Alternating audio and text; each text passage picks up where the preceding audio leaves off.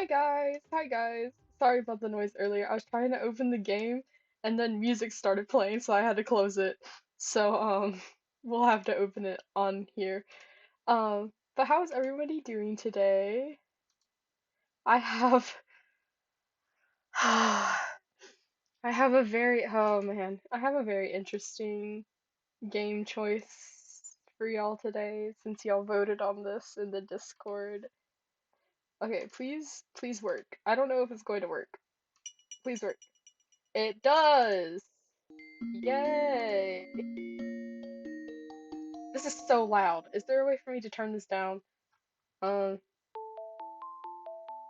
oh gosh, it's probably blaring. I'm so sorry. I'm trying to fix it. There we go. Oh gosh, it's so loud! Help! Uh,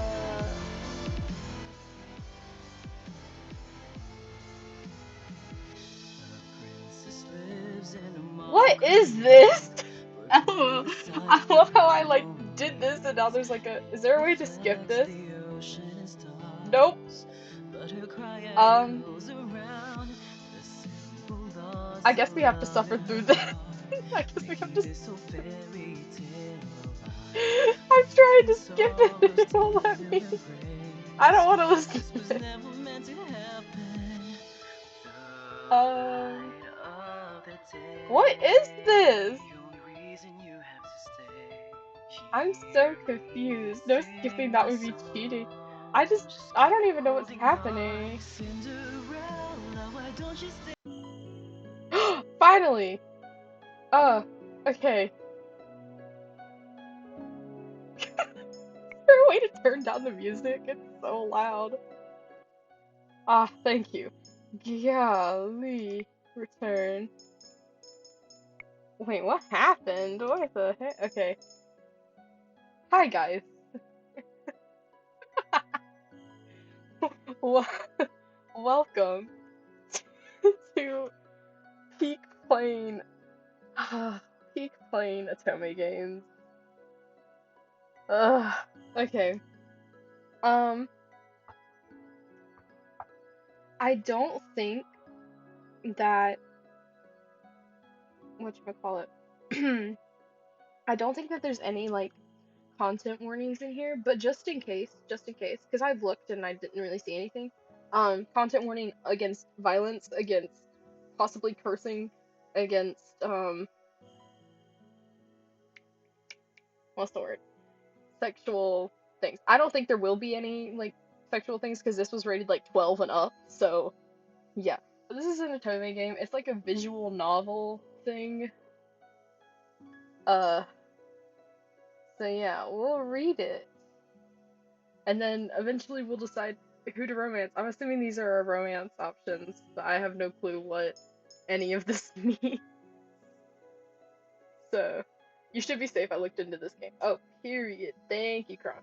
Okay, we'll start then. We recommend viewing the tutorial if this is your first time playing a Renpai visual novel. Would you like to view the tutorial? Yes, because I don't have a clue. Welcome to the tutorial, a quick run through of the shortcuts and functions of Cinderella Phenomenon. To advance through text, click the spacebar or enter.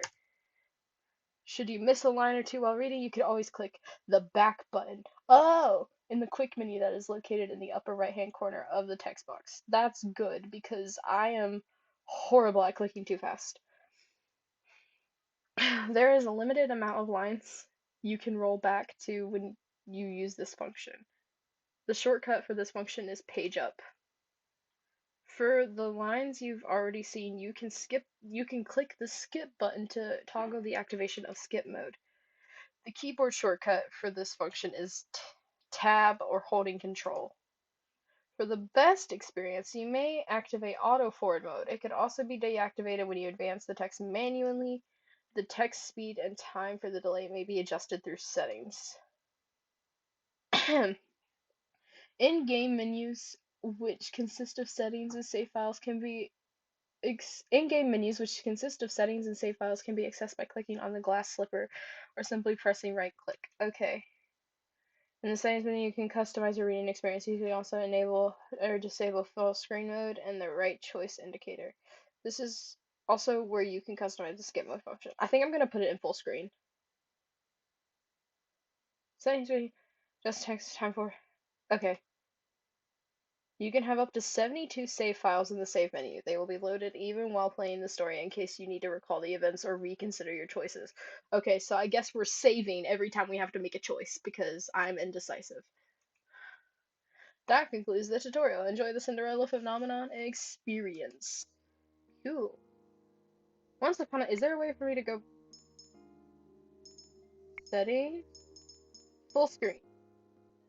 Ah! Hello? Um,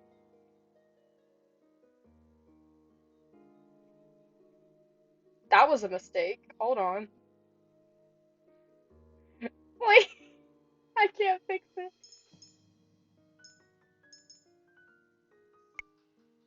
I don't like this.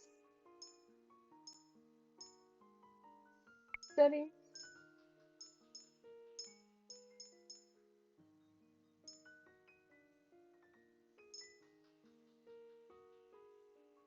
I don't know how to fix it.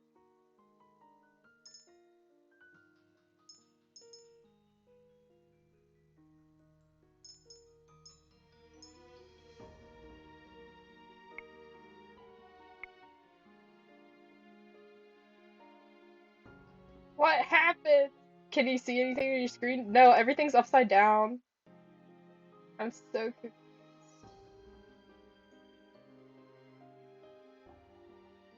Okay, hold on.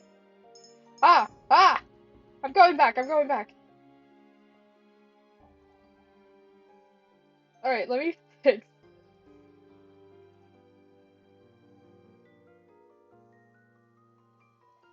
Ah! Okay, okay, I'm never doing that again. Alright. Good to know to not do that. Yeah, it was like upside down. It was really weird. I don't know what was happening. Okay. We're good. We figured it out. Okay. And once upon a time, in a kingdom far, far away. The music is still so loud. I can't hear myself think. Why is the music so loud? Okay. Once upon a time, in a kingdom far, far away, there were two crystals. One was the Chris, wow, Crystallum Lucius, protected by the ruler of the fairies. The other was Crystallum Tenebrarum, which was watched over by the high leader of the witches. Lucius was sustained by love, happiness, and joy. The Tenebrarum by fear, anger, and hatred. Okay. The fairies and witches lived in harmony with the humans of the kingdom. Interesting. I'm very confused. They regulated the powers of the crystals in order to maintain balance between darkness and light. Okay. For there can be no joy without sadness, no courage without fear. True. The kingdom was at peace for a time.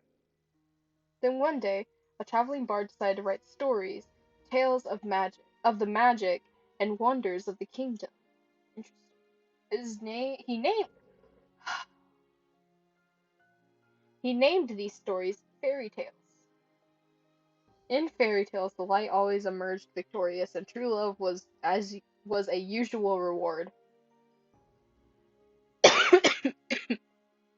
Sorry. The fairy tales spread further than could have been predicted. The humans of the kingdom began to believe that fairy tales were true, and that the magic of the witches was inherently wicked and cruel. Oh. The witches became hated and feared. Eventually, they were hunted like animals. The witch hunt. Oh! The high leader of the witches, in all her anger, created the fairy tale curse. You think you are wicked, so be it. You think we are wicked, so be it. Just as you have taken our happily ever after, we shall take yours. Oh no. The witches used the fairy tale curse to attack humans indiscriminately, ultimately throwing the kingdom into chaos and darkness. The ruler of the fairies and Lucius Bearer sought to regain peace, but the witches were blinded by their hatred for humans who were responsible for the witch genocide. A terrible war, the Great War, began. Eventually, the Tenenbaum bearer, the high leader of the witches, was finally defeated. The Tenebrorum was lost, peace was restored, and the light once again triumphed. Can we stop putting this word in here? I can't say it. But darkness can never fully disappear. It waits in the shadows, patient for when it's time to inevitably return. Sign here. We could be Lucette or Peak. I kind of want to be Peak. Peak it is. Prologue. Ice Princess. Oh my goodness. Ah, my name is Peak Riella?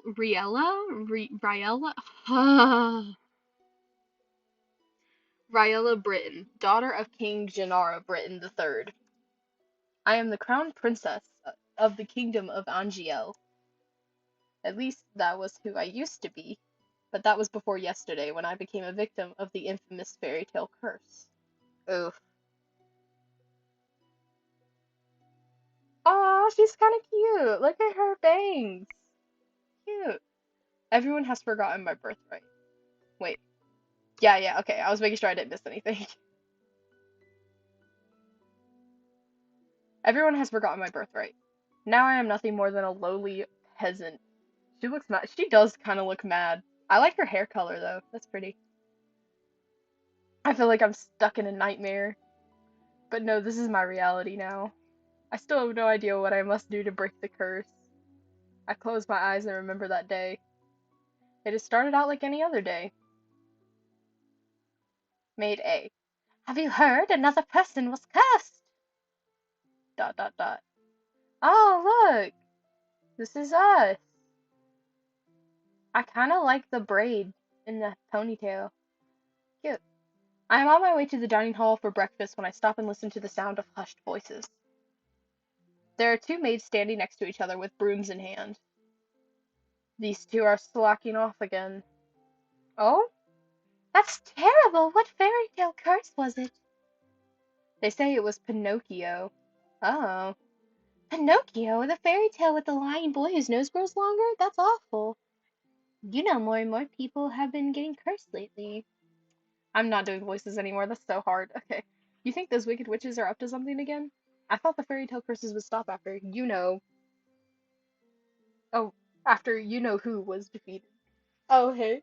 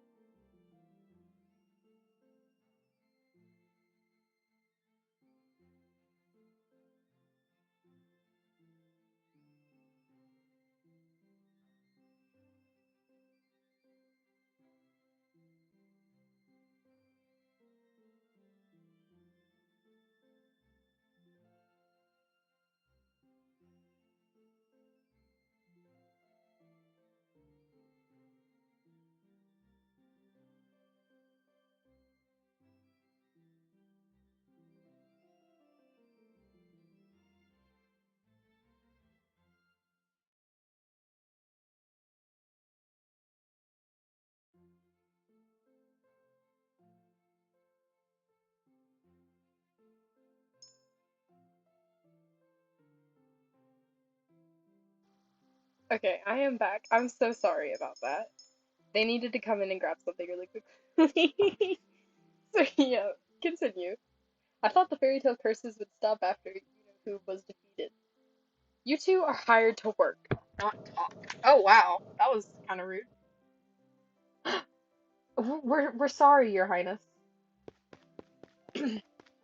As can only be expected from the likes of them. That was rude. What? Another fairy tale curse.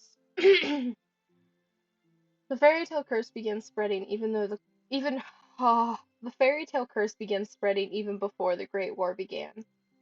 I do not have much interest in its effects, even now. After all, most humans probably deserve to get cursed. The victims are weak. Angia would be better off without the dead weight. Oh my goodness, this is horrible. Why are we a horrible person? If it were up to Mother, the curse would have been banished from Angiel the instant they fell prey to it. The cursed would have been banished from Angiel the instant they fell prey to it. Dot dot dot. But Mother is not here anymore, and she will not come back, ever. Princess, the king and queen are waiting in the dining hall. I'm on my way. The king, Ophelia, and Rod are all present in the dining hall. Someone is conspicuously missing, but I ignore their absence. King Gennaro. Good morning, Pete. Good morning, Your Majesty. Ophelia. Good morning, Pete. Dot dot dot. Oh, Pete. Ophelia. Oh, wow. Dot dot dot. Why are we so rude? Ophelia Wittensov. Every day I wonder why my father, the king, married a lowly baker. She's pretty. She could never be a true queen, for she pales in comparison to Mother. Okay. Why are we so rude? I take my seat next to the king's and look up at the person sitting opposite me.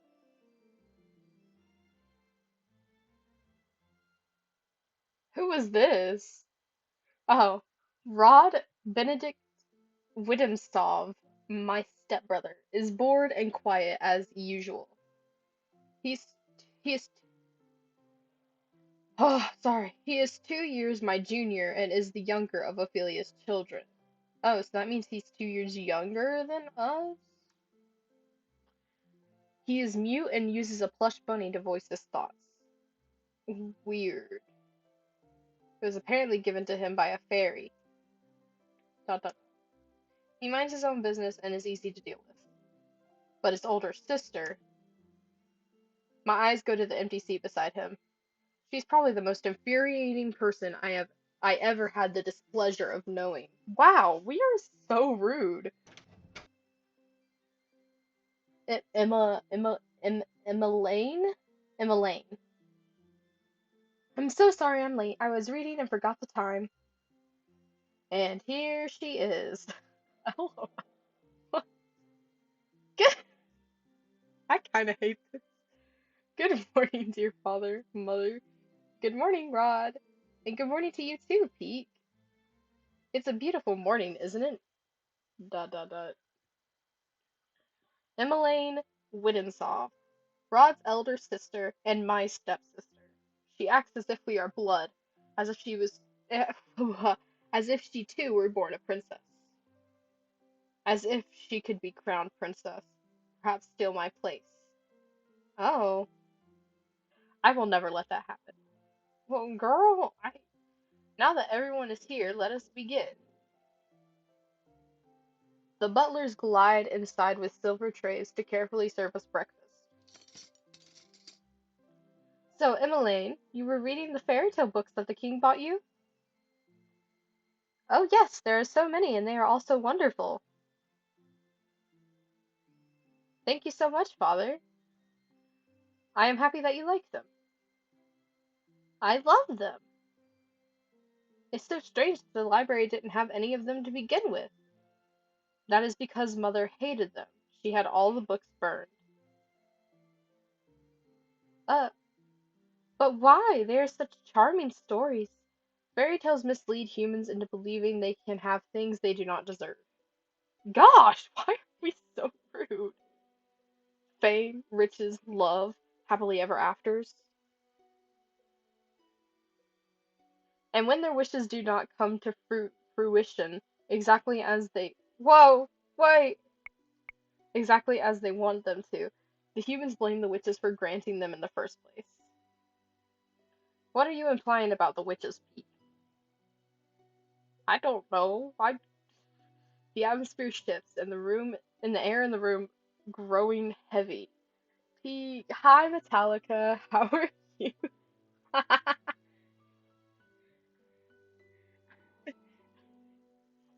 um, yeah, this is what y'all voted for. You're welcome. But yeah, I'm alive and so are you. I am barely alive. Uh, exams are coming up. Exams are next week, so I'm a little stressed, but it's fine. It's fine. Okay. The atmosphere ah, the atmosphere shifts, the air in the room growing heavy. You got this, I believe. Thanks. I continue to eat. Perhaps witches are not responsible for the evil in this world. Oh, perhaps humans are the cause of their own downfall. Have you any idea what you're talking about, child? Witches have caused nothing but pain and suffering to this kingdom. Even now, they still spread the fairy tale curse to our innocent subjects. The truth is, I know very little about the time the witches had free reign over Angiel. I was very young then, and mother forbade me to leave the palace, sometimes even my room. I know nothing of the people's supposed pain and suffering. Mother kept me away from everyone, and so I cannot bring myself to care. Okay, so I think when it's like in italicized, like if it's like a person and it's italicized, I think that's our thoughts. So yeah, try to keep that in mind as you read along. Yeah. And so I cannot bring myself to care. How do you know the cursed are innocent? I mean, I don't know. Our people have been toiling day and night to rebuild Angiel after the Great War. Our people are the kingdom's foundation, and I am endlessly grateful for their determination and resolve. Every day I wonder what your mother taught you about. Leave mother out of this. Whoa. Oh, awkward. Dear, please. Peak, darling, your father didn't mean to. I am not one of your children, Ophelia. I do not need your sympathy. Whoa! Why are we so rude? Oh my gosh. Uh, I. Peak, you will show your mother respect. She is not my mother. I set my fork and knife. Set down. I set down my fork and knife and stand up. I am done. Excuse me. My father and I have never gone on, but our relationship has significantly worsened since he married the baker. My father, the king. It has been 17 years and I have never felt any love from him. Oh. He treats Emmeline and Rod, who only entered our life 1 year ago, like his own children. Better than he has ever treated me. That's kind of sad. This has been my life ever since mother passed away 4 years ago. I mean, you are kind of rude. LOL. I literally, like, she's so rude. Mother was the only one that was there for me when no one else was. If it wasn't for the accident during the Great War, she would still be here. Now, why the sour face so early in the morning, princess? Oh? Hello? Who is this? Let me guess, it's the king and the queen, or Princess Emmeline. Or is it all of them? Oh, whoops. I didn't mean to do that. I ignore his question. Fritz, what are you doing here so early? It's Batman. Batman. I'm running some errands for my father. Who's your dad? Fitzgerald. Oh, why? Fitzgerald Aidan Leverton. Why are there so many hard names? Son of the highest knight of the Order of Caldera. His father, Sir Alcaster, has served the royal family for many years. Sir Alcaster is one of the Night King's most trusted advisors. Have you seen the Deadpool and Wolverine trailer? I have. 3 years ago, Fritz was assigned the honor of becoming my personal knight. Oh. His presence is the only company I can tolerate nowadays. Interesting. You should wait in the throne room, then. Thank you. Princess? Yes. You know, I haven't seen you smile once since I met you. It could be movie of the year contender for me. Honestly, I'm so excited to see it. Um, I haven't seen you smile once since I met you. Why is that of any importance? I loved Sybil. Me too, me too. Yeah, I know what you mean. Still, I hope to see you smile one day, princess. Oh, that was sweet, I guess. Dot dot dot. Well, I won't take up more of your time. I'll see you at 10. Was that 10? Yeah, was that 10? Don't tell me you've forgotten. Forgotten what? You're going to town today, remember? Yay! I I deflate as the realization dawns upon me. With Kristen Dunst. Oh, yeah. It's been 2 days since the king issued the order. Peek, I would like you to accompany Emmeline on one of her town outings. Uh, Surely you could send maids with her instead? I would not have requested you to accompany her if I was going to send her with her maids. Uh, you have made my weekend by streaming. Yay! I've missed y'all. Oh my goodness. I really have. I've just been so busy that I've just not had time to do anything really. I want you to make an effort to get along with your sister. Stepsister. Oof. She is your sister, and you will treat her and Rod as if they were your blood. Ugh. 2 days from now, you're going to accompany Emmeline outside. Uh, it has been 4 years since you last left the palace. How has school been? You still doing shows? We closed the show last week. We have exams next week, and then I'm going home for the summer.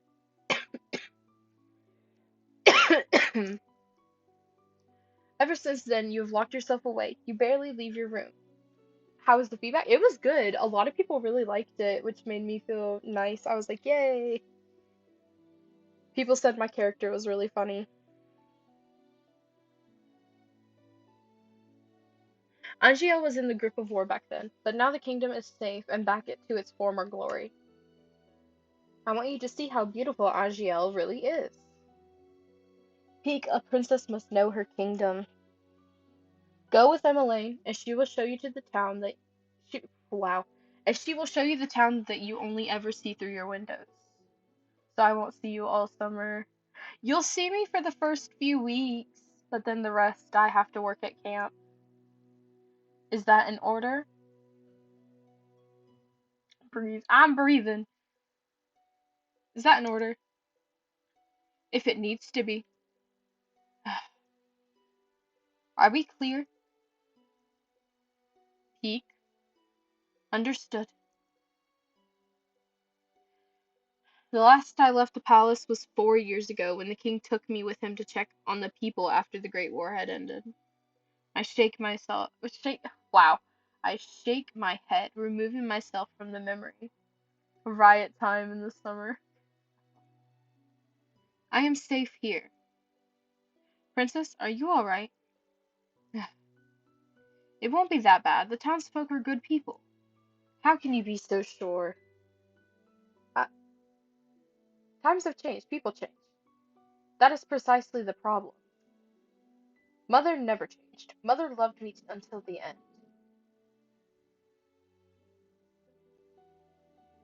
Sometimes change is for the better, Princess. I think you'll see that today. If you excuse me, I shall see you later. Bye! Dolores. Oh, what a pretty doll.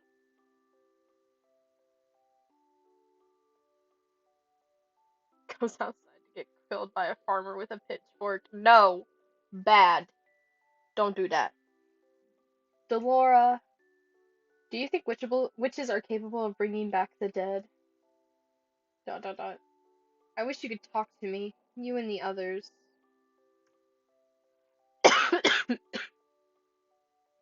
My dolls are my only friends. They're the only ones I can trust. Well, geez, I wonder who did that to yourself.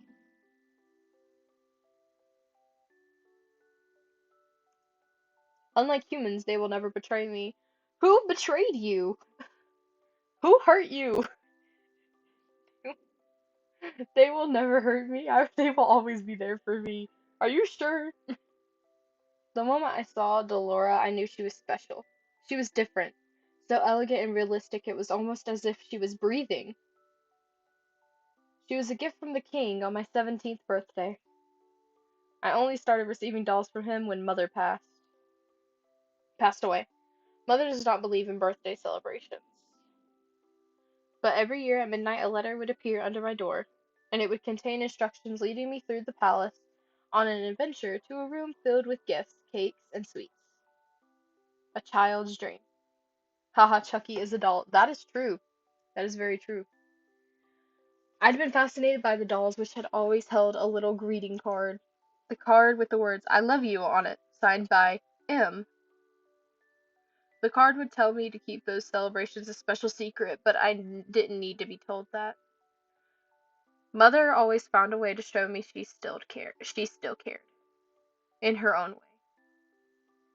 The secret celebrations had stopped as soon as she had disappeared. Yes? Excuse me, Your Highness, the king has requested your presence. This better not be another lecture. I hate dolls. I do too. Well, depends on the doll. Some dolls are really creepy. Tell him I'm on the way. I will see you later, Delora. Dot dot dot. Where are her eyes? I think she. Oh, the maid? I don't know.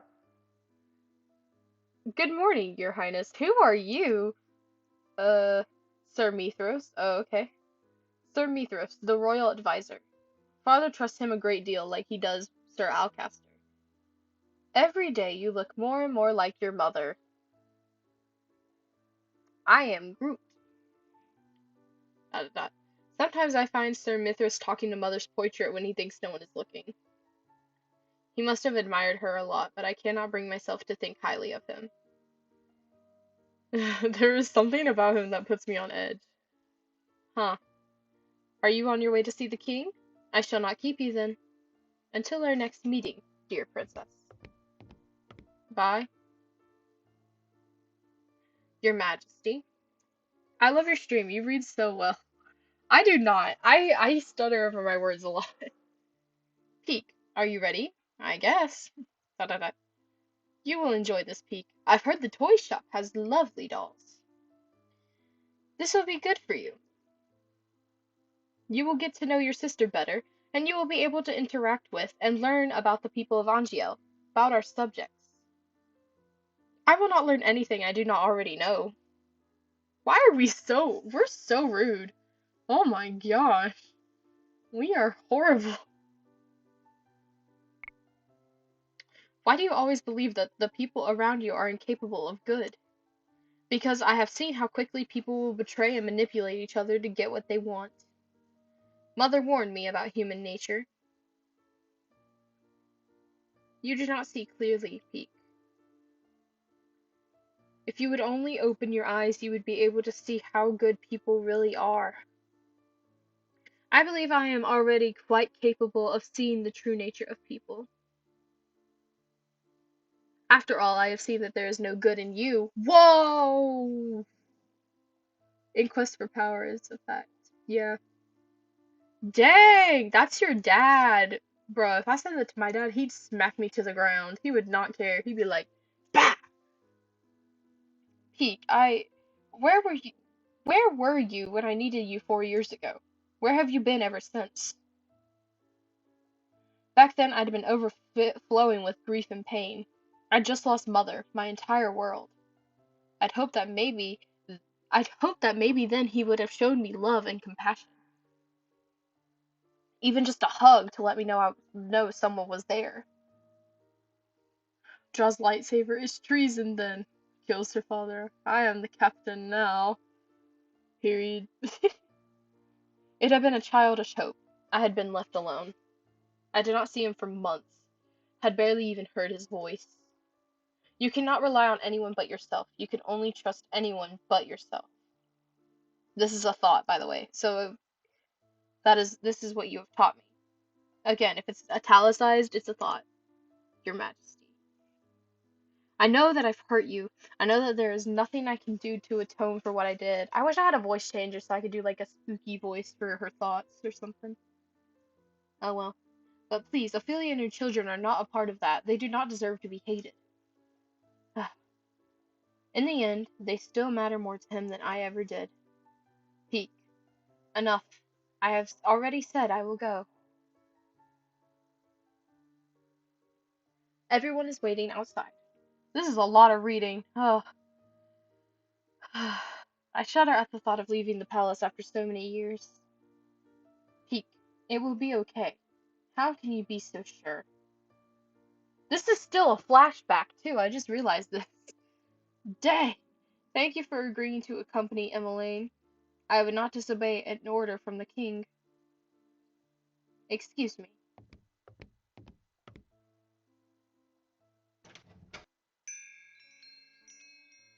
Ah, what a cute little shop.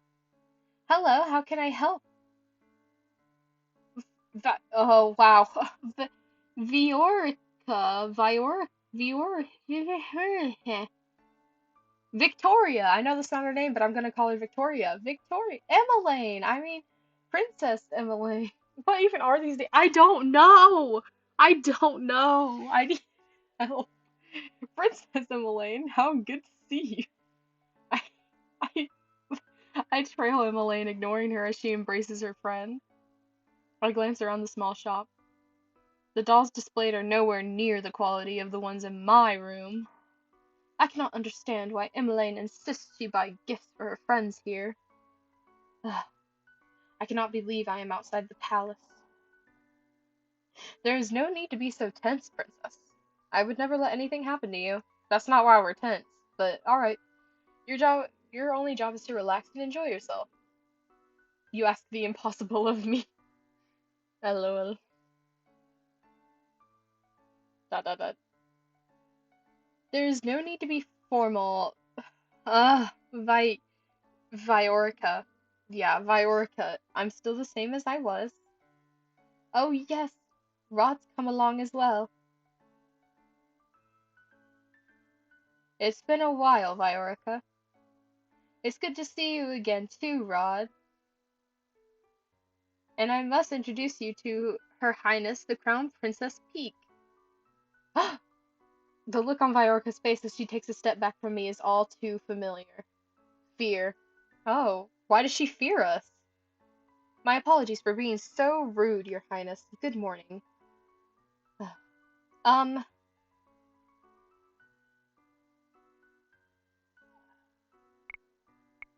um,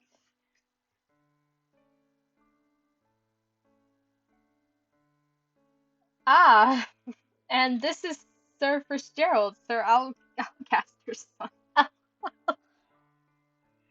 Awkward. It's a pleasure to meet you, my lady. Why is this so awkward? Oh, you're for Sir Fitzgerald. Wow, she really was like, move, Emily. She said, move. You really are as handsome as Emmeline described in her letters. Oh, I'm sorry? Ah, please don't mind her, Sir Fitzgerald. Ugh. I'm sorry, Emily. LOL. Right. Aha. Ha.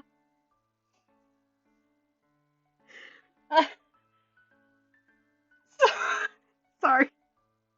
That was so awkward. LOL. So, what brings you all the way here? Oh, I'm here to get some toys. Gifts for some new friends. Toys from here? Are you sure? Of course I am. I cross my arms. I would prefer if we finish this errand as quickly as possible. Uh, yes, of course. I'm sorry, Your Highness. We're so rude. Oh my gosh. We're like really entitled. Princess. I can barely breathe in here. I just want to get back to the palace. Oh, who is this lady? Good morning. Oh, everyone's speechless. Up until this point, I had always considered Mother to be the fairest beauty in the land. The lady that walks in proves me wrong. Her beauty is mesmerizing and clearly without peer. Everyone in this shop is openly staring. LOL, this poor lady. Oh, you're early today, ma'am. I have some important errands to run later today. Are the items ready now? Oh, of course. Let me go and fetch them for you. Just be one moment, Emmeline. Why is she smiling at me? Here you are, ma'am. Thank you. Bye. Ah, that lady was beautiful. She really was. Right? Any girl standing next to her becomes hopelessly ugly by comparison. Oh, that's so... LOL. Bro, who is she? She's new around town. Some say that she's a fairy. A fairy? Fairies have saved Angiel from the witches 4 years ago. Everyone considered them our saviors. And yet the fairies are still unable to stop the fairy tale curse from spreading. Here you go. Thank you so much. No, thank you, Viorica. I hope to drop by again soon. Good. I look forward to seeing you again. I hope to see you again soon as well, Rod. Likewise. Girl on the left looks like she might stab someone. Viorica? Yeah, she kinda does. Leaving the palace was a bad idea. Probably, but oh well. While I am out, I am the center of attention. Oh, you poor thing. Some townsfolk point and stare at me. Most, however, make a point of avoiding me, like I am the plague. There are some spiteful stares, but thankfully none are nearly as intense as they were 4 years ago. Ugh. I am sure the townsfolk are only surprised to see you again after so many years. Right. Fritz and Fritz and Rod lag behind us, which leaves only Emmeline walking beside me. Poor Emmeline. I cannot decide which is worse. The staring or her company. That's so mean. She's so nice to you. What do you mean? Oh, Peek, look, a street performance. It's been so long since I last watched one. Street performance?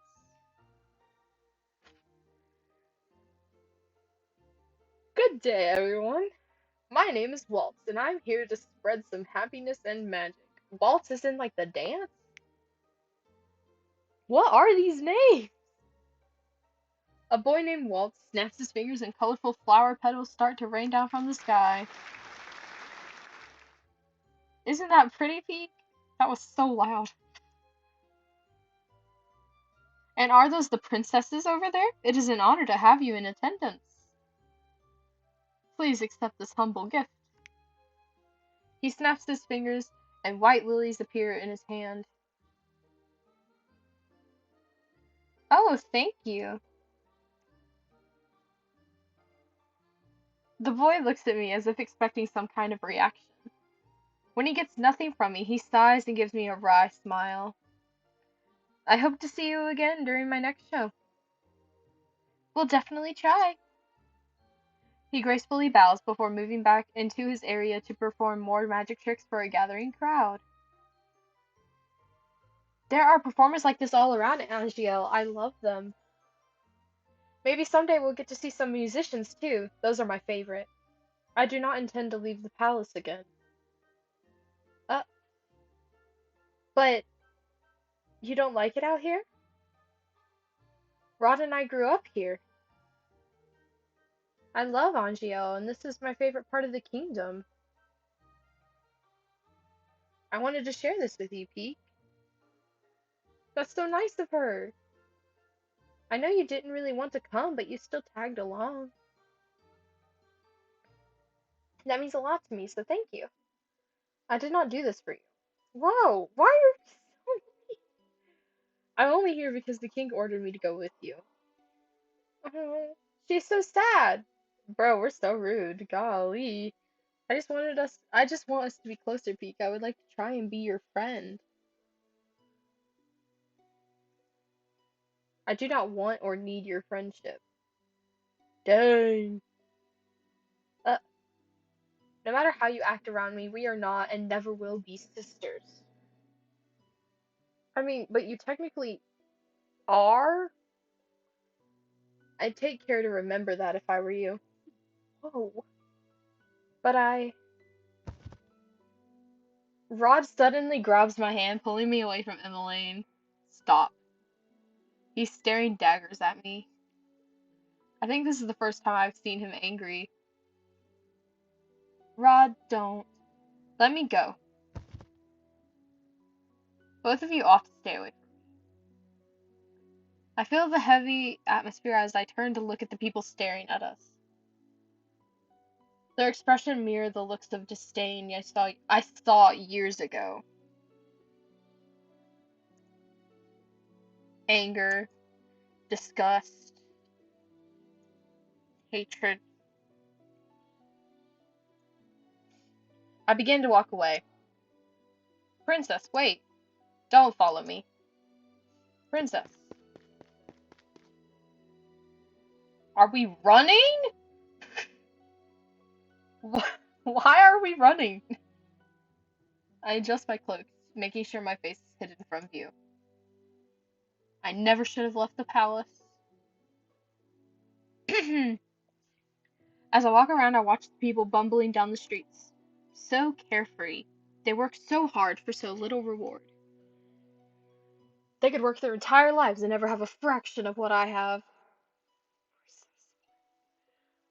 And yet, they are happy. And I heard a niece lost her job at the palace. It's true. Crown Princess Peak made sure the poor girl was fired. Oh, who did we fire? I stopped in my tracks at the mention of my name. Not again. A niece? Was that the name of that one maid that tore Dolores' dress? If so, my decision to fire her was justified. Was it, though? Palace maid cannot be clumsy. Why should I tolerate poor performance? What did I do that was so wrong? I know that a niece hardworking and big-hearted. Oh, sorry. Wow. I know that a niece. Hardworking and big-hearted. Very good with medicine. Shame she lost her job so quickly. You know how hard the crown princess is to please? My friend at the palace says she doesn't even smile, only goes around with that cold look on her face. That's probably why they call her the Ice Princess. Oh. Ugh. Ice Princess? So all the times I heard the servants saying that, I'd always suspected they were talking about me. She's the complete opposite of our Princess Emmeline. That child's an angel. We all know she should be crown princess. Annoyance starts to simmer inside me. I cannot stand hearing anymore, so I walk away. Ever since Emmeline entered my life, I am always being compared to her. And now I have become second best. Ugh, why do I have to read her name again? I I am Peak Ryella Brighton, daughter of King Gennaro Brighton, and the crown princess to the kingdom of Angiel. I am of royal blood. She is she is nothing. There you are. Ugh. Princess, you must come back with me. It is getting too late for you to remain outside. Princess? Are you alright? Are you hurt? I brush him off and turn away. Ugh. Sorry. Yawning. No need to fuss. Let us return to the palace. So much reading. So much reading. Ugh, this is a mistake. So much reading. Leaving the palace is physically and mentally draining. My bed is welcoming to my unusually heavy body. I turn my head and meet Dolores' glassy gaze from where she sits on my shelf. I left the palace today, Delora. It was the same as all those years ago. Everyone looked at me like I was. What have I ever done to deserve those looks? Maybe you're rude? How can I be so hated? Think it's because you're rude. Ice Princess. I wish Mother was here. I look at the smiling faces of my dolls. At least I still have all of you. I yawn and stretch my arms. Good night, Delora. Good night. Twink, twinkle, twinkle, little star. How I wonder what you are. Singing? But who? Up above the world so high, like a diamond in the sky. Twinkle, twinkle, little star. This is such a random song. I blink my eyes open only to see Dolores sitting right in front of me on my bed. Moonlight spills across her delicate features. How I wonder what you are. Wasn't she on the shelf with all the other dolls when I went to bed? Oh? Laura? It's almost time. Uh, I pinch my cheeks to make sure I'm not dreaming. Dang, she can talk. Talking doll, talking doll, talking doll. It hurts. Only 10 minutes before the clock strikes 12. Oh my gosh, it's a person. I hope you're ready, princess. It's a person. What? My doll just turned into a human. How? Who are you? You know who I am. I've been watching you since the day your father gave me to you. What is happening? I don't think I have ever been so confused in my life. I'm also confused. Of all the answers will come with time, but right now I am here to give you something, princess. Oh? A shoe? Is this Cinderella's very own glass slipper? It is beautiful. Too beautiful. Then a realization begins to dawn upon me. You're a witch. Smart girl, I knew you'd figure that out eventually. Now it's time to say goodbye to your precious crown. What?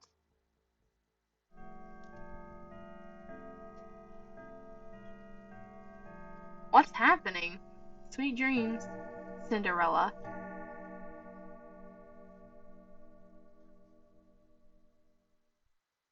What?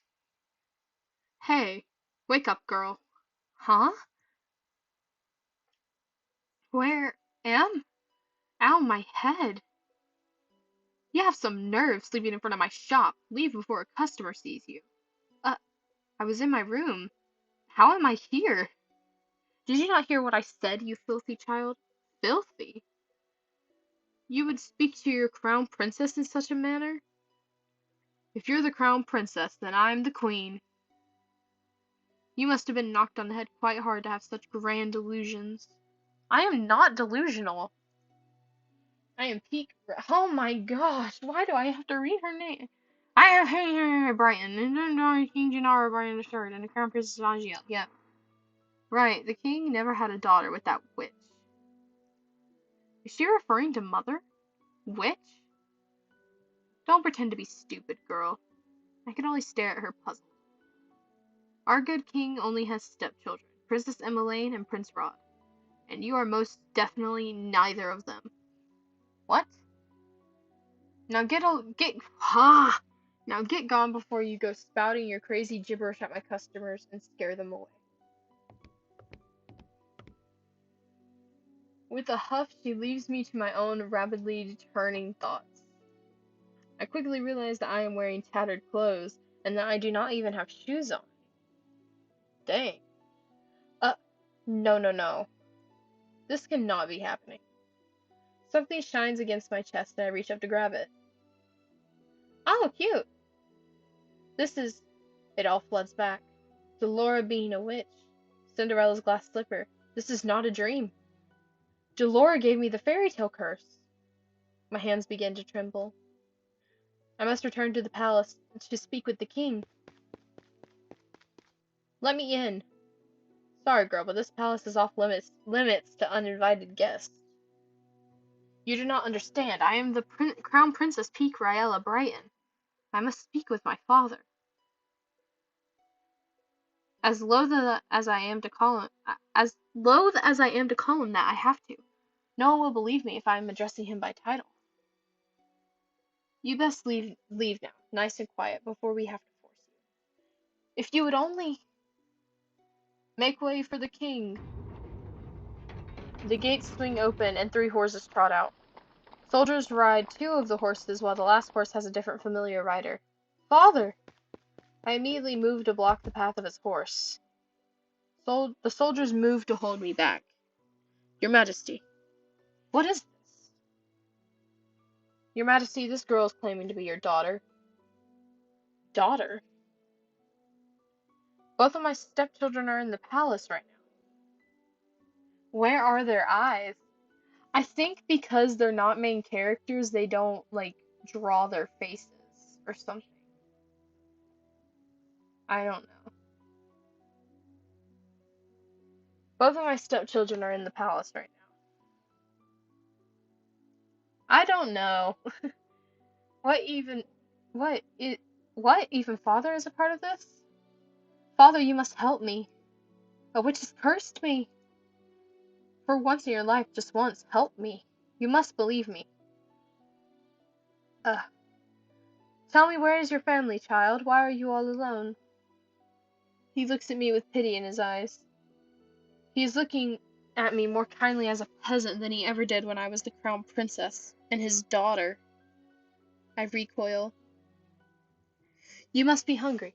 Take this. He gave us money. This should feed you and your family for a day or 2. The kingdom offers work opportunities for those who need them. Please let your parents know. I do not want your pity, Father. Please escort this girl back to her home. Make sure she gets there safely. At once, Your Majesty. I watch as my father and his 2 guards ride away on their horses, leaving me to stand in their dust. He left me alone. Again. I don't think he remembers you. I'm gonna email the developer and be like, you're a cheapskate. Those guards are blind.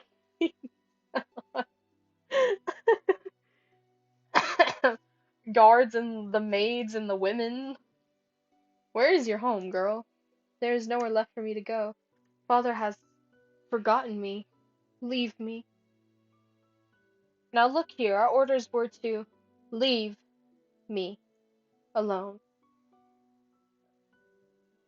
Suit yourself. Can't say we didn't try. Did I make you laugh? I'm not sorry.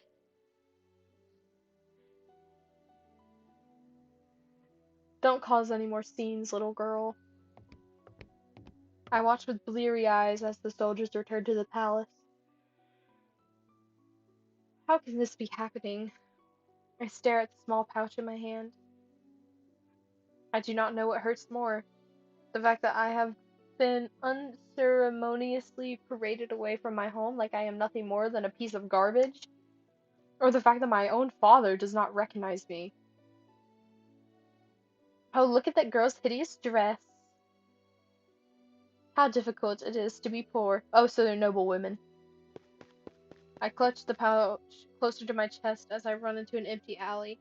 I huddle in a corner, trying to become as small as possible.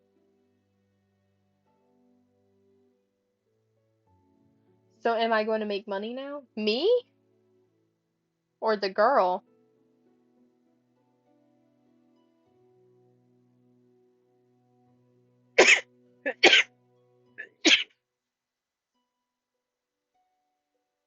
Uh,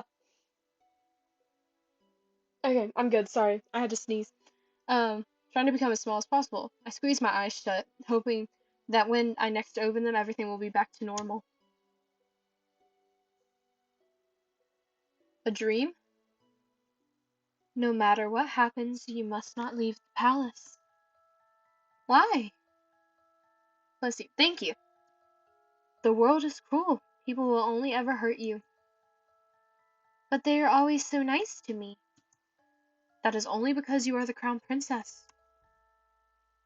They will only ever think of what they can take from you. Uh, I'm trying to protect you, my love. That is why you must never leave the palace. Never leave Mother. I'm the only one who will ever love you so much. Oh, so she's manipulative. Oh, dang. Do you understand? I understand. Huh. Chapter 1, The Marchin'. It's the Marchin'. Ah, we're back to this part. When I open my eyes, I am still on the streets. I must have fallen asleep. But the nightmare continues. I am cold in my rags. I hold myself for warmth, willing some of the cold away, but fail. My feet are numb and in pain, caked in the dirt that I have gathered from walking barefoot around town. Noblewoman, there's a frightful sight. Beggar probably thought she could try her luck with the nobility that live around here. Ah, just look at how ragged she looks. Uh, uh, what are you looking at? At two women who lack the basic manners of a noble upbringing. Ooh, roasted. Silence, girl. Do you know who you're talking to? No, and I don't care. Ah, what nerve. Let's just go. There's no reason to stoop to a commoner's level. I will remember you, and once I break this curse, I will make you regret your words. I become acutely aware of the fact that I have not eaten anything for almost a day. Well, girl, the king gave you money. Eat. I have been sitting here thinking on the new mess that is my life. But moping around will not break my curse. Crying will not help either. Whoa. I should find that witch first, but how? I have no idea where she is. Delora, I swear I will make you regret doing this to me. When I find you, Ugh, I will find food first. Is this all the king thinks I'm worth? Leave, girl. A dirty peasant like you has no place in this restaurant. But why? I can pay. Find another place. You're scaring away my customers. Am I not a customer? True, like she's paying, she's a customer. Shoo, there's nothing for you here. Wow, okay. He just swatted me away like a fly, the nerve. Sensing, sen Sensing that this will get me nowhere, I ball my hands into fists and walk away. I get the same treatment at the next three restaurants I try. I am treated as something less than dirt, like my money has no real value. I am the crown princess. They have no right to turn me away like this. I have been eating stale bread and anything to keep the hunger at bay. The bread barely helps. Out of the corner of my eye, I noticed a small bakery. There are croissants on display that make my mouth water. Slowly, I begin to make my way over there. Ow! Ow! My feet ache with every step. They look and feel even worse than before. If only I had enough coins for a pair of shoes. But food is more important. If the rags that I am wearing and the pouch of money are all I have, then I need to prioritize. I will die, and I will die before I beg. 2 croissants. You'll need to pay, girl. There are no free handouts here. I take a coin from my pouch and hand it to her. This should be more than enough. The shop owner stares at the coin before reluctantly taking it. She hands me 2 croissants in a paper bag. I will not ask where you got those coins. Are you implying that I stole them? How else would a beggar like you get that amount of coin? Now be off with you, child. I won't have you scaring away any other customers. Without another word, I turn and start to walk away from the woman. So this is the goodness of the people of Angio. I take a bite out of one of the croissants, cringing a little bit at the dryness. That is true. Honestly, like, they were saying, like, all these people of Angel are, like, so nice, and they're so mean to her, because she's poor. Nathis! Nathis! How are you?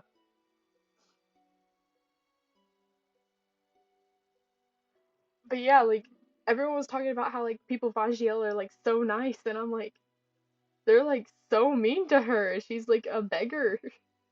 Yo, I'm good. That's so good. Hey, girl.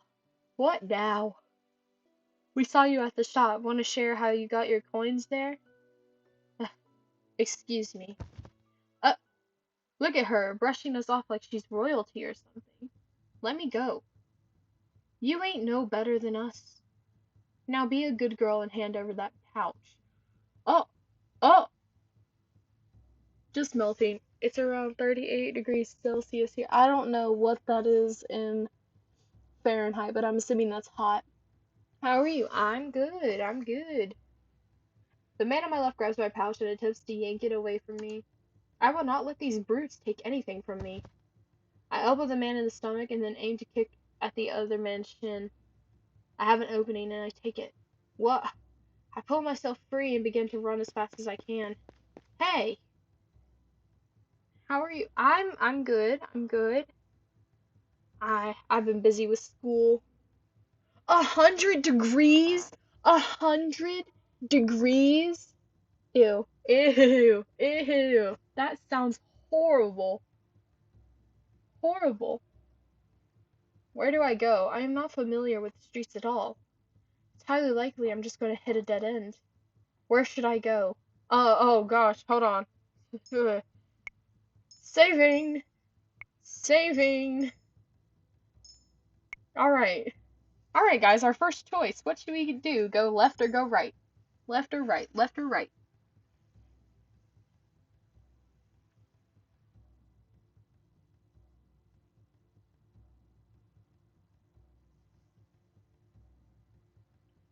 I'm leaning towards going right, because right is always right.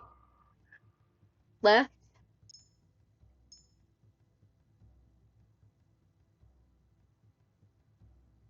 Left, right? Left, right?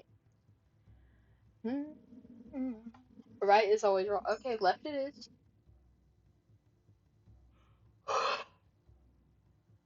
I cannot let the pain in my feet or my exhaustion stop me. If I stop now, they will definitely catch me. And taking my coins might not be the worst thing they do. A dead end. Kron! Kron!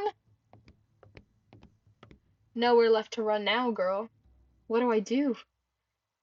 Oh, who are you, gentlemen? This is definitely not how you treat a lady. Oh, there's a guy here. Oh, yay. Huh? Who's there? A shadow looms over us. Oh, hello, who is this? Before I can blink, a person has jumped down in front of me.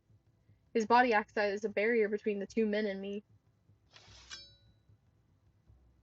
Oh, who are you? Who are you? Oh, me, just a passing gentleman concerned about a damsel in distress. I guess you were right, Kron. I guess this is supposed to happen. He turns to the men, his expression calm, his eyes flashing dangerously. Now shall I teach you gentlemen a lesson? He's got a sword. What? Come back here, you coward. The 2 of us can take him. I think your friend has the right idea. I'm not the type to show mercy. Ugh, this is way too much trouble for a little gold. Are you alright, my lady? You found her.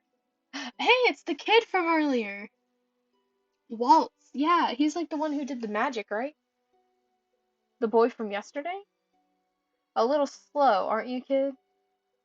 Don't call me that. These two know each other? I don't even know what's going on anymore. I feel ill. My head is pounding and my feet feel simultaneously like they are frozen and on fire. My stomach rumbles, the hunger coming back with vengeance. My body feels light. Princess! Princess! What? Wait, wait, they know who we are?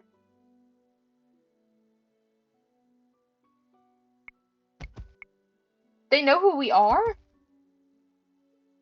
How do they know who we are? Lady Parfait will be able to help her.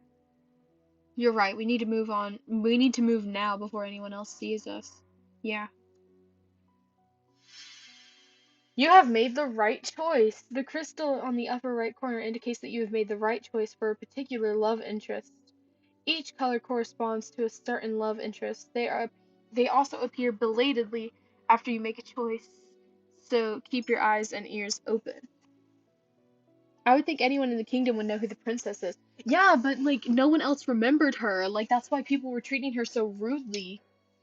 Like people were like, "Blah, blah, blah, blah," and they were like so rude to her. Like, and that's why they said beggar and stuff like that. They don't remember who she is, but they remember. So I'm confused.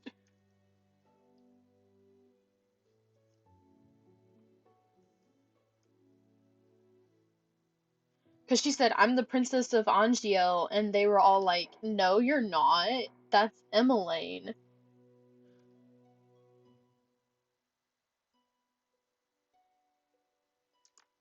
So yeah, they don't remember. But okay. Hang in there, princess. Uh, everything is fading. A dream? Oh, another one. What's that in your hands, Peek? I, it was hurt. I just wanted to help it, but it died. It's all my fault. It's not your fault, my love. It died because it was weak. But this is the world, Peek. Only the strong survive. The weak get cast aside to die. Dang. You are not weak. You are strong, my crown princess, and you do not cry. It's okay to cry. Emotions are fine. Like, I don't... Now wipe your tears. I don't want to see you cry again. Do you understand? That's horrible. That you should not tell a child that. Yes. Now get rid of that thing and wash your hands. Yeah, probably a good thing to wash your hands. Did you not hear me, child? Yes, mother.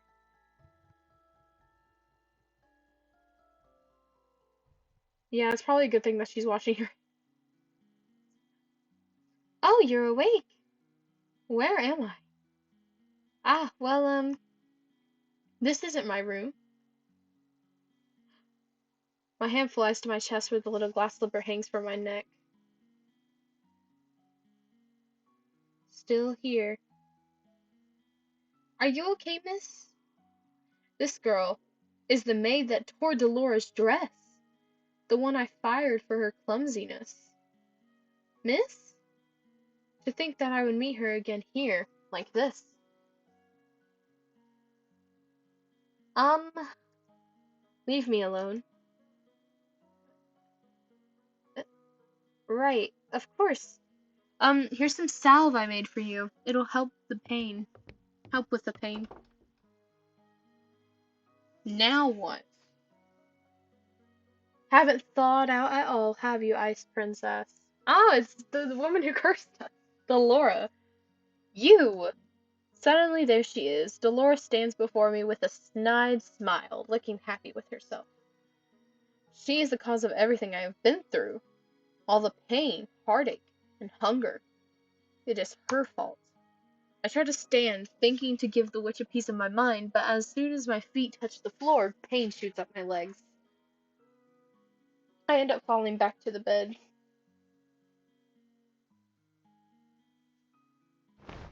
Ow! You should be more grateful to the girl you just scared away. She's been taking care of you for the past 2 days. Have we been passed out for 2 days? 2 days? Yeah, that was my question. Hold on, I'm gonna take off my shoes.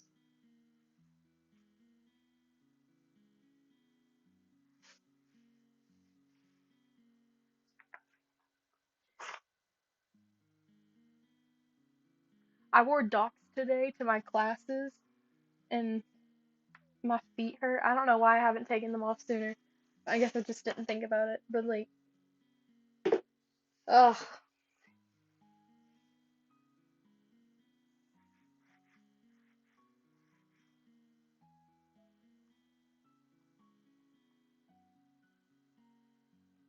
2 days? I've been passed out for 2 days? I'm suddenly vibrating with anger.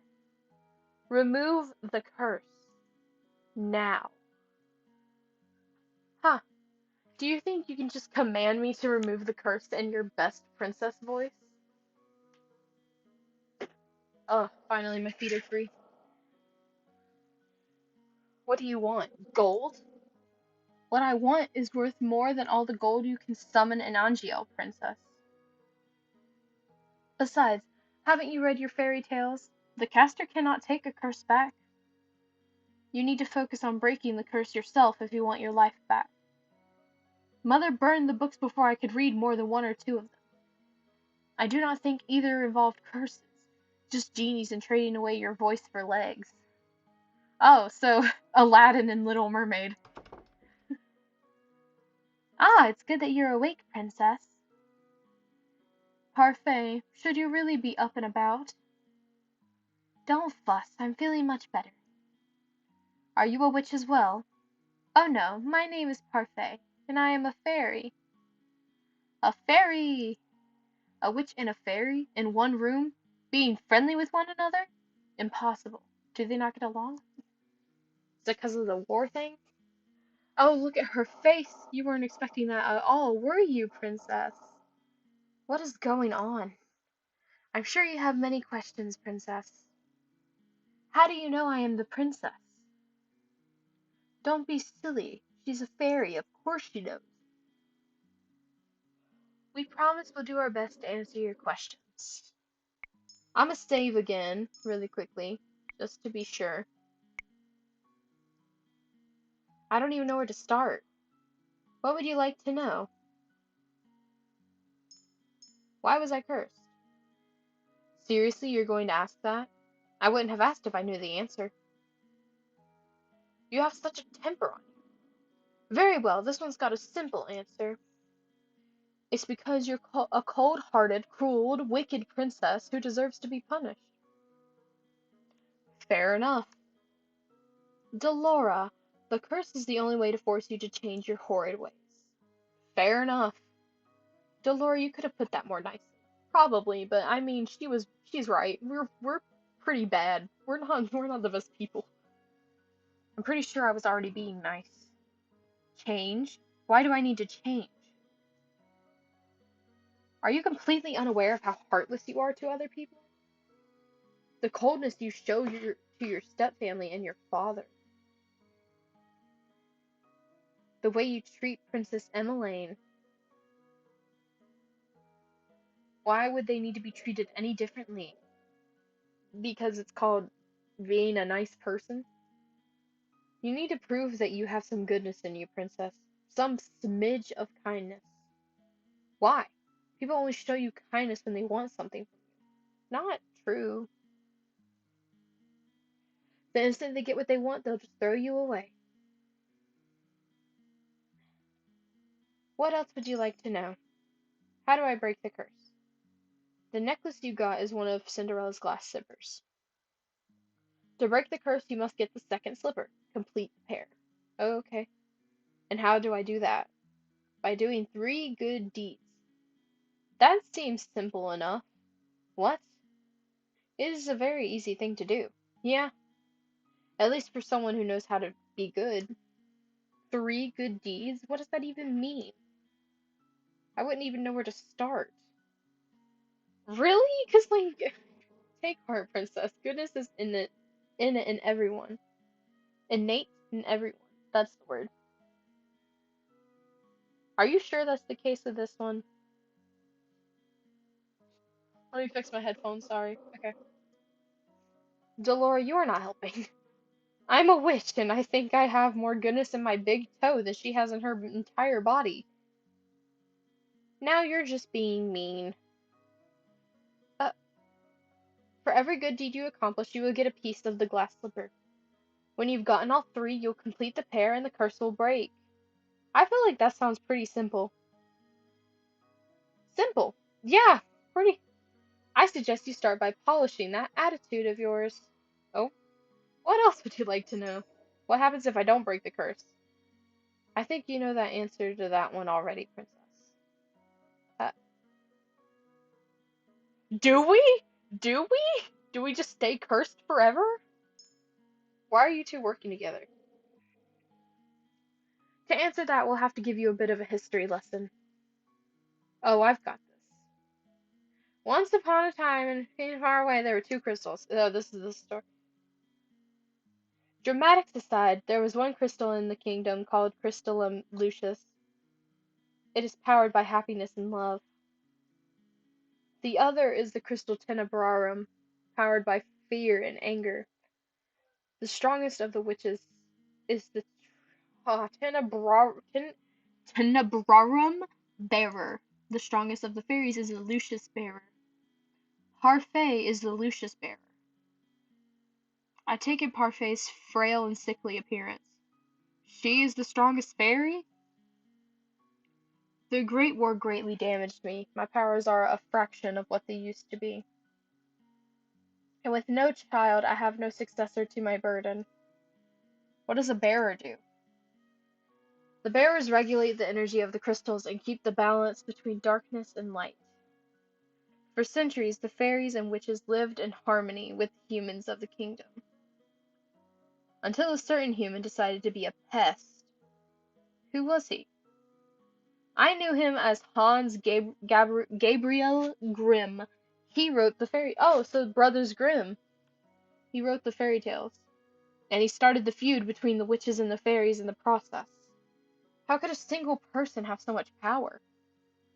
It was the power of his words. In Grimm's stories, the witches were always evil. Humans naturally grew to fear and hate them. They began to hunt them.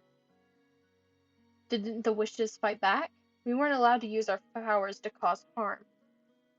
But that all changed when the Tenebrarum bearer decided revenge was the more important than our promise. The witches took over the kingdom. They created the fairy tale curse to spread even more sadness and anger, to fill the human heart with negative emotions. All to fuel the power of the Tenebrarum. The delicate balance of harmony between the crystals was broken. The witches in the Tenebrarum— why do I have to say this word so much? Tenebrarum grew far stronger than they were ever meant to be. We had no choice but to fight. And then the Great War happened. Hold on. There we go. The Tenebrarum bearer was eventually defeated. The Great War was ended with the help of an unexpected ally, but many lives were lost. Who was the unexpected ally? And good witches suffered horribly. And the good and her and the good witches suffered horribly. There we go. We still have to stay hidden in hopes of having any kind of peace. Are you trying to make me believe that there are good witches? I mean, yeah. The Tenebrarum can poison a heart and mind into darkness and cruelty. The witches put themselves at risk in working with the Tenebrarum and maintaining harmony. Some inevitably are corrupted. Many good witches are corrupt. Many good witches were corrupted during the war. Most remain that way. Many do not believe it, but witches can be just as kind as fairies. And yet it wasn't a fairy that cursed me. I've done good by cursing you, princess. You'll thank me when you've broken it. Delora was not corrupted by the Tenebrarum. She is as good as they come. Hopefully you'll come to see that for yourself. I doubt it. Apart from my own inherent good... Wow, I keep clicking too fast, sorry. Apart from my own inherent goodness, Parfait and I are working together because we have a common goal, which is to restore the balance between darkness and light. Makes sense? 3 good deeds and I get my life back. Easier said than done. You said Cinderella, didn't you? Didn't she just go to a ball and find a prince? What does doing good have to do with that? Going to a ball, finding a prince, it's all so old-fashioned. No fun in that. Cinderella is a girl with a pure heart. She's always willing to help others, even when they are cruel to her. Sorry. ... There we go. Anyway, I have brought some clothes for you. I'll leave them on the table. We'll be waiting outside. There are some people I'd like you to meet.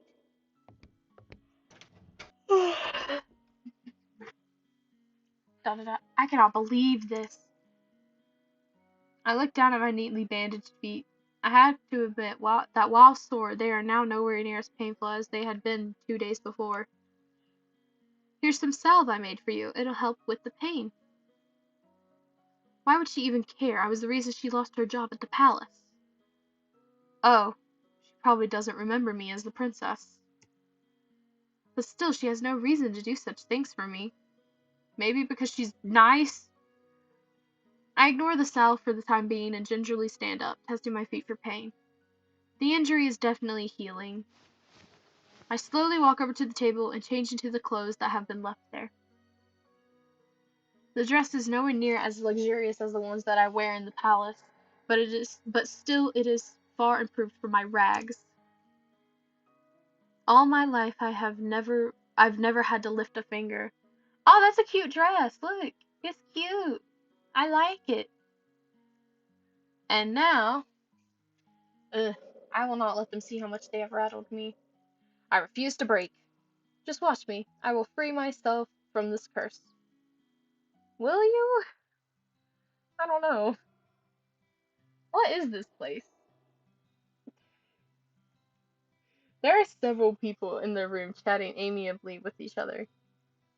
I noticed the girl that had left me to salve by the counter serving drinks. But as soon as the people in the room notice me, the room falls into immediate silence. Well, look what we have here. The Ice Princess herself. Huh? They know who I am? I didn't think it was true. Cursed for her cold-heartedness. As to be expected. You remember who I am, and yet you still treat me like this? Well, you aren't really a princess anymore, are you? You're one of us now, girl. Uh, Everyone, please. You shouldn't be treating a newcomer like this. Princess, let me apologize. They mean no offense. I cannot believe that. Not when... I keep clicking. I cannot believe that. Not when the people Parfait is referring to simply smirk and shrug as I meet their gazes. What is this place? Welcome to the Marchen Tavern, a home for those with the fairy tale curse. You make it sound like some kind of holiday house. Don't ruin my moment, Delora. Marchen Tavern? The Marchen was built 3 years ago when the number of cursed in Angel continued to rise. The goal is to gather those affected so they might help each other break their curse. Of course, I am also here to provide help as necessary. Only the cursed and those allied with our cause can stay here. The evil and the wicked can never find this place. Most of the people here are cursed? How come these people remember who I am? The cursed are not affected by the conditions of someone else's curse. Your condition is simple. Everyone has forgotten you are the crown princess. But because these people here are cursed, they still remember your title. It goes without saying that fairies and witches were also not are wow. It goes to say that fairies and witches are also not affected. Come, princess, let me introduce you to the few boarders we have at the Marchen. Parfait beckons the serving girl over. This is Anise. She helps out in the Marchen and does most of the cooking. I'm sure you understand why she's working here now. Oh, oh, I believe she deserves an apology. Miss Delora, what are you talking about? Don't you worry your sweet little head over it. I don't remember what this ice princess. You don't remember what this ice princess did to you. Huh? I have nothing to apologize for.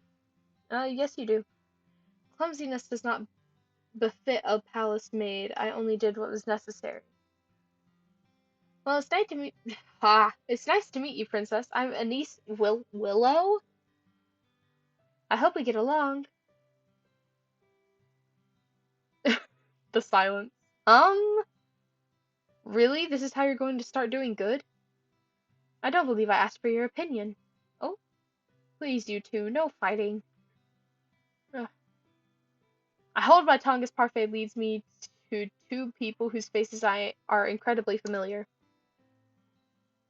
Oh, who are they? I was thinking it was gonna be like Walt or something, you know?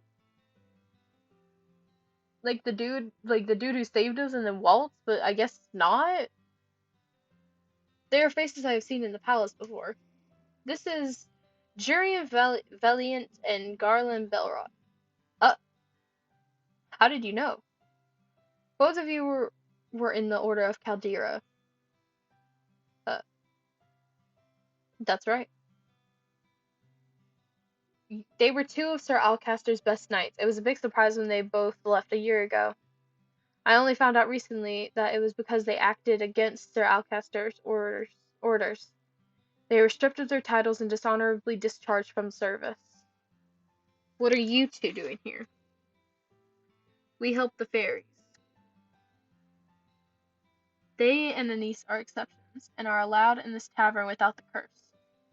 Jurian and Garland lend us their strength to help protect the Marchen. Protect? From the witches. They do anything to make they do anything to make sure the curses remain unbroken. And what about you? I am an exception. Also, I'm good. You keep forgetting the good part. Remember, not all witches are evil. Your curse is a test. A test? Originally, the wicked were cursed so that they could learn to change. Their curses were meant to teach them a lesson. I'm hoping your curse will teach you a lesson too, Ice Princess. I really am only trying to help you. I do not need you to show me how to change. I just want my life back. Well, to do that, you'll have to break your curse. Try and make some friends, Princess. They might be able to help you break your curse. Oh, I'd love to hang around and watch the princess try to be friendly. I'm trying. I'm sorry. I'm tired. We have work to do, Delora. Fine. Try not to make any more enemies, Princess.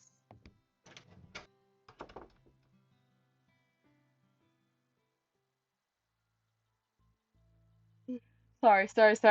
The instant Parfait and Delora leave the room, the temperature drops several degrees. Now that I am alone, I feel the cold stares return. Disgust, contempt, as if I am the reason they are cursed and have to take refuge in the Martian in the first place. Ugh. Make friends? All I've ever had are my dolls. I've never needed friends. I will break this curse on my own. I was told it was rude to stare. One man suddenly stands up, the anger apparent on his face. His hands clench and unclench into fists as he glares at me pointedly. Jurian and Garland place themselves in front of me, shielding me from the man. Why is he so... You know the rules. What happened in the past stays in the past. And no one is allowed to harm anyone else in the Martian. If you cannot comply, you are no longer welcome here.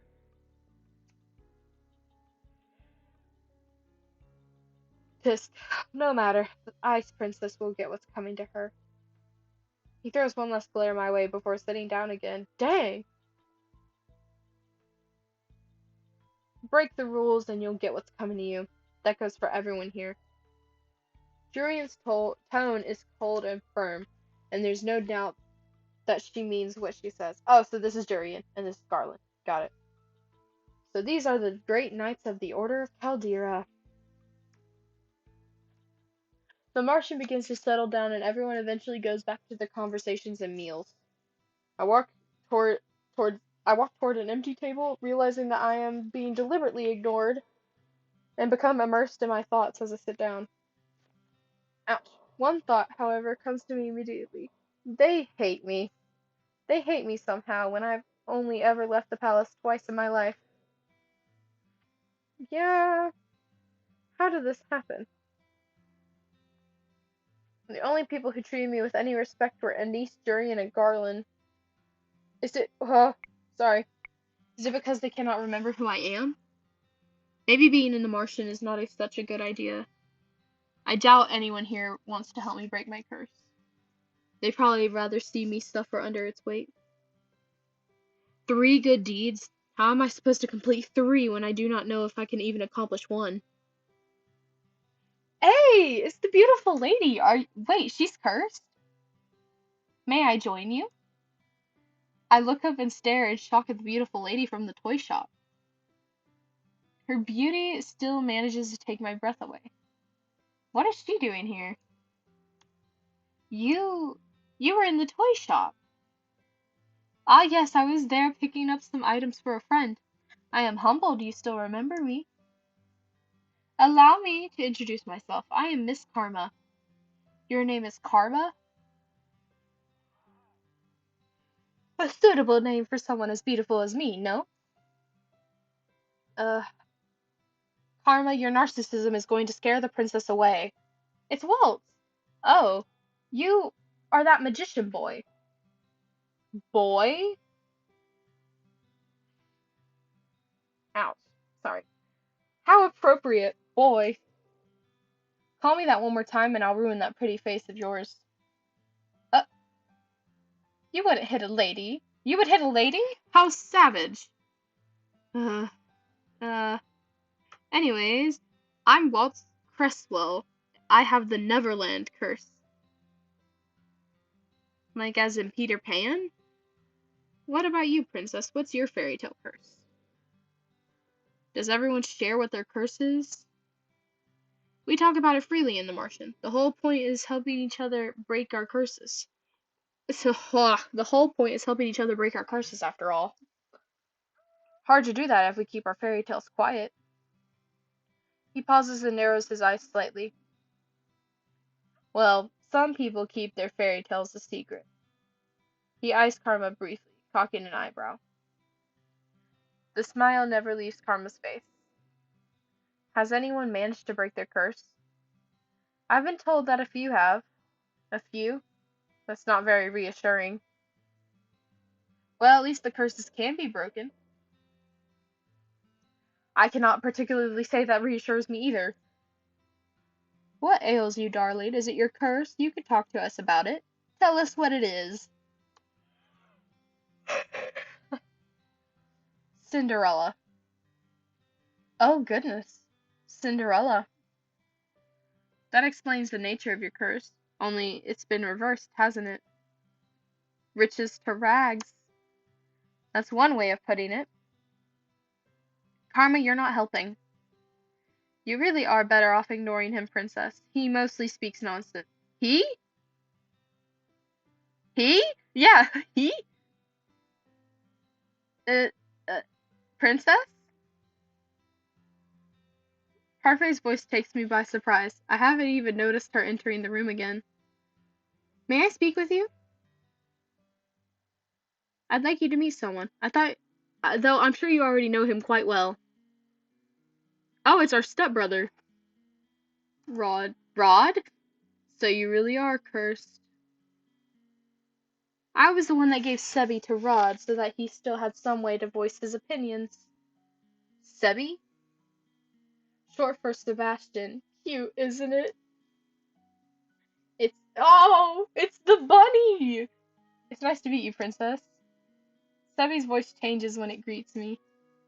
The tone it uses is lower when it speaks for Rod. Perhaps it's what Rod's voice actually sounds like?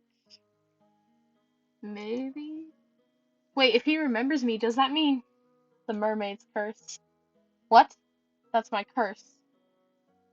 Uh, Rod has been mute all this time because he's cursed? Does everyone else know? Obviously, they are my family. Even the king? He knows as well. So I am the only one you never told. Yeah, what? Well, to be fair, we weren't really nice. I didn't think you'd particularly care either way. Uh, he, he is not wrong. Yeah. Yeah, I cannot believe I did not know. I was left out once again. What are you doing here? I have been trying I have been trying to help Rod with this curse. That is why he comes to the Martian from time to time. But I don't even want. Anyway, I only came here today to confirm that you were truly cursed. I wanted to see it with my own eyes. It was a big surprise when I woke up one day and you weren't in the palace. An even bigger surprise when I found out no one remembered you. It's been days since I was cursed. I wonder, how are things in the palace? Livelier. Happier. Oh, happier? I've never seen. Bruh, I keep clicking too fast. I've never seen my family happier than they are now. I say it's a good thing you aren't a princess anymore. Uh, I'd always thought Rod didn't really care about me regardless, but this is the truth? Uh, Yee. Uh, so this is how you truly feel, or dot dot dot. So I have to be cursed for you to be open up about how you truly feel? The only reason I didn't say anything earlier ah was because Emmeline didn't want me to. I'm happier too. Now that you're gone, I don't have to pretend to like you anymore. Oh, dang! I'm going to return to the palace now. Well, bye, bro. I'm gone, and they're all happier. Ouch. I know, right? Dang! Like, just go ahead and sword through gut, man. Your very existence has been erased in the palace. They've never known you. That doesn't mean they're happy without you. Even the king. What did I expect? Why did you bring me here? The people in the Martian, I I shouldn't have left you alone in there. I'm sorry. You knew how they felt about me. What have I ever done to them?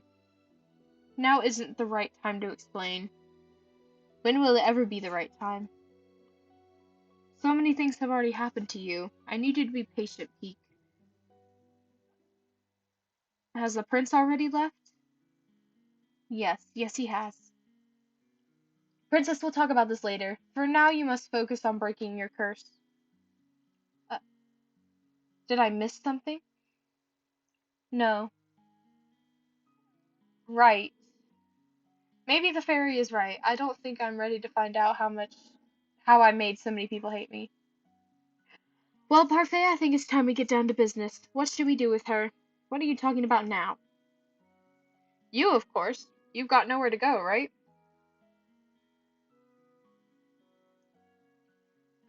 No. She is right.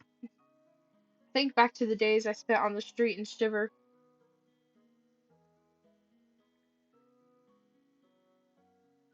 Uh, I will do anything so long as I don't have to go back there. The princess can stay at the Martian with me and the rest of my boarders. And yeah, and the rest of my boarders. That's what it is. Yep, yep. I can read.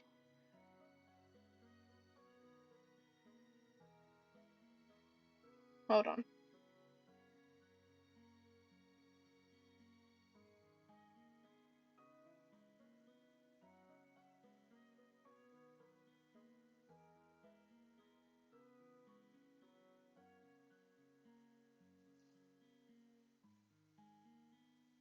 Sorry, I'm fixing something.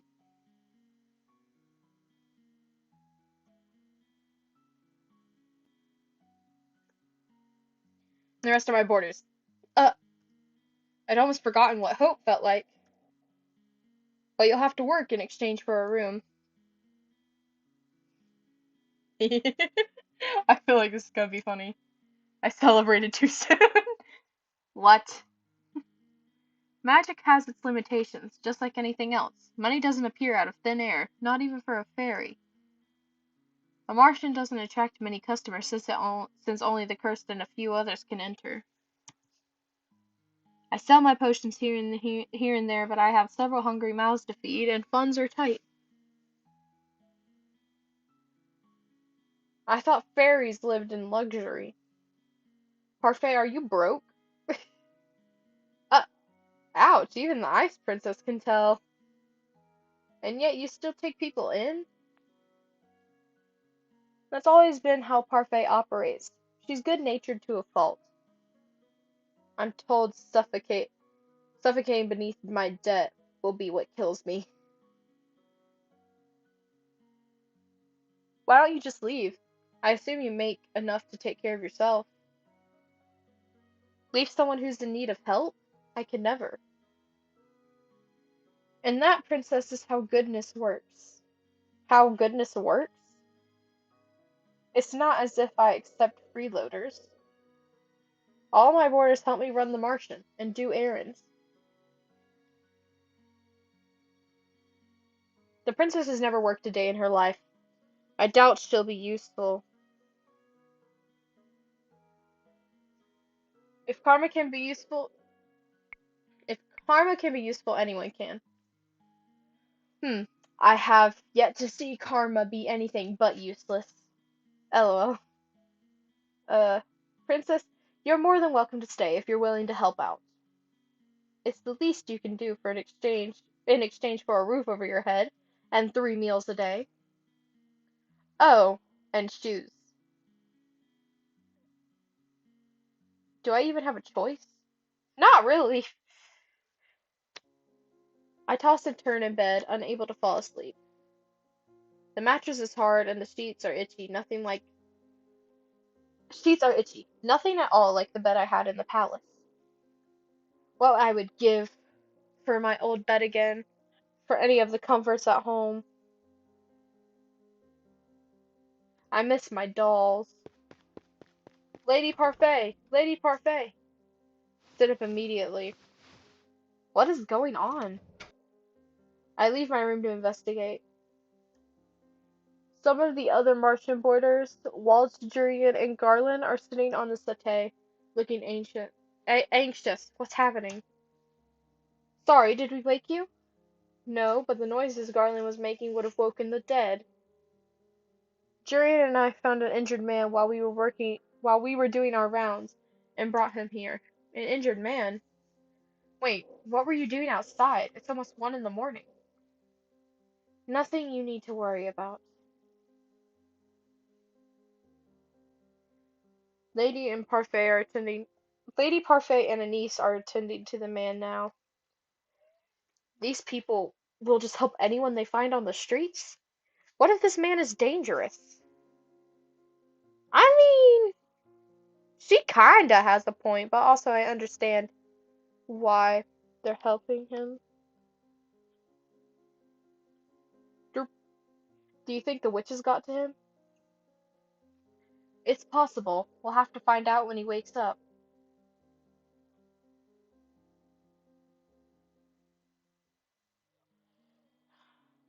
The next day, Parfait reveals that the man only suffered minor head injuries. She says that she expects him to wake soon. I look at the tray of food in my hands. My niece has asked me to bring it up to the stranger's room while she finishes the rest of her cooking. I would never have been asked to do this in the palace. Well, yeah, 'cause you're spoiled. Goodness, what is the poor... Oh, sorry. Goodness, what's that poor tray done to you to deserve that look? Ugh. I must say, it's odd to see the princess doing something... Ah! Doing something nice for someone. What do you want? I have something to ask the man that was brought in last night. Seeing as you're being good enough to deliver breakfast, I thought I'd just tag along with you. If you're going, just bring this tray up yourself. You are not in any position to delegate your duties to me, Miss Peak. Come on, our guest must be famished. Seeing no way out, I followed Delora to the spare room the man had been put in. Come in.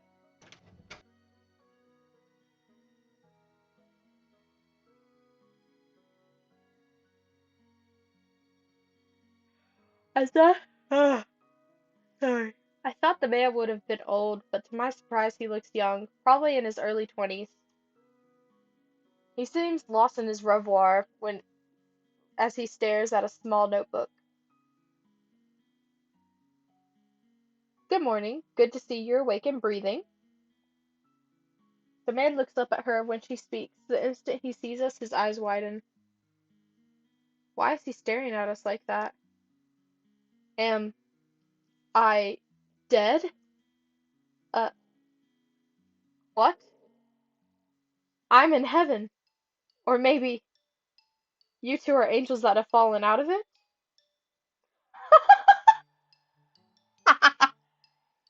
What? Uh, uh, I see. What can a humble gentleman like myself do for you lovely ladies? Oh my god, literally? Ah, you can join me on this bed. It's very comfortable in this funny way. It's very You. Oh, he's awake. Apparently that was a right choice.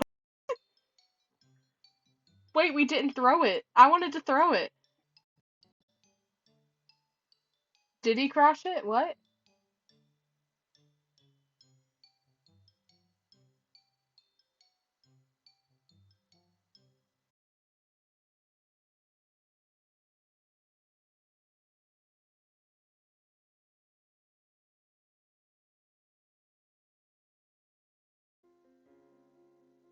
Oh?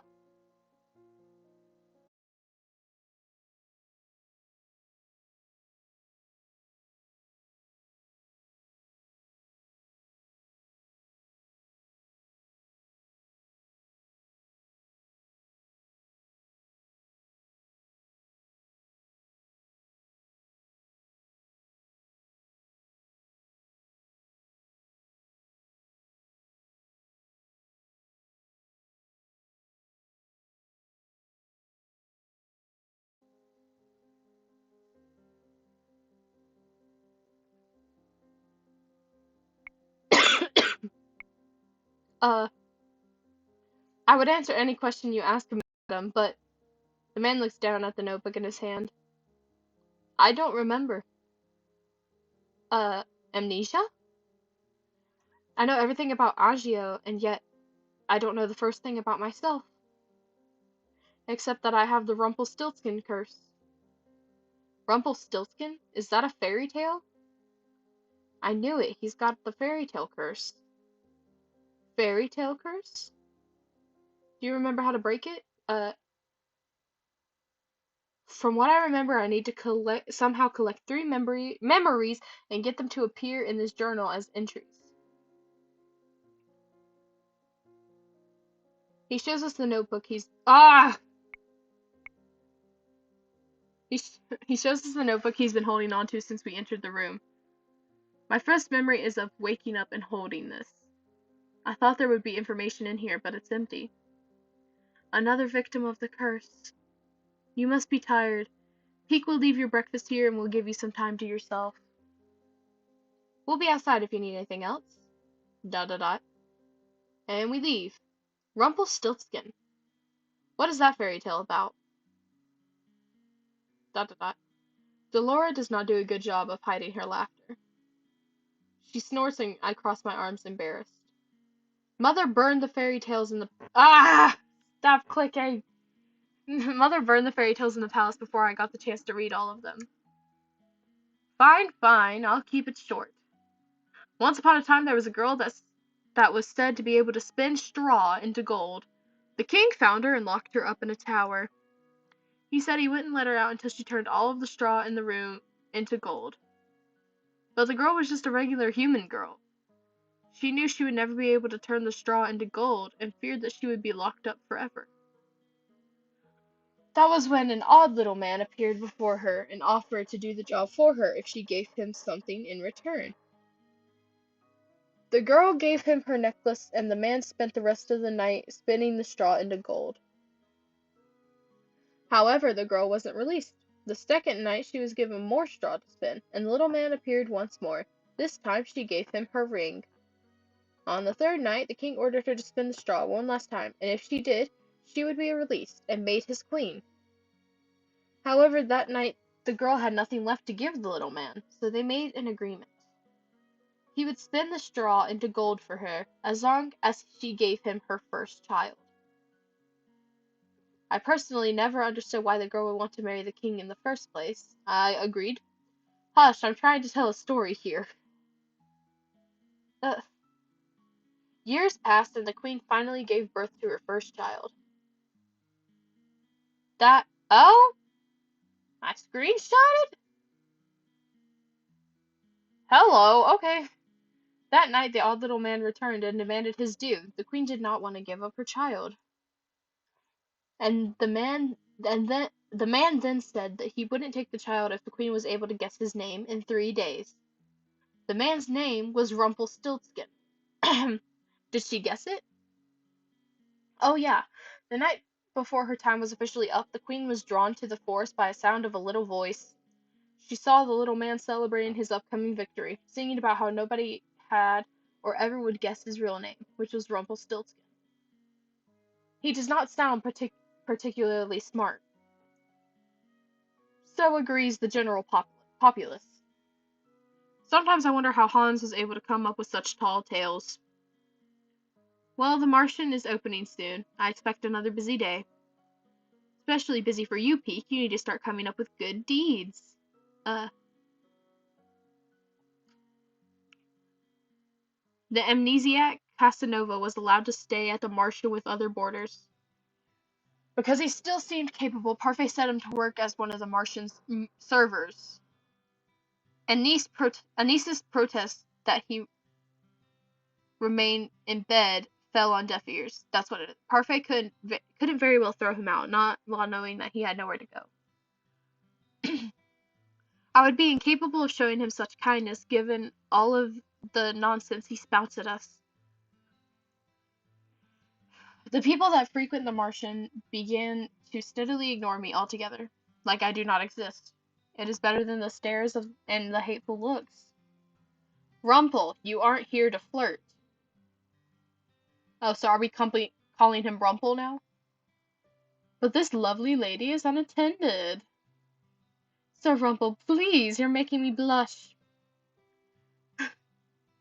Because the man couldn't remember his name, he fashioned one from his own curse. Rumpel. I think it suits him. I would never understand Parfait. This enormous waste of space is about as useful as karma. Ah, speak of the devil. I've returned. Speak.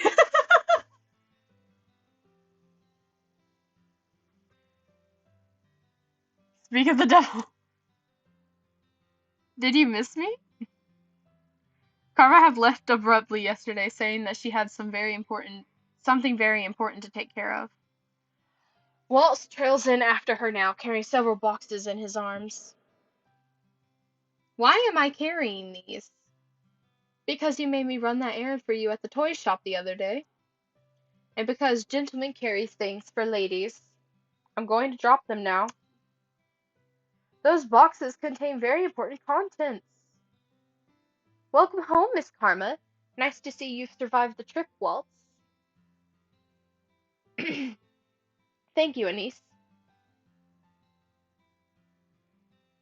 Uh, so this is our new housemate. We've not had the opportunity to meet. I am uh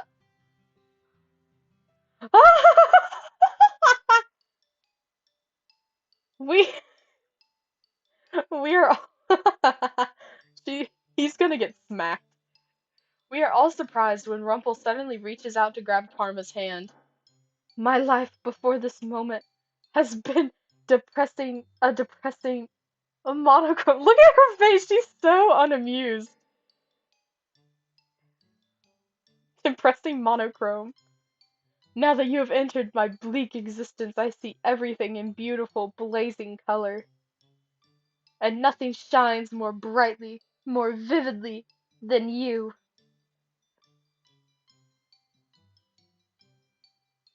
I am Rumple, my sweet. Let us talk of marriage.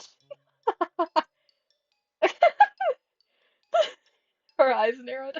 I stare at Karma, waiting for her to flirt back. At the very least, I expect her to wave Rumple away for being a fool. But she remains eerily silent. Answer, my angel, I beg of you. Oh no! Keep? Say the word and it is done. Your filthy hands off of me. Oh, oh, ow! Not again. I would never be interested in the likes of you. She is so mad. Go on, lad, give him a good beating like the one you gave to me. My queen, there is no need for violence. What did you call me? Please calm down. Rumple is still recovering. Poor Anise. What is going on? That's my question. Karma is a man. Doesn't take kindly to being flirted with. What?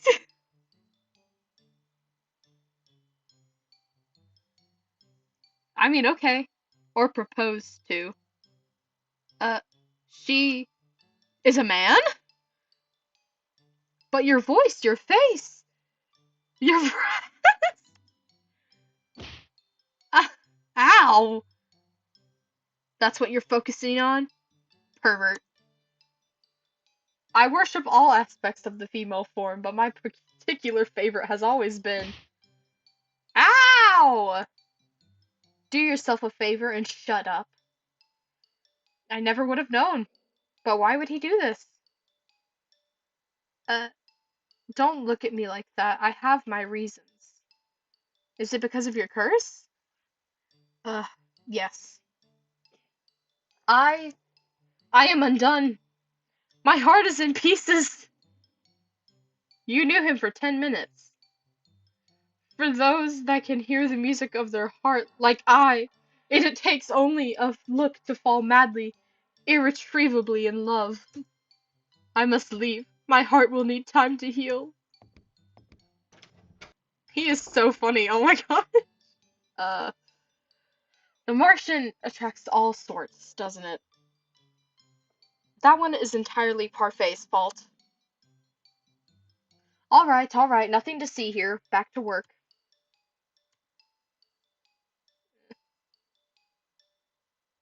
I am still in shock from what I learned earlier.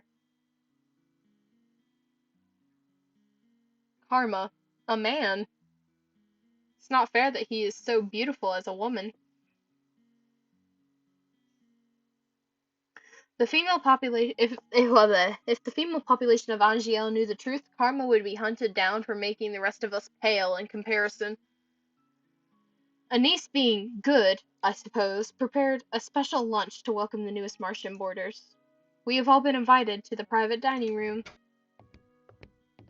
Excuse me, is Lady Parfait here? Prince Rod, perfect timing. Please join us for lunch. I only came to talk to you, Parfait. Lady Parfait. Sorry. But I'm hungry, and I have no wish to make you wait while I eat. Come join us. Please, your highness, I've made too much as usual. You must help us finish. Very well. A cursed princess and a cursed prince?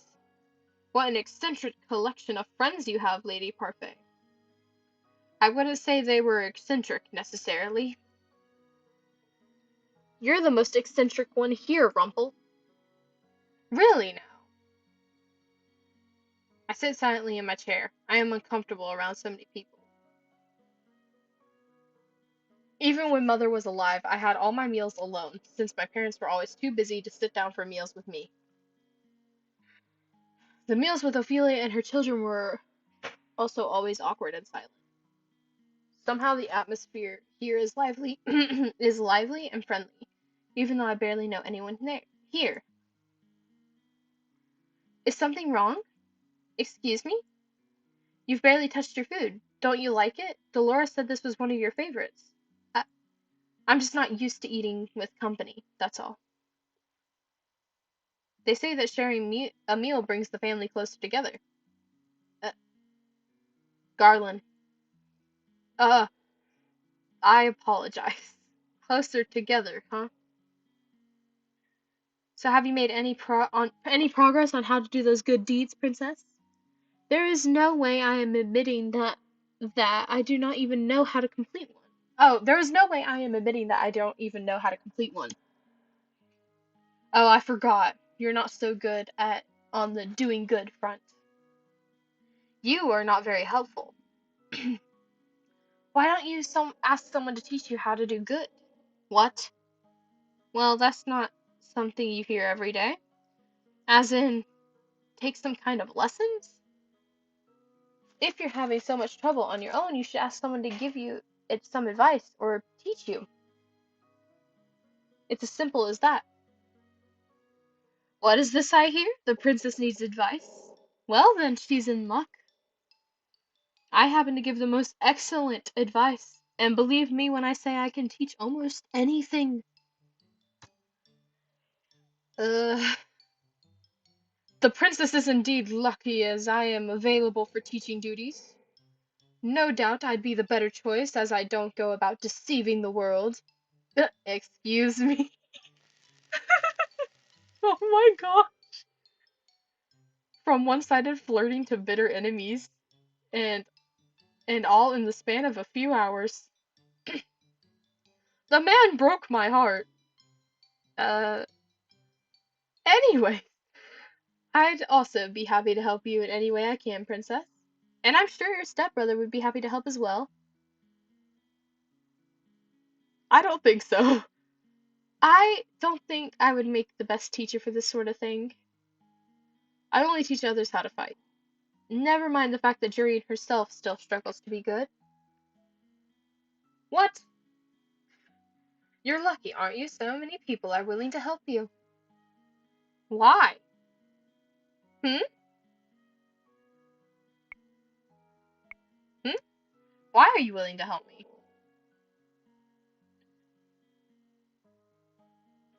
That's what we do at the Martian. We help each other.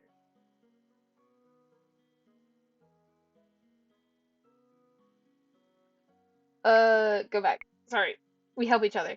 Lesson number 1. Doing good means helping whenever one can. Just let any of us know if you want our help. Trust no one but yourself. You need not care for anyone but yourself. This is what Mother and the last few years have taught me. I have always been alone, and it is easier that way. And yet, these strangers, these people that I've only known for a few days, are so willing to help me that they will gain nothing in return. I mean, yeah. Is this the goodness I was meant to see? Father? How can I even begin to trust and care for others when I have forgotten how to do so?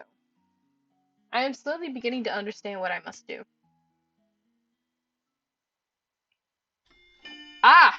Chapter 2. There we go. I think I'm going to take a quick little break since we're finally on chapter 2. So, eh. I will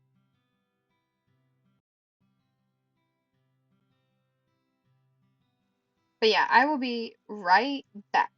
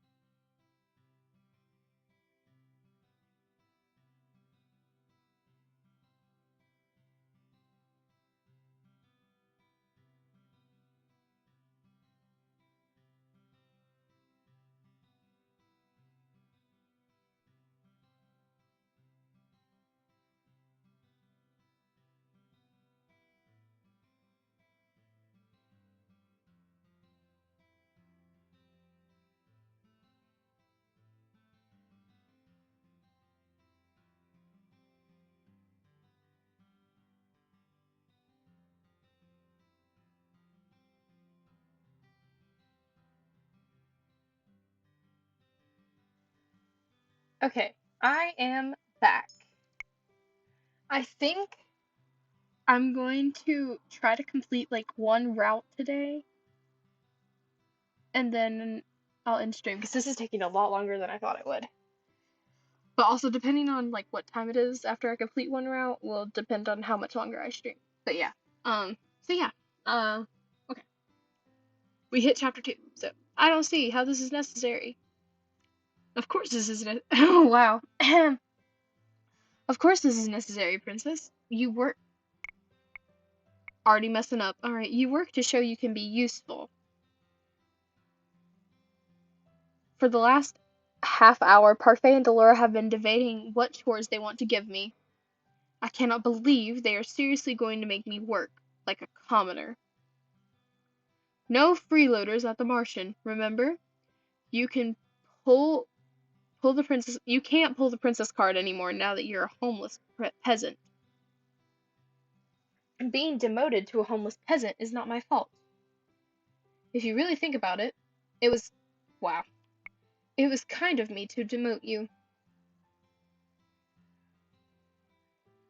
Stop teasing her, Delora. Peak has had a lot thrown at her already. I'm only speaking the truth. Besides, is working to live is the commoner's way of life, but at least it's rewarding.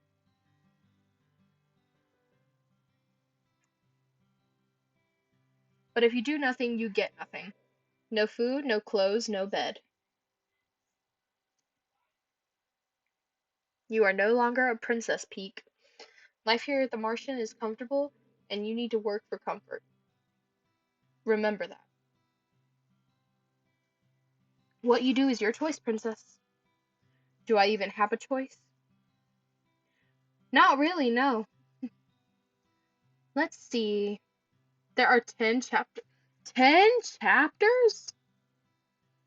We're on chapter 2.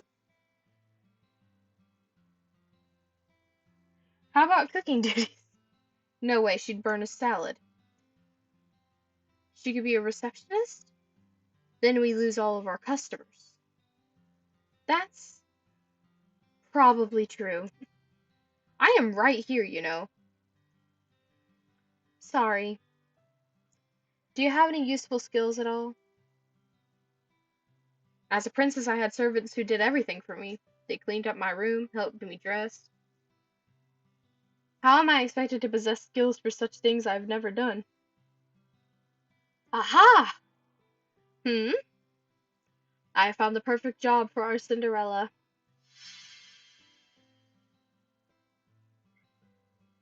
Ta-da! Peak will be in charge of sweeping the Martian floors. What? Perfect. Even she should be able to do that. Could you, princess? I refuse. But look, I even put a cute little ribbon on the broom just for you. It's your very own special broom. A princess does not clean. Hard-headed as ever. Don't worry, I have a fix for this. Uh, Suddenly, the broom flies into my hands, and I am pulled helplessly along as the thing begins to sweep the floors. I try to pull my hands away, but they may as well be glued to the broom. They do not budge. LOL. What have you done? You should be thanking me. I'm helping you with your duties. Delora, isn't this a little too much? Oh, nonsense. The princess is learning useful new skills. Mr. Broom will teach her everything she needs to know. If the floor is dirty, Mr. Broom will come to life and start sweeping, and it will not stop until the floors are spotless. What? Come on, Parfait. We've got time for a cup of tea. But she'll be fine. A little sweeping never killed anyone. You are dreadful. Enjoy your time with Mr. Broom. Wait! Did they really just leave? Ah! Hey, slow down! The broom begins to sweep faster. Despite my protest, I am still forced like a puppet to sweep the floors with grudging tenacity. Hey, at least they're spotless. I can barely catch my breath after that. Princess, Parfait has sent me to check. How lovely! It's so clean. I can see my reflection on the floorboards. I'm impressed.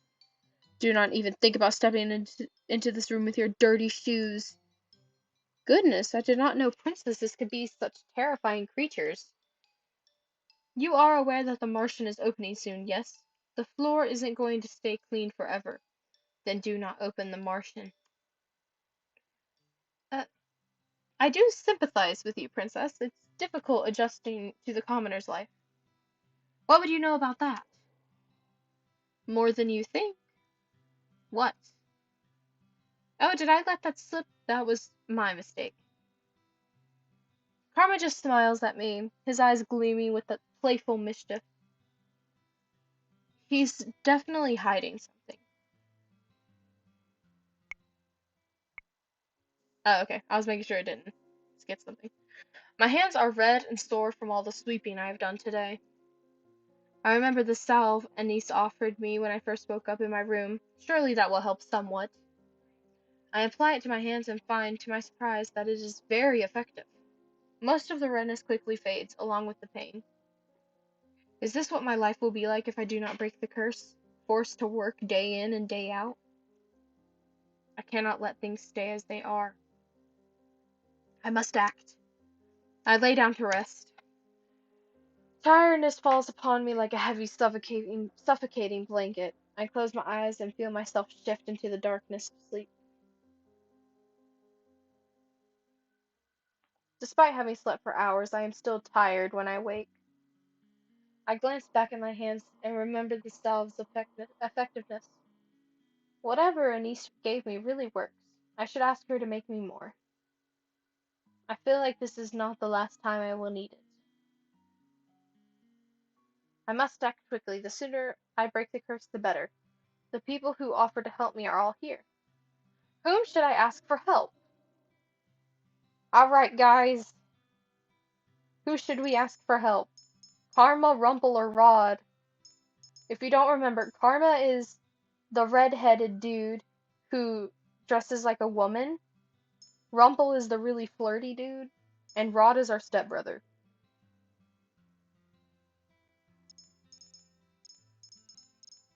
Also, I'm gonna save while we decide this.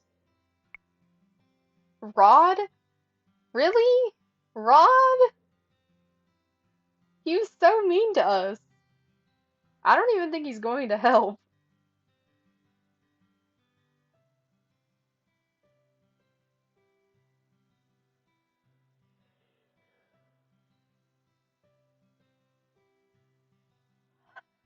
No! Kron. Kron, that is foul. That is so foul. Stop. That's not even funny.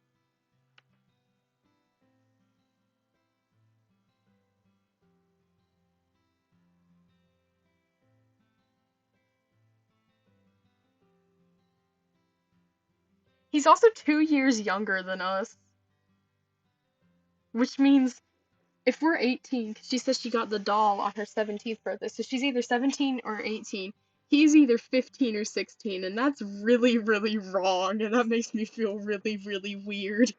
So, no.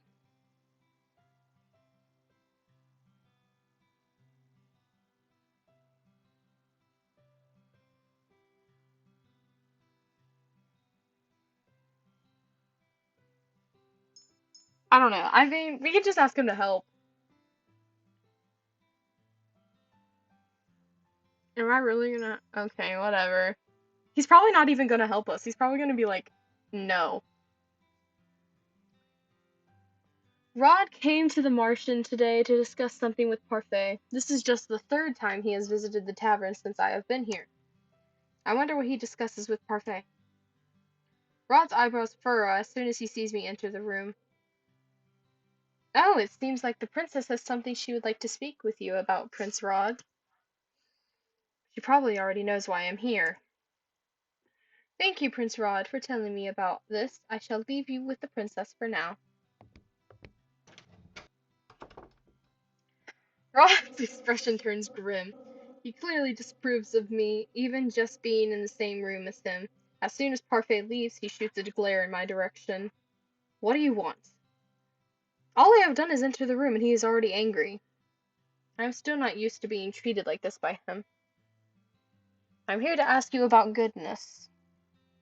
You are asking the wrong person, Peak. Did I make the right choice in choosing to come to him? Yeah, Kron, did we choose the right option? I do not intend to help you break your curse, no matter what Lady Parfait says. What? Pardon? Emmeline and my mother have tried to be kind to you so many times, but you have only ever responded with disrespect and cruelty. Cruelty? You think I have been cruel to them? How else will you describe your behavior? Why am I suddenly the one at fault? Their coming to the palace made my life miserable. I am the victim here, not them. The others may think you're capable of goodness, but I severely doubt it. I do not wish to work with you, so do not come to me for help. Excuse me. He turns around and begins to walk away, leaving me to stand alone in the room, even angrier than I was before. How dare he treat me like this? I grab his arm and pull him around so that he is facing me. I refuse to let him belittle me like this, especially when I am making a conscious effort to change. What if I can help you break your curse? Will you help me then? Rod fixes me with an icy stare as he pulls away. I don't intend to break my curse. What? Rod shoots me one last glare before he leaves the Martian, leaving me to stand there, confused. If he does not intend to break his curse, then why is he even here? I stare in horror at the floor. Gravel and sand are embedded between the floorboards. The wood beneath my feet is covered in a thick muck. Oh no. Look, he's right there. Uh, oh wait, I clicked back by accident.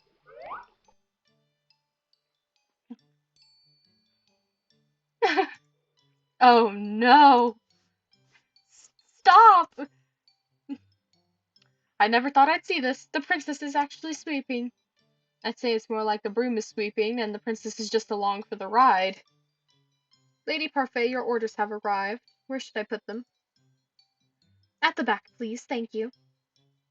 I glare at Garland as he begins to move. You! Uh, you are dirtying the floor. Sorry. Garland dashes across the floor with long steps in an attempt to leave as few footprints as possible. This was Dolores' doing, wasn't it? Is it obvious? This has "Witch having fun" written all over it. I need water. Wow, completely spotless. You are the worst.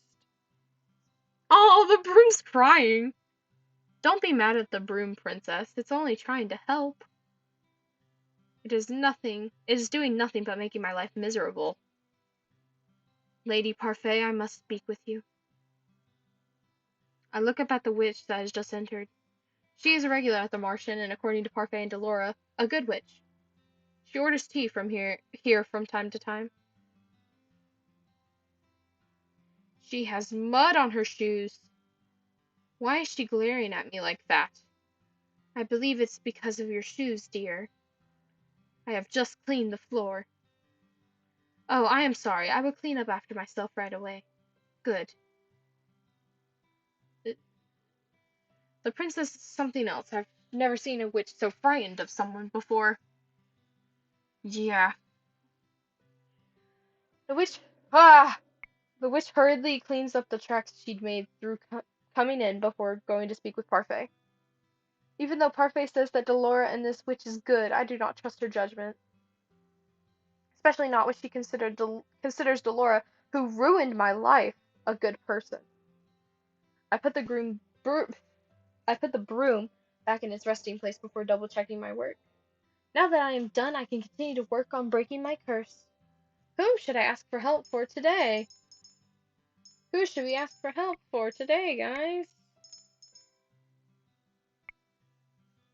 Who shall we ask for help? Karma Rumple Rod. Karma Rumple Rod.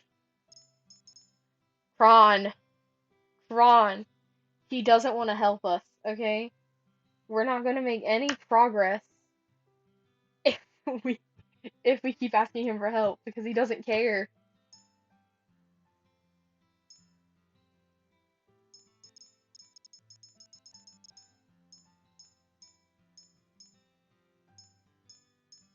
Fine. I I glance over at Rod as he enters the tavern.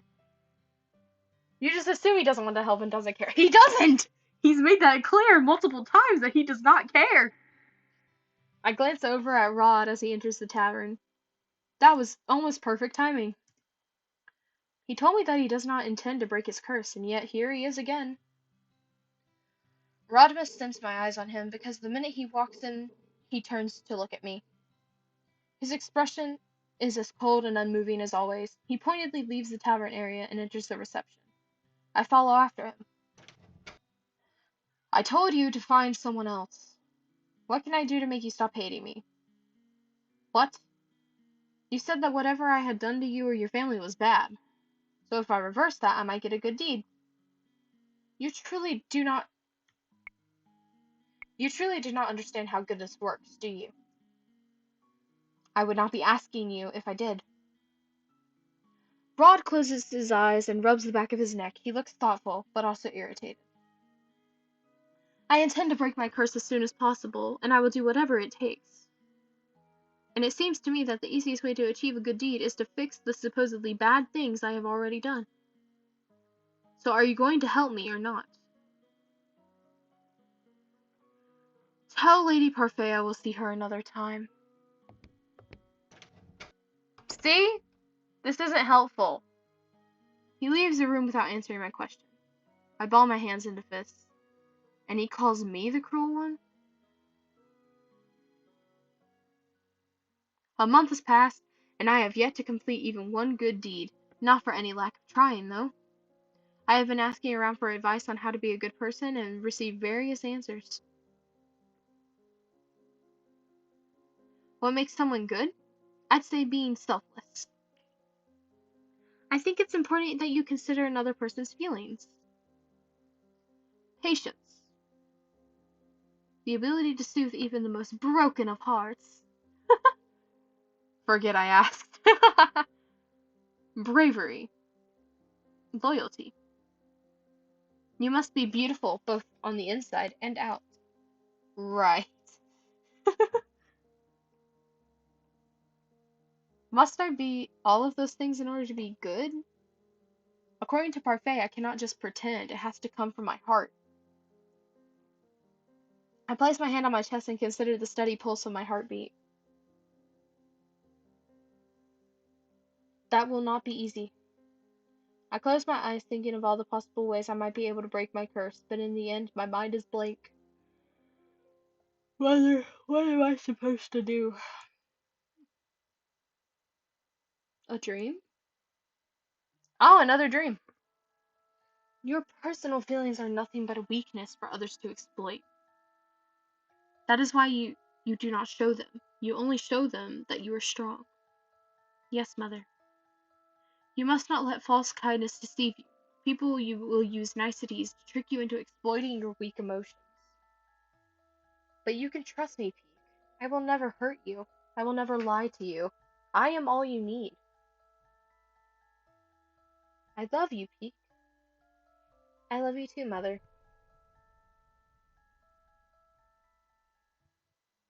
Dang, our mother is kinda horrible. How are those lessons of yours going? I hope you're not giving anyone a difficult time. I'm the only one having a difficult time. Have you tried pairing up with someone? Pairing up? Some of the people in the tavern pair up to assist each other. Two heads are better than one, as they say. It's not a bad idea, but the problem is with her. Who's going to volunteer to pair up with the Ice Princess? She has a point. People may not glare at me anymore, but it does not escape me that I am still disliked. Most of the boarders at the Martian volunteered to help her, remember? And I haven't heard any of them retract their offers. It's only a matter of time. Stop it, Delora. It's your choice, Princess. Pairing is up is only a suggestion. Would pairing up with someone really help me break my curse? What if they end up being an annoyance instead? Princess? Mm, excuse me? Princess? Uh, I'm sorry for disturbing you, but you've just been staring at your tray and the customer is waiting for his order. Of course. So Laura has me helping Anise today. The Martian is unexpectedly busy and they cannot keep up with all the customers. Stop daydreaming, Peek. Food doesn't deliver itself. I do not need you to tell me that.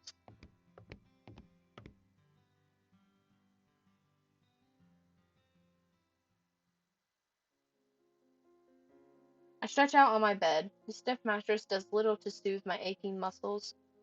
I was on my feet the entire day, struggling to keep up with the steady stream of people that came into the Martian.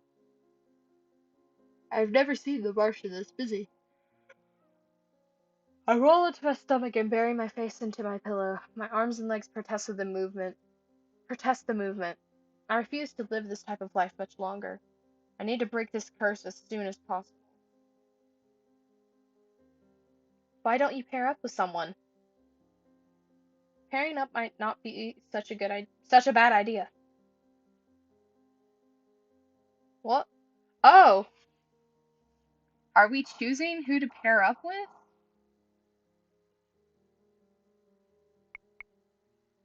Who are they? Oh, Karma? Rumple. Okay.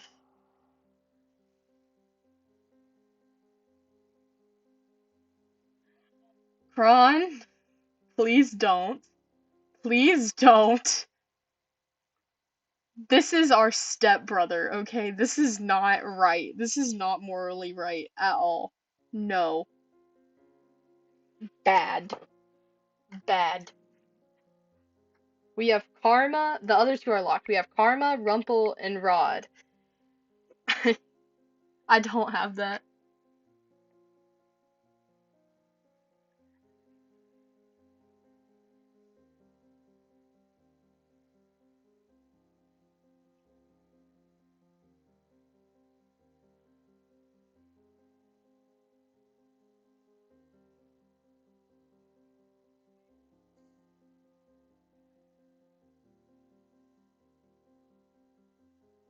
Um, let me.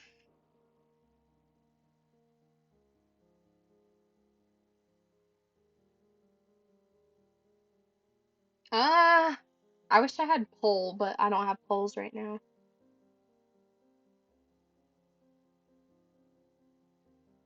Uh, do I have like rolling? Do I have a dice?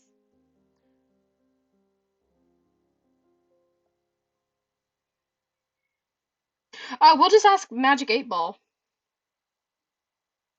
Okay, Magic 8 Ball. Should we romance Karma?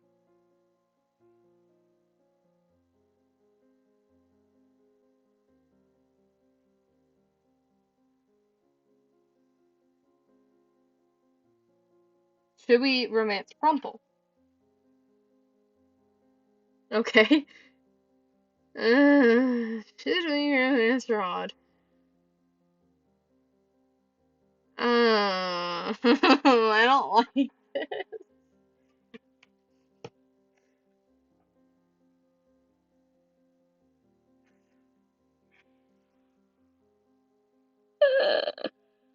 Uh, bruh. This don't feel right.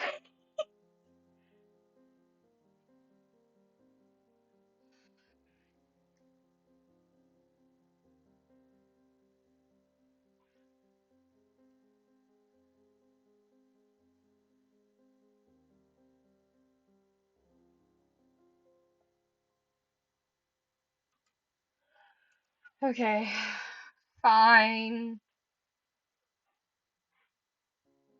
Is this really where you're wanting to head, Kron? Because I think you need help. I think you need help.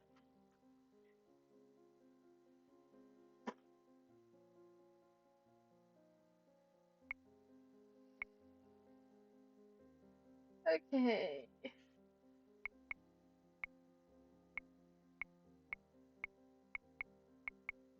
Not even Karma or Rumple? Not even Karma or Rumple? No?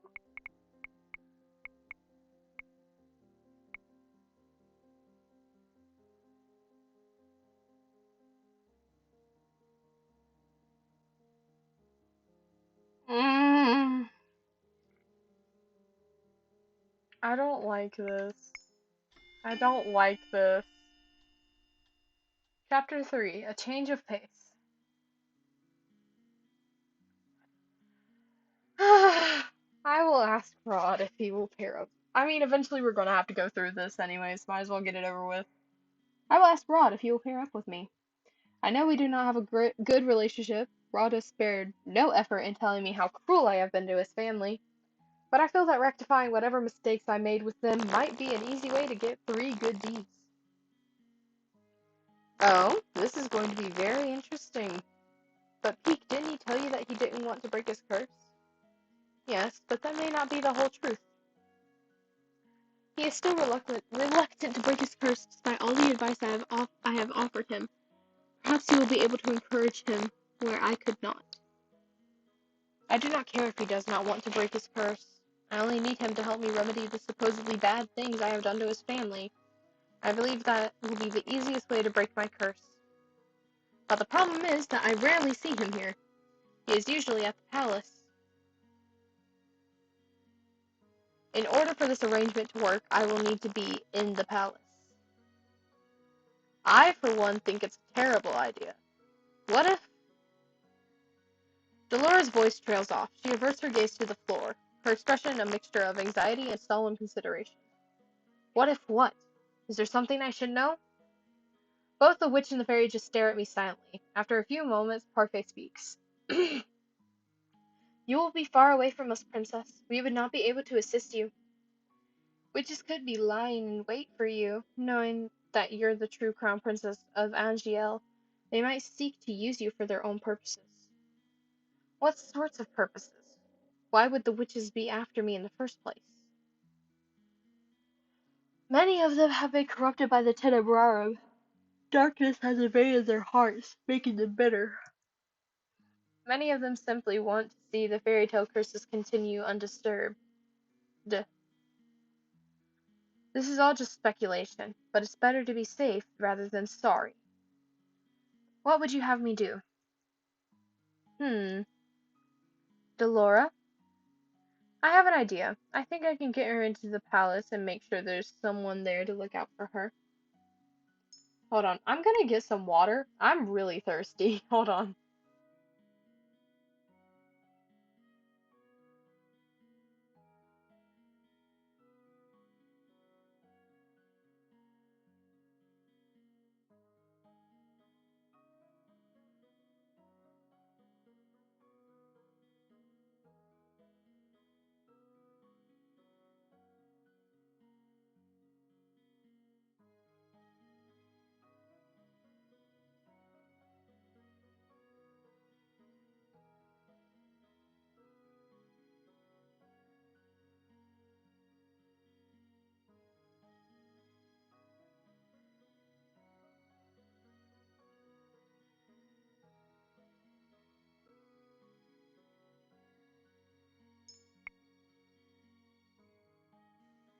Okay. Sorry, I really needed water. I'm dehydrated. Okay. I have an idea. I think I can get her into the palace and make sure there's someone there to look out for her. How? Just trust me. Tomorrow the Ice Princess returns to her palace. I have a bad feeling about this.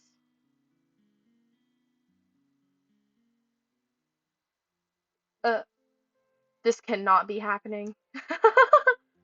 Don't dilly-dally. The princess will soon be awake and expecting her new maid. I close my eyes and suppress the urge to groan. How is it that Delora was able to turn me into Emmeline's personal maid? She thought this would be funny, did she? Well, I will make her pay for this. This is kind of funny.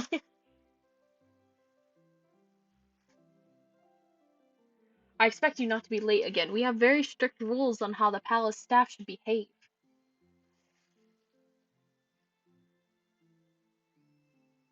I'm not exactly sure how Delora managed this. She told me she was going to cast a spell on me, and that it would be over as soon as I opened my eyes. I closed my eyes, and sure enough, when I opened them, I found myself here, in a maid uniform. What did she do? The maid continues to babble at me. How annoying. I pretend to listen to her as she leads me through the palace hallways. Emmeline and Rod's chambers are located here. Can we romance the maid? I wish. Oh! We come to a halt when Emmeline suddenly appears from around the corner. Your Highness. The maid ducks into a neat curtsy.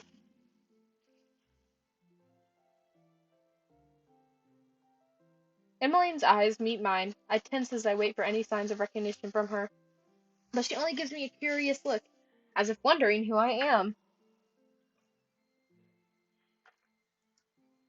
She clearly does not recognize me. The maid suddenly reaches back and pulls at my shoulder, forcing me into a bow. You are in front of the Crown Princess of Angiel. Show some respect, girl. My apologies, Your Highness. She is new and clearly needs to be taught some manners. Excuse me? Oh, please, there's no need for that. What is she trying to achieve by pretending to be kind to a palace maid? Who is she trying to fool? Your Highness, this is your new personal maid. Emmeline glances at the maid, looking confused. Why do I need a personal maid? It is by the king's orders, Princess. Emmeline turns to look at me again. What is your name? She's talking to you, girl. I scowl at the maid before facing Emmeline. I cannot believe I have fallen so low that I am now being ordered around by a maid. Peek. It's nice to meet you, Peek. I hope we can get along. When I do not respond, Emmeline's face falls. I I was just heading to breakfast with my family. Of course, Peek will escort you to the dining hall. I raised my eyebrows at the maid, irritated. There is no need for concern. I can get there on my own. I breathe a sigh of relief. I am not here to babysit her. The maid leads forward and whispers something in my ear. I do not know how it is that you landed this position, but you owe the royal family your diligence and respect. If you continue to show disrespect, I will be having a word with the king. The maid pushes me forward so that I am forced to stand next to Emmeline. Uh, she will escort you to the dining hall, Your Highness. Her job requires that she follow you everywhere in case you require assistance with anything. But it is almost time for breakfast, Princess Emmeline. Emmeline frowns and looks at me. I'm so sorry. What is she apologizing for?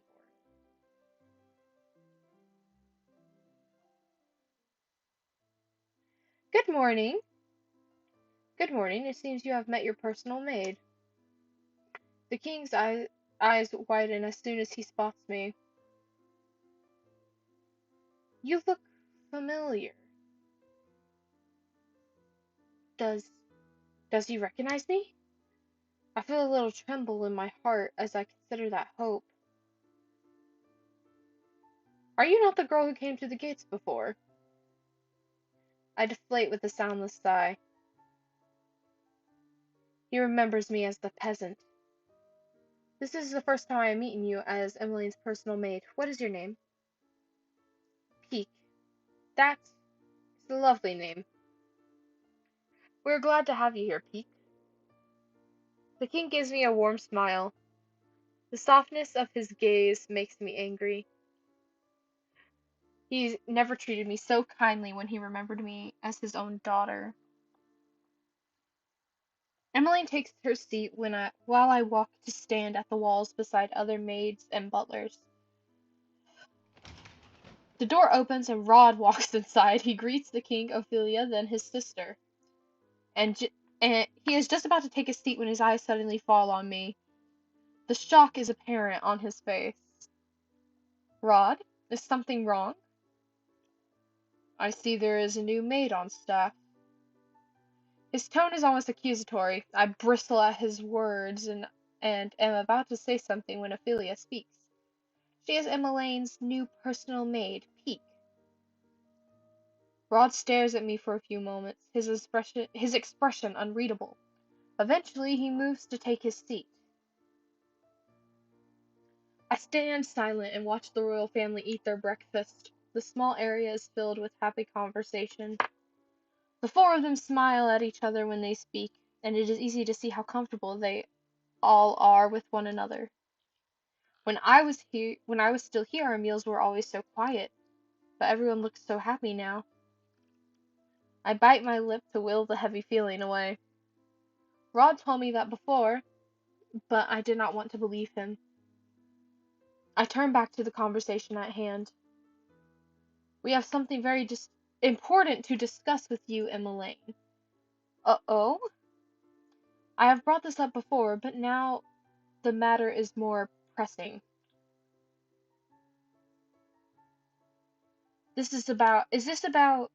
Yes, this is about the ball.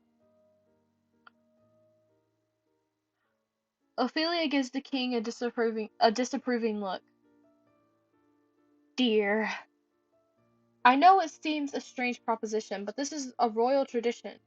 Emmeline is at a suitable marrying age, and this ball may yet help her find a suitor. But a husband.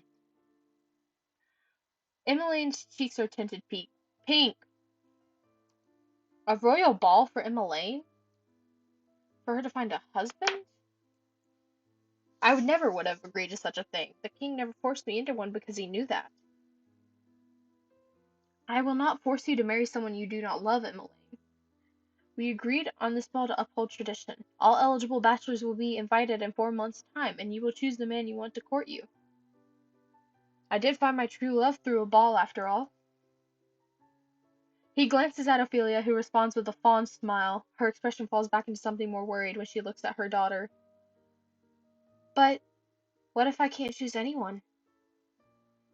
We'll throw one ball, as per tradition. We will not force you into another ball if you do not find a good suitor. But we must uphold traditions at least once. Perhaps this will push you to think more about the future.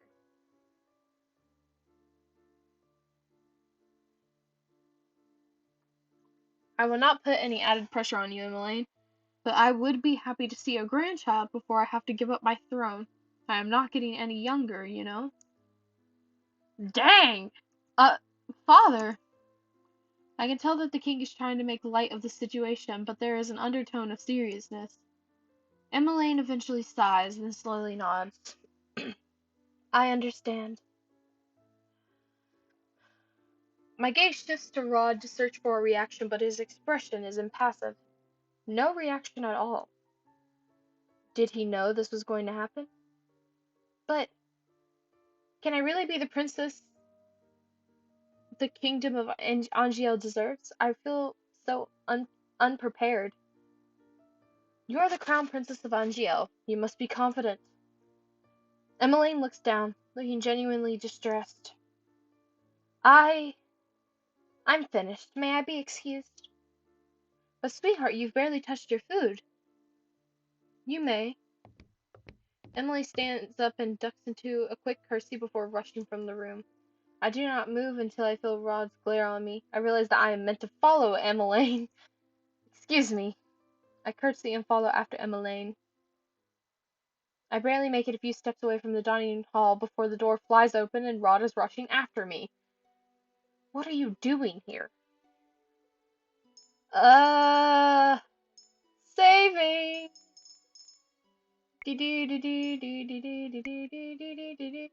Um, I'll answer him. I'm here to break my curse. You expect me to believe that when you had people offering to help you at the Martian? Rod's expression changes, anger clear in his eyes. No, I know why you are really here. What are you talking about? You thought you might take back what is rightfully yours, didn't you? You have no qualms about hurting my family again. That genuinely is not really why we're here, but okay. I stare at him, nonplussed by his accusations. I carefully quell the simmering anger inside of me. The last thing I want is to be fired before I break my curse. I am not here to hurt anyone, so stop accusing me of such things. We glare at each other in silence. Oh, so that was the right one. I had always thought that Rod was closed off and quiet, but his emotions are always but his emotions are always blazing in his eyes. You shouldn't be here. Rod steps back, but his gaze is still fierce. I do not have time for this. I'm going to find Emmeline. Why, so you can insult her? No, because it is now my job to attend her. Excuse me. The last place I expect to find Emmeline is in the throne room. Much to my surprise, I find her standing alone inside, staring up at the throne. Oh! When she turns to face me, she has a guilty expression on her face. I'm sorry. What is she apologizing for? I was very rude earlier, walking out on everyone at breakfast. Emmeline gazes back at the throne and sighs. I'm sure any other girl would be happy to have a ball. I mean, it's like something out of a fairy tale. But She sighs once again and looks down at her clasped hands. It all sounds so perfect in the fairy tales. 3 days is all it takes before anyone's found their true love. But I don't think that's how it works out in real life. Do you? I have nothing to say in response when Emmeline turns her beseeching gaze to me. I just I just don't know how I'm supposed to marry someone I barely even know. Is this really what it means to be a crown princess? Isn't this precisely what you wanted? Excuse me? When your mother married the king, you became a princess. You went from rags to riches overnight. I cannot keep the bitterness from my voice when I speak. Your life is playing out like Cinderella's, is it not? All you are missing are the glass slippers, and even then I am sure the king could arrange for a pair. I cannot understand why you are so unhappy. Neither can I. Oh, she's crying! Emmeline turns o- Emma ha! Emmeline turns away from me to face the throne once more, and in the sun that streams through the windows I can see something shining on her cheeks. Is she crying?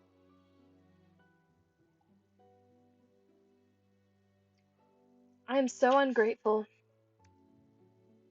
Peek, what would you do? What?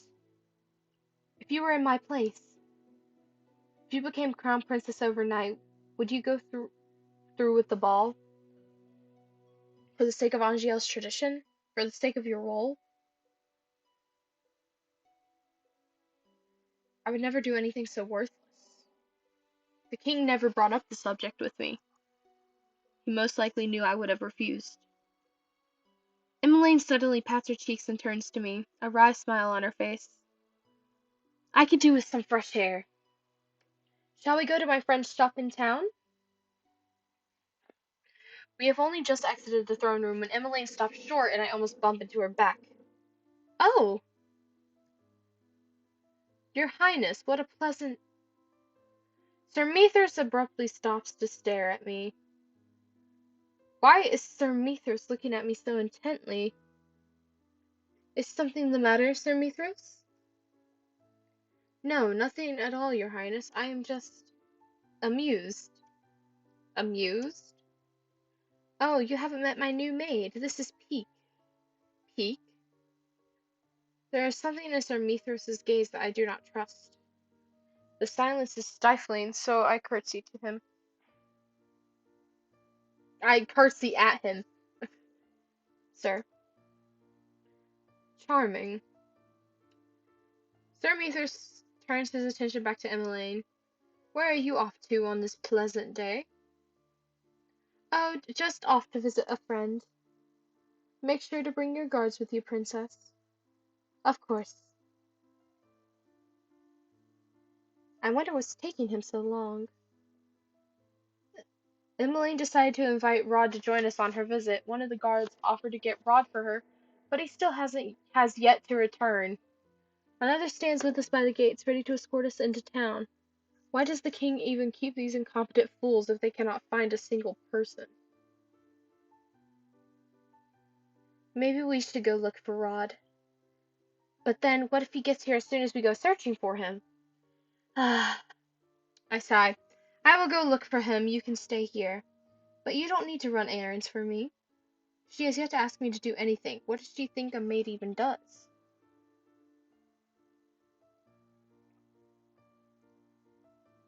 I look at her solemnly, not answering her. Finally, she relents. Thank you, Peak. I inclined my head just slightly before walking off. I feel like a babysitter. I cannot believe I have to search for Rod. It is only slightly better than being dragged around by that broom. I turn around the corner and nearly bump into someone. I take a few steps back just in time. Princess? Fritz? Wait, what? Fritz remembers us? I look up in shock. Fritz's surprise mirrors my own. Where have you been? I have been looking for you everywhere. He pauses to stare at my clothing. Why are you wearing a maid's uniform? Fritz, you remember who I am? I would never forget you, Princess Peak. But it does seem like I am the only one who remembers you. What is going on, Princess? The only people who remember me are the witches, fairies, and... Fritz, are you? I stop when I hear the sound of approaching footsteps. Fritz turns at the sound and then stoops low into a formal bow when he sees Rod. Your Highness. Rod's impassive face twists with annoyance when he sees me. Rod does not even acknowledge Fritz as he's walking past him to stop in front of me. Shouldn't you be attending to my sister? I don't understand.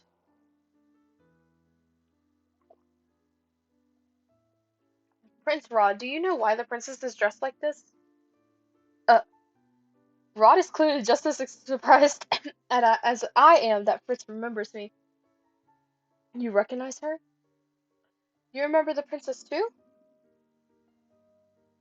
But if you do, why didn't you say anything when she first went missing? And can someone explain to me why she's attending to Princess Emmeline? This is Fritz. I cut him off before he can ask any more questions. I feel Rod's gaze on my back as I turn to look at Fritz. No more questions. But Princess, right now I am a palace maid. A what? It's a long story and I have no time to explain now, so do not ask. Fritz is clearly discontent. He seems to struggle for a few moments before he finally sighs and nods. Yes, Your Highness.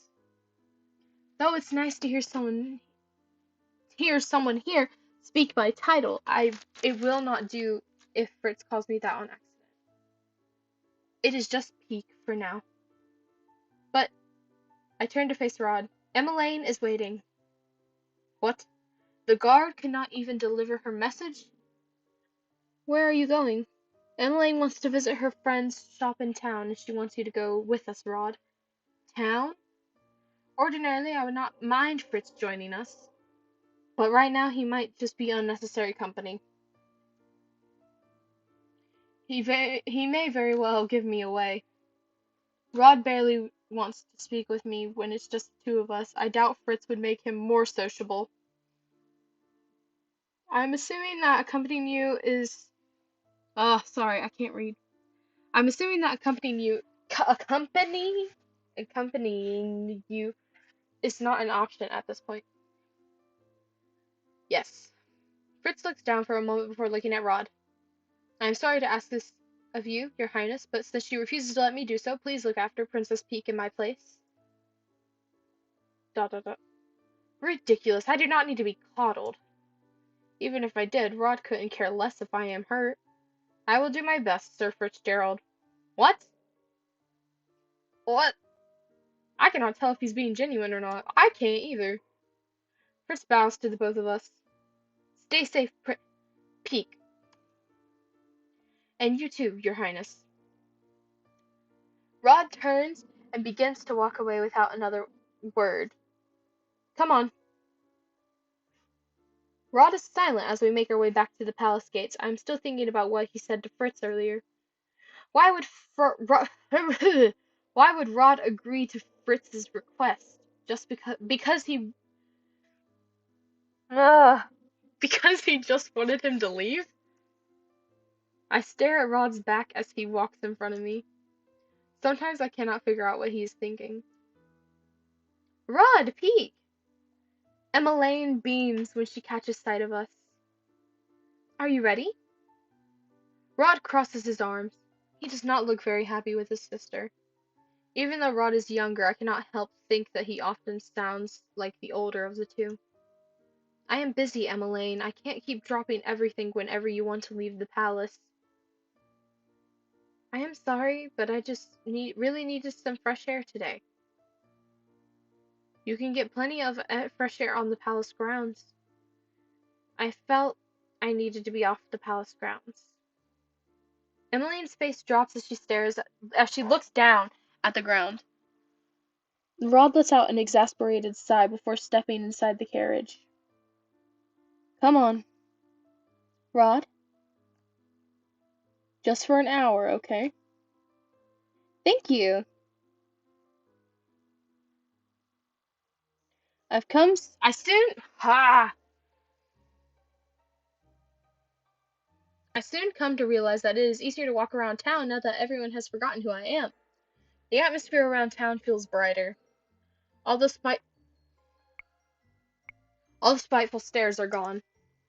Princess Emmeline. Oh, how are you doing? Is your wife feeling better?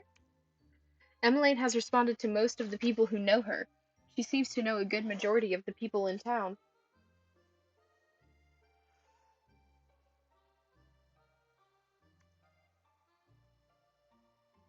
I hate. I hang back as Emmeline speaks with the man. The night escort hovers somewhere nearby, watching for disturbances. We are going to take longer than an hour if she continues like this. I am not going to rush her. Don't you need to return to the palace to continue whatever work it is that you are doing? Rod raises an eyebrow at me. I do have to get back to my studies, but my family always comes first. If this makes Emmeline happy, then I will gladly come with her to town. It's a small thing. Happy. I look more closely at Emmeline. She is smiling, but then she always smiles. I do not understand. She is more at ease talking to the townspeople sometimes because they don't judge her. Why would she have to worry about being judged? It is clear that everyone adores her. Emmeline takes the man's hand in hers as she wishes him well. Rod points out the gesture. See that? That's goodness. You could learn something from my sister, Peak. Is goodness pretending to be interested in the lives of strangers? Emmeline eventually says her goodbye before walking toward a familiar store. I'm dying. Ah. This is the toy shop I visited with Emmeline and Rod before. I glance at Rod and notice the expression on his face. He seems conflicted. But why? Before I can ask, Rod marches in front of me and decisively pushes open the door. Speaking is hard. When I enter, Emmeline is already hugging the shop girl. Viorica. Emmeline, you look as beautiful as ever. Oh, please, I look the same. You, on the other hand. Emmeline steps back before nodding, a bright smile on her face. Being in love suits you. When is the wedding? Wedding? She is already engaged? I catch a small movement out of the corner of my eyes and turn to glance at Rod. I notice his Ah! I notice his fingers clench into a fist before he quickly hides his hand behind his back. Though his expression is as impassive as always, I notice a tenseness in his shoulders. Desmond? Desmond and I haven't set a date yet, but it should be soon. Would you? Viorca trails off as she notices the rest of us. Hello, Rod. Viorca. His tone is surprisingly static. Last time he was here, I was sure he sounded friendlier. So what can I help you with, Emmeline? Looking for another doll? Another doll? But Emmeline is not interested in dolls. Oh no, I'm just here to see you. I can't stay for long since Rod has things to do. Emmeline, I'll wait for you outside. Oh? Okay. I don't know if it's my job to follow Emmeline around. I know it's my job to follow Emmeline around, but I am not at all interested in hearing her talk to this girl. Does she even want me here? Oh gosh.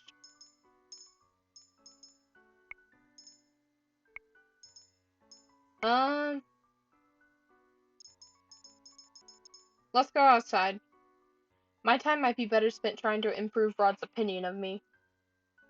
If I could get him to tell me precisely what I have done wrong, I can make up for it. I hope that would give me a good deed. I curtsy to the two girls. Excuse me, Your Highness, I shall wait outside with Rod. I cough to clear my throat. With the prince.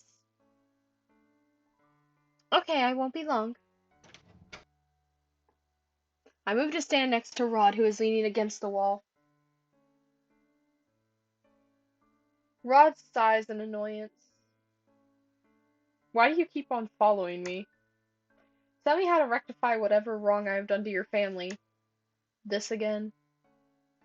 I cannot help but scowl at Rod's answer. You spout all this nonsense about goodness, but refuse to help me. How is that good? You haven't given me any reason to help you. What? If you're not serious about genuinely learning how to be good, then I'm not interested in helping you. Maybe I can catch him off guard by bringing up his response in the toy shop just now. Fine, then I will make normal conversation. Who is Viorca to you? Has she done something to hurt your family too? Viorca is a childhood friend. She is not like you at all. Oh, then why are you acting so cold to her? You obviously did not want to be inside the shop. Rod looks away from me and absently kicks a pebble on the ground. That is none of your business. Oh, that was the right choice. I sighed, disappointed with Rod's reaction. Rod turns away from me as Emmeline exits the shop. Yep, him. Ready to go? Emmeline nods with a small smile. The two of us begin to make our way to the palace again. Doesn't she mean the three of us? By the time we return to the palace, the evening has fallen. I hope we're not late for dinner. The minute the carriage doors open, we are greeted by two familiar faces, Sir Alacaster and Sir Mithras stand before us. Yep. Princess Emmeline. Prince Rod, I was on my way to look for you when Sir Mithras informed me of your whereabouts. He glares at the knight escort and the knight shrinks back. Sir Alcester turned sharply to me afterwards, his eyes narrowed. Why is he looking at me like that? It was getting late and the queen was worried. I'm so sorry. Princess Emmeline and Princess Emmeline, Prince Rod, it's almost time for dinner. Please let me escort you inside. Sir Mithras gestures for them to follow him. I'm about to follow after them when Sir Alcester suddenly moves to block my path. Excuse you? His eyes are cold. He opens his mouth to say something, but then closes it and shakes his head. You are dismissed, girl. You may go back to your quarters. But that is an order. His gaze is piercing. Even when I was the princess, I was not able to stand up to that gaze. Yes, sir. After dinner, I make. No! After dinner, I make my way back to the room assigned to me. As I walk down the hall, I notice Rod heading in my direction. Rod? He suddenly grabs my arm and pulls me away down the hall. Uh, where are you taking me? Rod does not answer and just continues moving until we reach an unfamiliar door. What is going on? Rod cuts me off by placing a finger on my lips. He looks around warily before finally pulling me in through the door with him. What is this? This place? I've heard of this place before, but I've never seen it. Is this the secret passage that leads into town?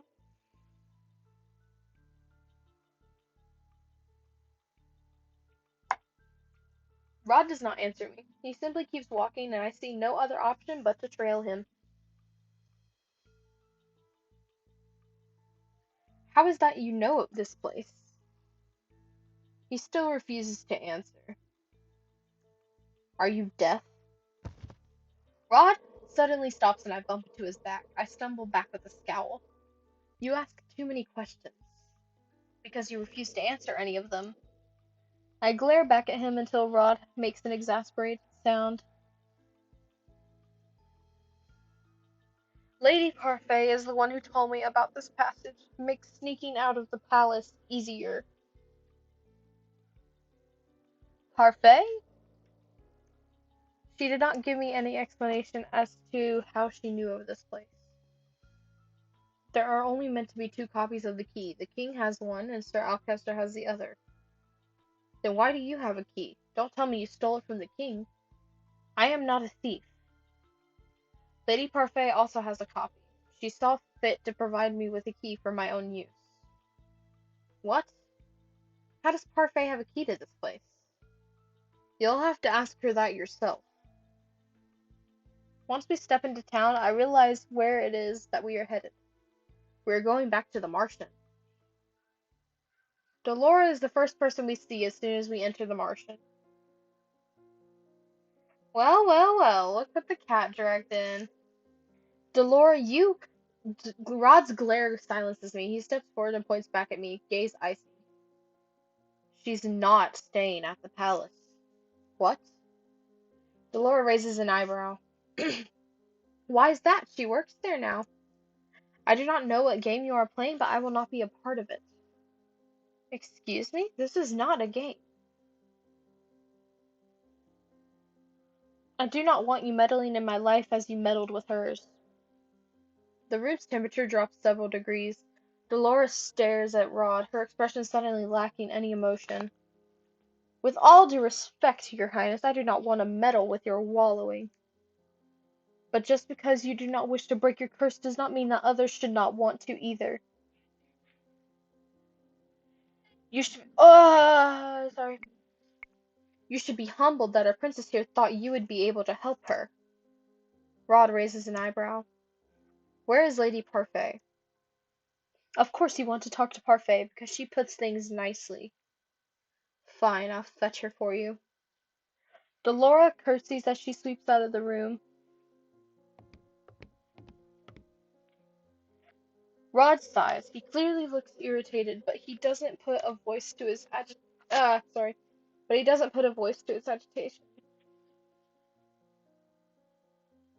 Now that we're alone and in the empty room, the silence is deafening. So I asked him the question that has bothered me since we came here. Um, why do you not want to break your curse? I do not need to explain myself to you. Do you even know how to break your curse? I do. So why are you not doing anything? It is none of your business. I do not realize the anger inside of me at first, but then I notice my hands are fists and that I am shaking. You are angry at me for treating your family with unkindness, And yet you do not treat me with any respect or kindness either. Excuse me? I realize that this is the angriest I have felt in a long time, and it makes words fall out of my mouth. You are guilty of the same disrespect you hold me accountable for. We are both being cruel to family, aren't we? Nichols! How are you, Nichols?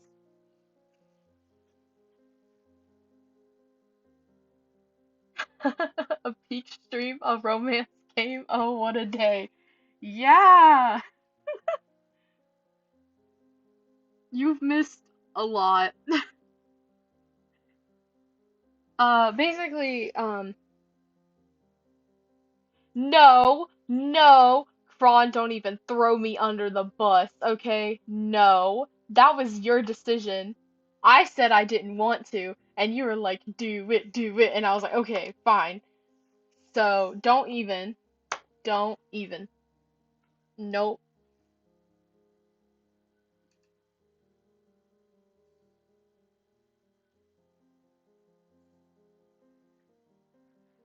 Okay. Rod's eyes are ablaze as he stalks towards me. He stalks right in front of me, his mouth pressed into a firm line. Doing well? That's great! That's great!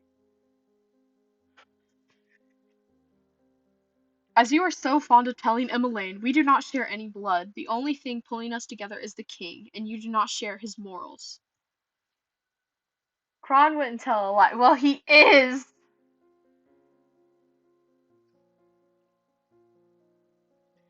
Rem- Remember this, Peak. You will never be part of my family. Dang.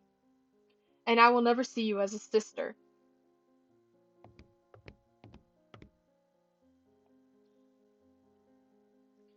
Rod storms out of the reception area just as Delora enters. Sorry, looks like Parfait wasn't in. She pauses, then gives a wry smile. Seems this partnership is going well. I throw my hands up in anger. He is infuriating. Not as helpful as you thought? She said no, no, no, and then did it anyways. Whose fault is it really? I mean, eventually we're going to have to go through this route, so I thought might as well get it over with. Okay? Okay? Ugh.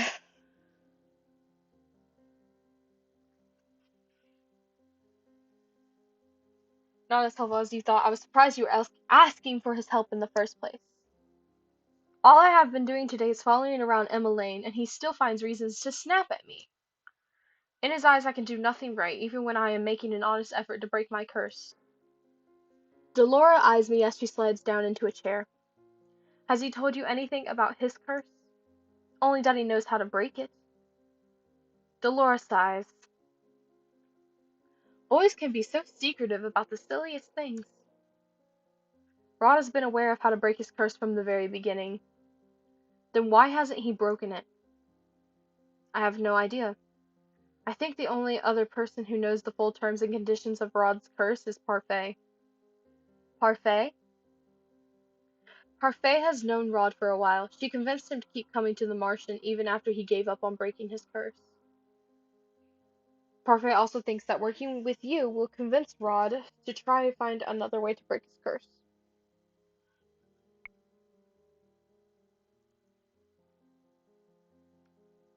Another way? Don't ask me. I don't know much about his curse either. Kron isn't pushing the game button, so that's on you for romantic. Were you stuck in the No!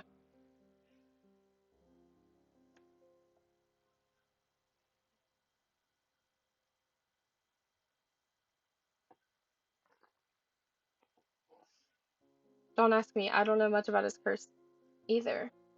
But if you keep trying, you might convince Rod to talk. I doubt that very much.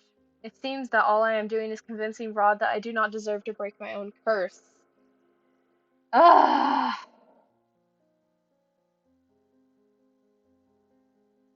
Y'all are infuriating.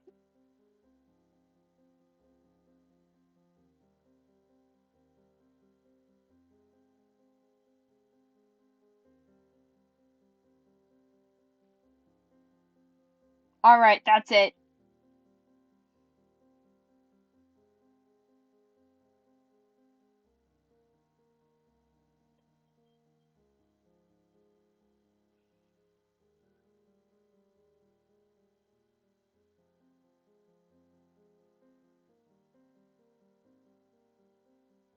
Okay.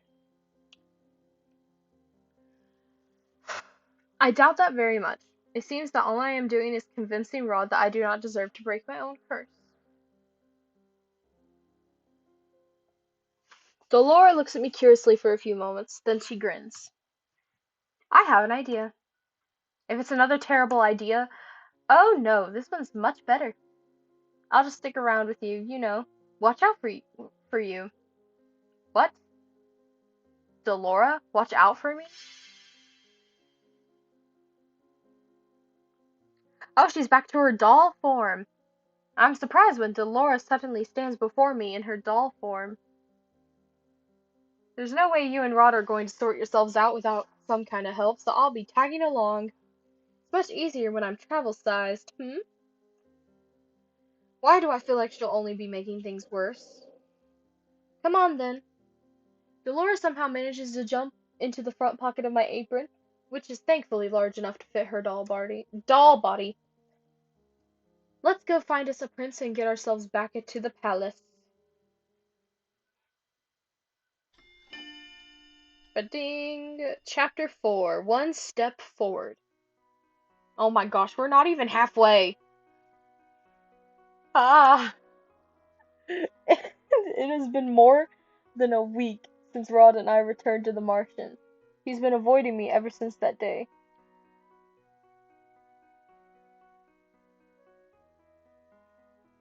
Is that your stepsister that you're going to romance? I guess there's nothing like keeping Alabama in. No! Delora is not my stepsister. She is the witch who cursed me. It has been more than a week since Rod and I returned to the Martian. From, yeah, he's been avoiding me ever since that day. Not that we have much cause to be around each other nowadays. I am constantly on my feet preparing for Emmeline's ball. This is ridiculous. Better to be busy than bored, princess. I stop for a moment to better balance the pile of fabrics that I am carrying. One of the has ordered me to bring this to a designated room so that it can be sorted out. I am being reduced to fetching and carrying, and I have made no progress in accomplishing my first good deed. I doubt that simply following orders from the other maids will help me get my first good. I feel a shuffling in my pocket, then I notice Delora peeking her porcelain face out. Better to obey rather than disobey, at least. You're not going to get a good deed being stubborn.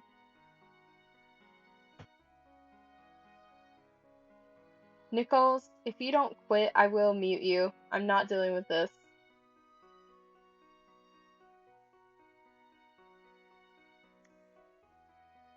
Anyway, you've got to put yourself out there a bit more, princess. You can't just do whatever is convenient for you. That's not good. Delora has been no help at all. Wait, I recognize this place. Isn't this where your room is? I stop in front of the door to my old bedroom. Ever since I came here, I've been ignoring this room, not wanting to see what the king did to it during my absence. Do you not want to go in? Why should I? It's not as if it's my room anymore. Oh, you're no fun. Aren't you curious about how it's changed?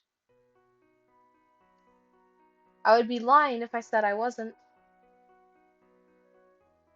I guess a little peek would not hurt.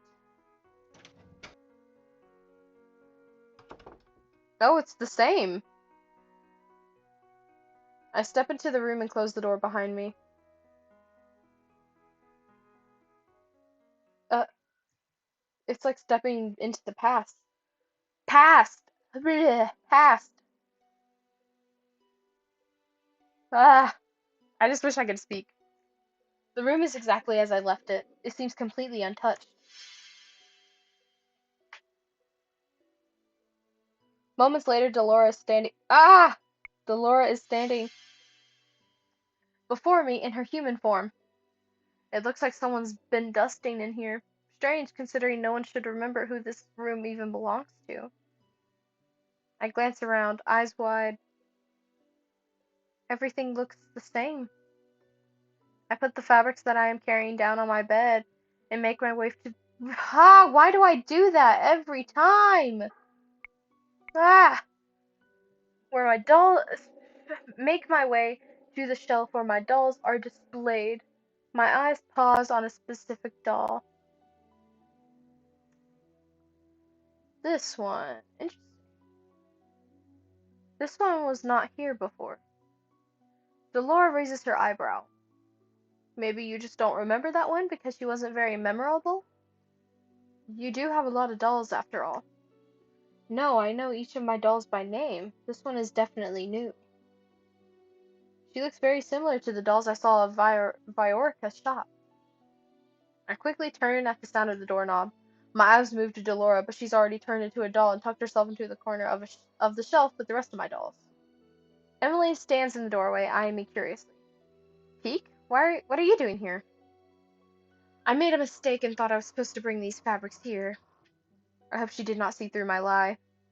Emily shakes her head, smiling. It's not your fault, Peek. It's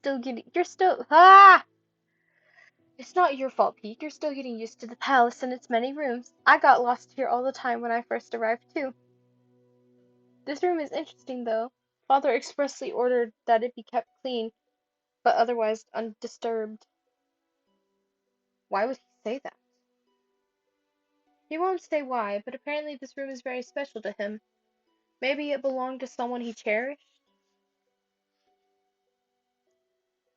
Cherished? What a joke.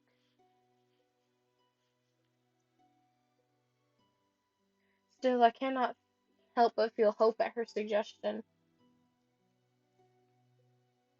I don't think Father would like either of us being in here. We should leave soon. I only came here to put a ribbon on one of the dolls. Ouch. One of the dolls? Yes, I've put one of my dolls here. She walks past me to pick up the doll I did not recognize. I bought this. I know Emmeline always visited Viorica, but I did not think she liked dolls. She always preferred receiving and buying books, so why does she have this doll? Do you like dolls? Well, I mean, I don't mind them, but I don't usually buy them for myself. No. So why did you buy this one? Emmeline looks at a doll with a sad smile and shakes her head. I... I'm not sure. I bought it as a gift, I remember that much. I was going to give it to someone who liked dolls. Someone I wanted to befriend. I don't know why, but it feels right to leave the doll here until I can remember whom I was meant to give it to. Give her to. Emmeline is silent for a moment before she turns to me with a bright smile. I know you have a delivery to make, but could you come with me to the palace entrance first? Mother is still busy talking with the cook, so the fabrics can wait. I resist the urge to glare at her. She better not be dragging me around to do yet more errands. I'm expecting a delivery and I might need your help. I thought so. I have no choice but to nod. Of course. I begrudgingly follow Emmeline toward the entrance, and there I see the delivery carriage. A familiar person stands beside it. Viorica! Emmeline pulls Viorica into a tight hug. I turn my attention away to glare at the number of boxes at the back of the carriage. With no doubt, I will no doubt have to help carry them inside. How are the preparation? Uh, how are the preparations for the ball coming? Emmeline's smile seems forced at first, but then eases into something softer. It's going well, I suppose.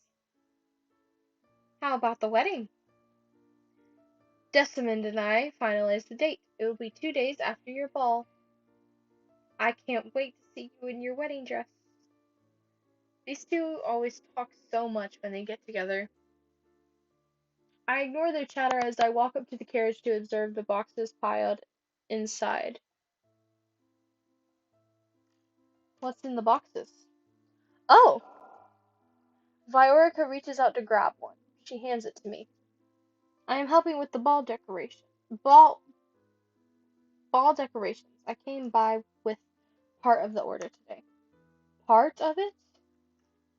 Careful, it's a bit heavy. I take the box from her hands and nearly stumble. This is heavy. Emmeline should have the male servants do this. Queen Ophelia placed quite a large order. I brought the more fragile decorations first.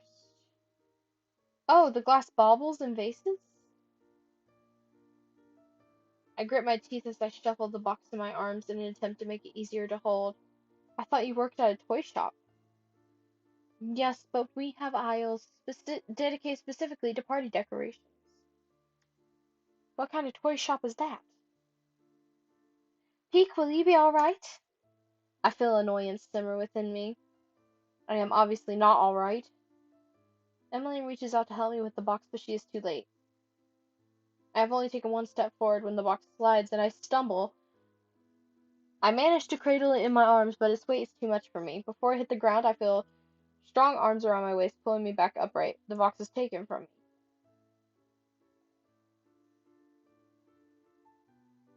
My heart and mind are racing for a moment. I cannot comprehend what has just happened. Are you alright? I'm fine. Rod? I glance to the side and am shocked to see Rod standing there. Ugh. The expression on his face gives nothing away but our close distance. I can see some flicker of emotion in his bright eyes. Concern? I am Peak? I am so sorry. Are you okay? Rod pushes me and I stumble forward, almost tripping on the ground. He raises an eyebrow at me. Know your limits, Peak. I glare at him and I glare at ha!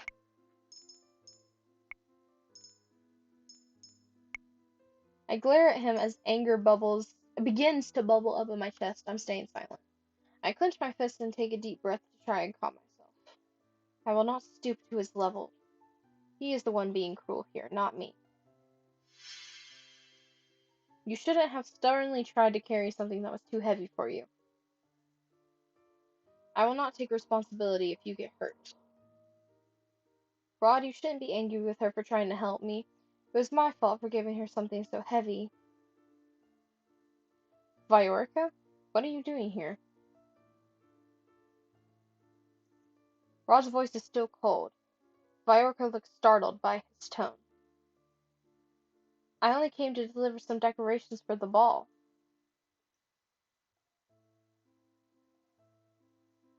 And you thought Emmeline and her maid could carry these things on her own? I... Rod, this is not her fault. I am the one who chose to bring Peak with me. I underestimated the size of the delivery. Viorica was just delivering the supplies. At least she admits her mistakes. I never thought Rod would be so stubborn. Emmeline's expression softens as she looks at her brother. She looks sad. Rod ignores her and picks up the box that I had been carrying. He begins to walk away before he suddenly stops and glances back at me. Come on, Rod. We're going to call some servants to carry these boxes in. He turns around and begins to walk away. I am Emmeline's personal maid, not his. I glance at Emmeline, who nods her head. I really am sorry. Thank you for helping my brother, Peak. I curtsy ever so slightly before running after Rod. Rod, wait. He picks up his pace as if trying to lose me. I turn the corner and barely stop myself before running right into Rod's back. What now? Why are you so angry at me today? I've barely even spoken to you. Your mere presence is enough to darken my mood. Wow. I glare at him and cross my arms. Funny, you call me cruel, but right now you are worse than I ever was. I don't need someone who hasn't even managed a single good deed to lecture me. I have to try very hard to resist the urge to slap him. You're supposed to help me get a good deed. As I said before, I never agreed to this. I still refuse to help you. Rod starts walking again, and I hurry after him. I cannot help but recall how cold he was with Viorka earlier. I thought they were friends, but he treated her like this at the toy shop, too. Why are you so angry with Viorka earlier? No reason. Mm-hmm. A reason I vow, and Rod quickly answers the question. Then you were cold for no reason. You have such a princely disposition. Rod frowns, but has no rebuttal for my words. You must be generally cold and unfriendly. Excuse me? That would explain why you treated your Viorka as you did. I thought that you two were childhood friends. Viorka was always closer with Emmeline than me. We may have been friendly once. We may have been friendly once, but we've since become distant. Distant? It is none of your business. I pause as we pass by my door, remembering that I left both the fabrics and Delora inside. I make my way towards the door and open it. What are you doing? None of your business. Enjoyed your field trip? I frowned when I see her sitting on my bed in human form. Would you have done if it wasn't me? Us witches have a sense for these things. Delora? Rod slowly enters the room. It's nice to see you here, Lady Delora. Sebby!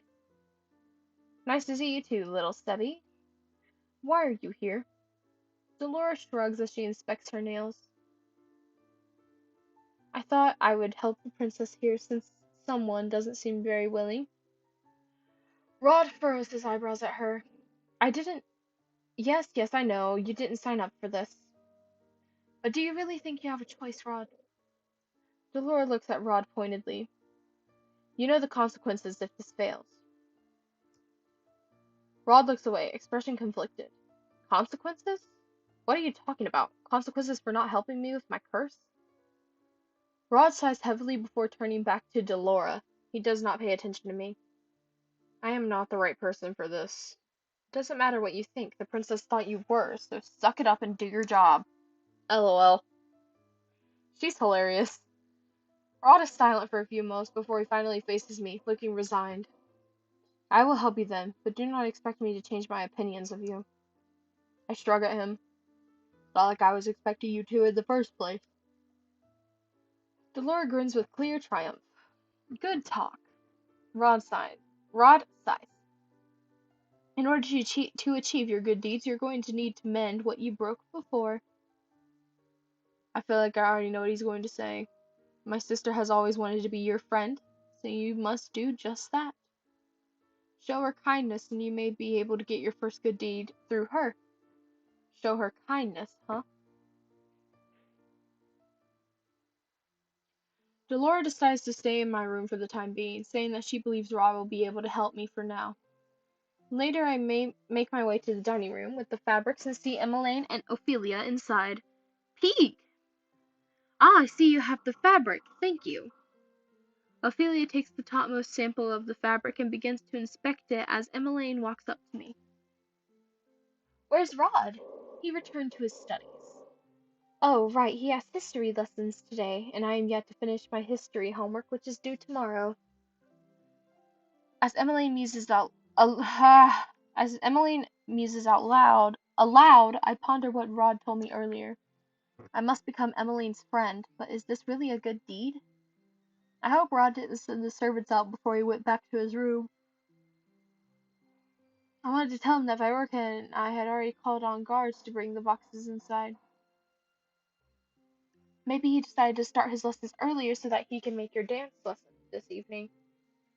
Dance lesson? Father wanted to hire the best dance instructor in Agio, but I honestly feel more comfortable with Rod teaching me. He's a good dancer, so Father has allowed it. That is a surprise. I did not know Rod could dance. I did not either. He used to prefer singing, but then Ophelia trails off. I know that she is talking about the fairy tale curse, but I do not expect her to divulge such information to a maid like myself.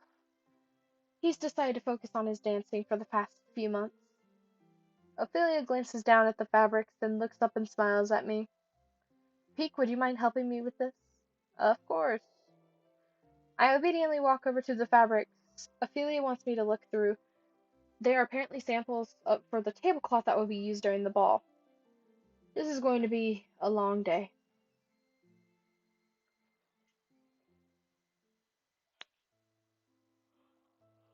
Rod comes immediately to the throne room after his history lessons to start on his dance lessons with Emmeline. I am only standing here because it is my responsibility as her personal maid to watch over her as she practices. As soon as she steps out of rhythm, I watch as she steps out of rhythm and Rod sighs at her. You're doing it wrong. That's the 10th time. Sorry. Again. I start from the beginning and I am unable to stifle my own sigh when Emmeline messes up the same step again. This would make the 11th time. I'm really terrible at this. Would you rather have the royal dance instructor teach you? He has more experience teaching than I do. Oh no, I really want you to teach me, Rod. I'm sorry that I'm such I'm sorry that I'm such a slow learner. You were always good at everything. Singing, dancing, cooking. R Prince Rod cooks? Yes, Rod does cook. He's very good at it. You didn't have to tell her that, Does it really matter? I love bragging about how talented my little brother is. I see a tinge of pink in Rod's cheeks as he turns away. Is he embarrassed? Emmeline looks down at the floor, her smile smaller. I wish I was as talented as you, Rod. I had always thought Emmeline was overly optimistic. She always seemed to bounce back with a smile, no matter how many times I pushed her away. Now I cannot help but reconsider that thought. Yup. Still seeing her like this only irritates me. Pitying yourself will get you nowhere. Not everyone can be perfect at everything when they first start out. Uh, I remember when Mother gave me similar lessons.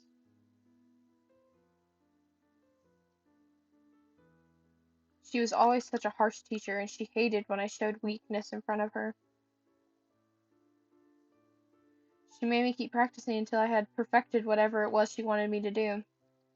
Failure was never an option. I never had time for self-pity. Instead of feeling sorry for yourself, just try harder. Let failure inspire you to do better. Peak, She's right, Rod. Instead of complaining, I should be working harder. I let out an exasperated sigh and crossed my arms. You always look at your feet whenever you reach the underarm turn. Instead, focus on counting your steps and let Rod lead you. Worrying too much on your next step is what puts you off rhythm. Emmeline stares at me. Can you dance, Peak? I can. Why? Wow, that's amazing. There is nothing amazing about my being able to dance. Her praise makes me embarrassed regardless. Maybe I could learn faster seeing someone else do the dance first. What are you talking about? It might be easier to copy the steps if I have someone perform them first. She turns to me suddenly, eyes bright. Would you help me? I am meant to assist Emmeline in any way that I can, but dancing with her brother? Surely a lonely maid should not be doing this.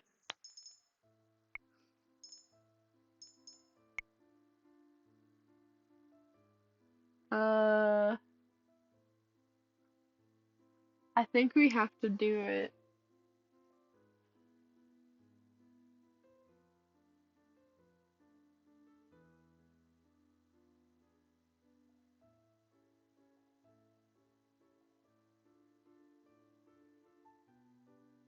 Um, I think we have to accept, but I'll go back if it's not right.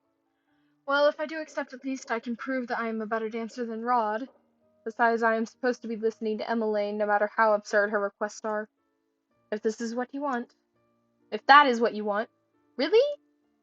Emmeline rushes up to me and takes my hand in hers.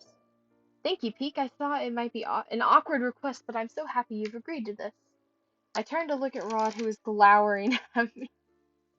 Glowering? I am not dancing with her. She might step on my feet. Emmeline gives him a disapproving look. Rod, please? Rod eyes me warily. I step toward him and offer my hand. Shall we? Rod scowls at me for a few moments before finally taking my hand.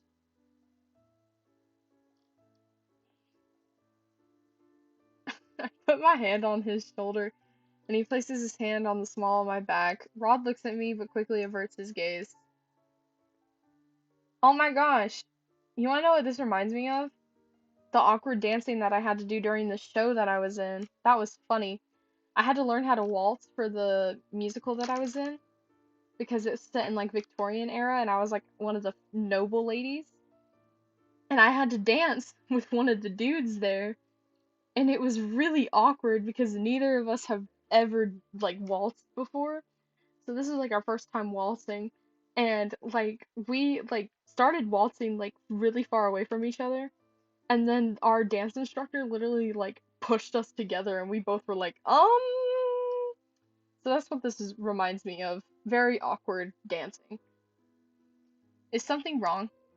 I didn't think I would ever have to dance with you is all. Neither did I. Rod looks at me again. This time he has an uncomfortable scowl on his face. He's not the only one uncomfortable here. We both started dancing and I mentally started counting the steps. It has been a long time since I last danced with anyone, but the steps come to me naturally. The dance is rather simple. Rod and I move stiffly, I cannot help but notice his careful footwork. I realize Rod is really a pretty decent dancer. Really is a pretty decent dancer. Of course, I would never openly admit that. When we stop, I hear Emmeline clapping her hands as she looks at the both of us in awe. You're really a good dancer. Thank you so much for showing me the steps. Now I know for sure what to do during that part. I just shrug at her before stepping back into the corner. Emmeline takes her position in front of Rod once more. This time she has a bright smile on her face. I cannot believe something as simple as that has made her so happy. At the end of the day, Emmeline has managed to do the steps correctly. She tells me many times how grateful she is for the help. After practice, I return to my room and retire to bed. I think about how happy Emmeline was. How can such small things make a person so happy? Ah, back to our mother. You stepped out of rhythm again, Peek. But mother, this is really hard. A princess never complains. You must perfect this waltz by tomorrow. Otherwise, I will not allow you to play with your dolls for the day. But if you have time for objections, you have time to push yourself harder. Now, once again, from the top.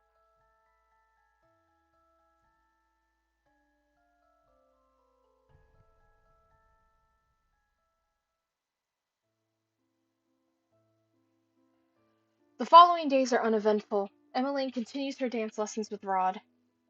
Her steps are still far from perfect, but I can tell that she has improved since my demonstration with Rod.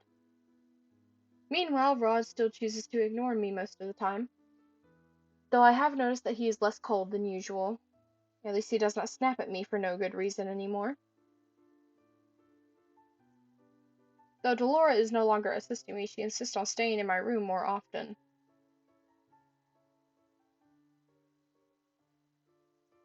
She says there is something important she wants to investigate, and I cannot even guess what that might be. I don't think I want to know. I prefer not having her around anyway. Her constant chattering makes it difficult to focus on anything.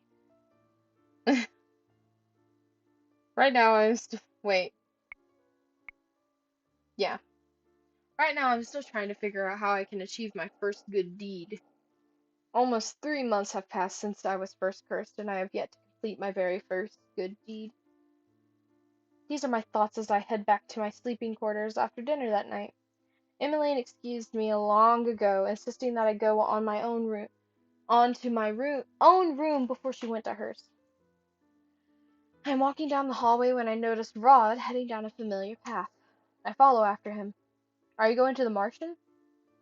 Uh, Rod jumps and turns around. The surprise in his face quickly fades into annoyance. Don't do that again. And no, not today. Where are you going? Since I came here, I found out Rod occasionally sneaks out of the palace at night through the Seeker's Passageway to go to the Martian. Even now, I am still confused as to why he goes there. He said before that he has given up on breaking his curse, which makes me wonder why he still visits. Also makes me wonder why he refuses to break his curse in the first place. Sorry, guys. Is he okay with being the way that he is, or is his curse just really difficult to break? Why were you cursed, Rod? I am not answering that question. Why? Why? I cannot help you break your curse if you refuse to tell me anything. I told you before that I do not need your help. Okay. But I chose you as my partner. You help me and I help you. It's highly likely that breaking Rod's curse will also count for a good deed. Rod scowls at me and crosses his arms. I am afraid that this isn't how this works at all. The sound of footsteps keeps me from coming back with a retort. We both turn to see Sir Alcaster approaching us. Prince Rod, good evening. Good evening, Sir Alcaster. Sir Alcaster turns to me and raises an eyebrow. Shouldn't you be attending to Princess Emmeline? I... Rod silences me with a look. He moves to stand in front of me, shielding me from Sir Alcaster's gaze. We were just about to go to her. Let's go peek. Rod strides away and I quickly curtsy to Sir Alcaster before following after Rod. I can still feel Sir Alcaster's eyes on my back as I walk away. I try my best to suppress a shudder. Rod and I walk through the hallway in silence. We both stop in our tracks when we hear the clattering of silverware. I look around and realize the sound has come from behind a set of doors that is slightly open. The dining hall? Oh no! That's Emmeline's voice. We do not see Emmeline when we enter the room, but there is a dizzying array of cutlery set out on the table. Emmeline? Emmeline surprises both of us by crawling out from beneath the table. She flashes us an embarrassed smile as she gets to her feet, holding several forks and knives in her hands. What are you doing here? Shouldn't you be getting ready? You should be getting ready for bed. Sorry. I eye the silverware on the table. I thought I could practice before I sleep today. It has already been an incredibly long day for her, and she's still doing this. I watch as Emmeline puts puts no puts the cutlery back onto the table in the wrong places. You need to rest, Em. I will after I practice the placement one last time. She smiles at him before returning to the table.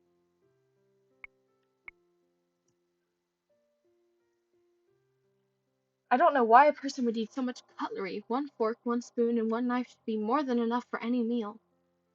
And all these glasses.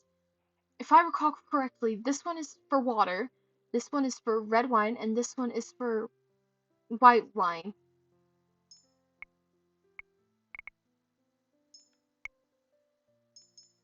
Uh, I'll give her the correct answers. That flute is for champagne, the other is for sherry. Oh, right! But there are two more. The other is for juice, and the other glass is for dessert wine. The dessert wine glass will only be used during the dessert course, and the juice glass is only used when juice is being served as a course. Otherwise, it is placed next to the water goblet. I see. I see Rod staring at me out of the corner of his eyes. His lips twitch before he turns back to his sister. It looked like he was about to smile. Then what are these for? Emmeline points out the group of forks in front of her. You use those every day, Your Highness. You should know the answer. Um. Emmeline points at them as she rattles off names. Dinner fork, fish fork, salad. Correct. You know so much about etiquette, too. You really are incredible, Peak. You make a better noblewoman than I do. Even if I told her I was a noble, it's not as if she would believe me. I just read a lot about all of these things. You read and know enough to put them into practice? That's amazing. Especially since you haven't been with us so long, right, Rod? Rod shrugs. He does not, much to my surprise, disagree. Perhaps you should be my teacher, Peak. I can learn so quickly from you.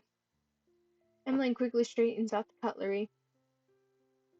Now that I think about it, I have come to realize that Emmeline is much more than she appeared to be.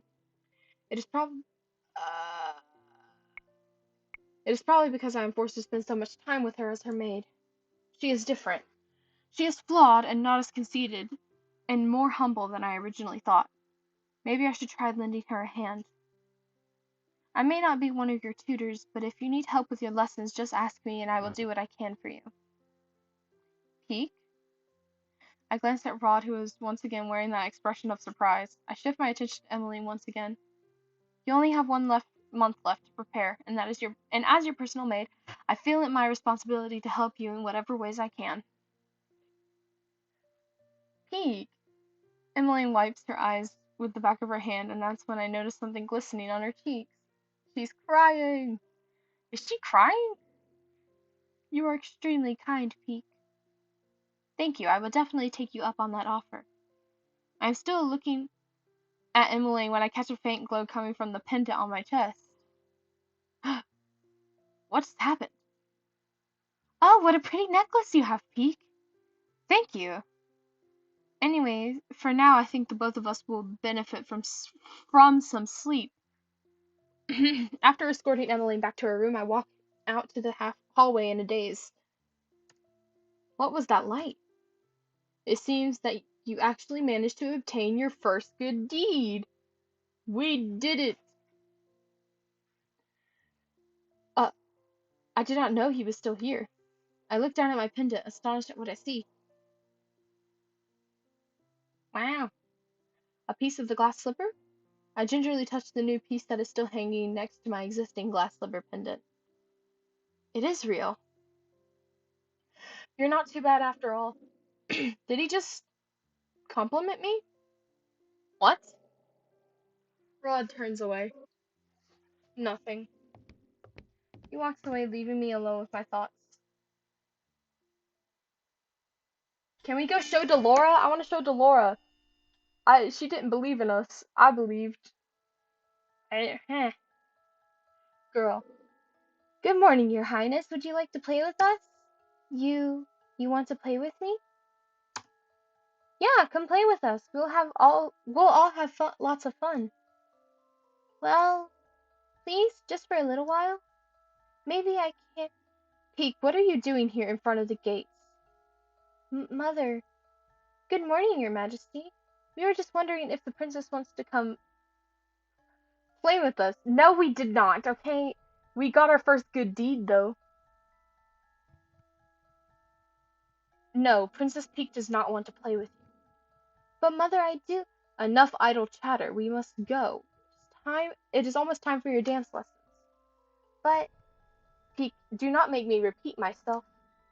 Yes, mother. It is still dawn when I wake up. As much as I want to continue sleeping, I have no choice but to get up and prepare for the day. The last thing I need is an annoying lecture from the head maid. I have almost become accustomed to waking up this early, even if I do not enjoy it. As soon as my preparations are made, I begin to make my way toward Emmeline's room, should she wake early. I am about halfway there when I hear familiar voices. Standing far ahead of me are Sir Alcaster and Sir Mithras. Are you sure this is going to work? Have a little faith in me, my friend. Friends? We are not friends. Sir Alcaster narrows his eyes and turns abruptly to look at me. Ah, Miss Peak, was it?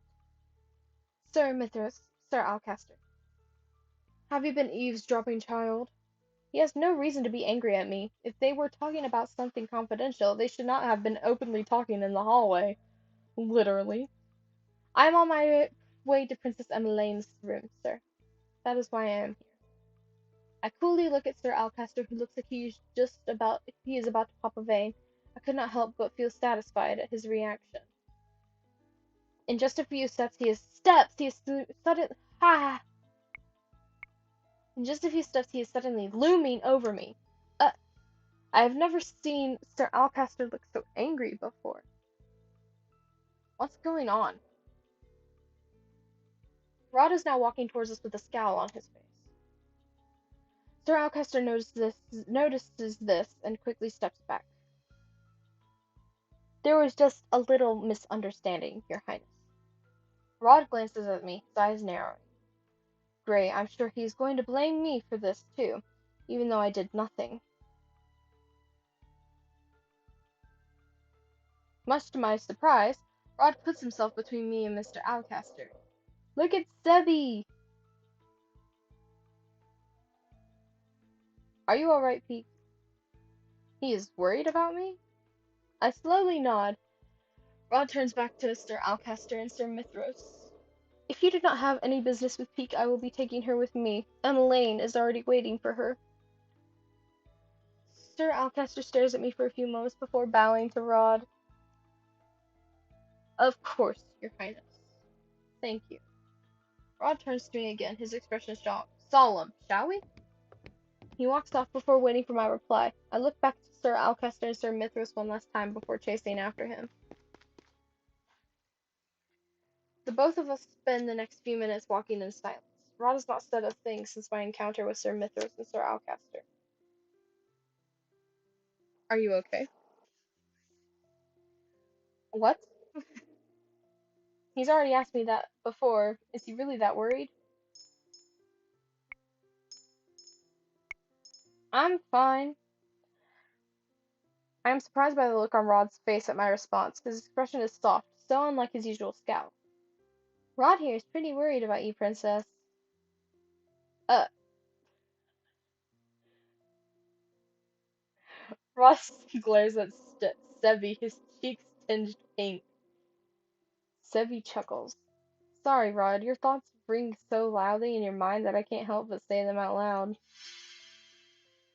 This is not the first time Sebi has told me about what Rod is thinking. Rod reaches out and pinches Sebi's face, his scowl returning. Ow, ow, ow. I'm sorry, okay? But next time try not to think too loudly. You said that Emmeline was waiting for me? I did not expect her to be up so early. Where is she? I lied. What?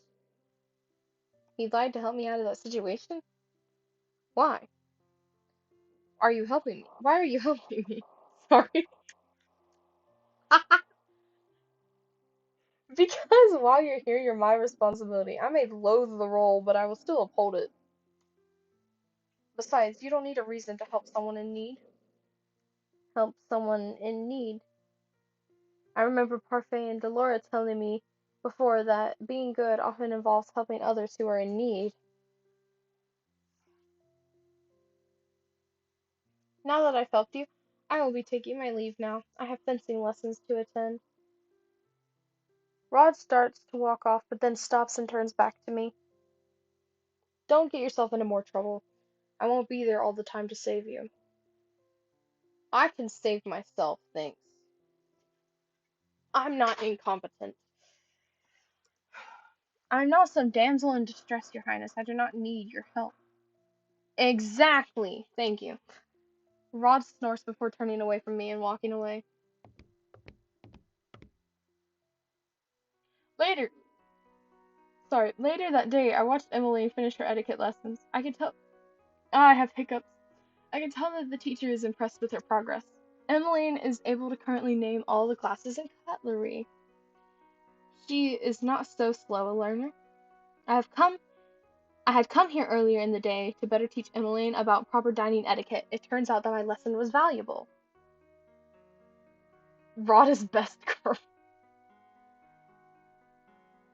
You have shown great improvement, Your Highness. I wanted to romance Karma, but whatever.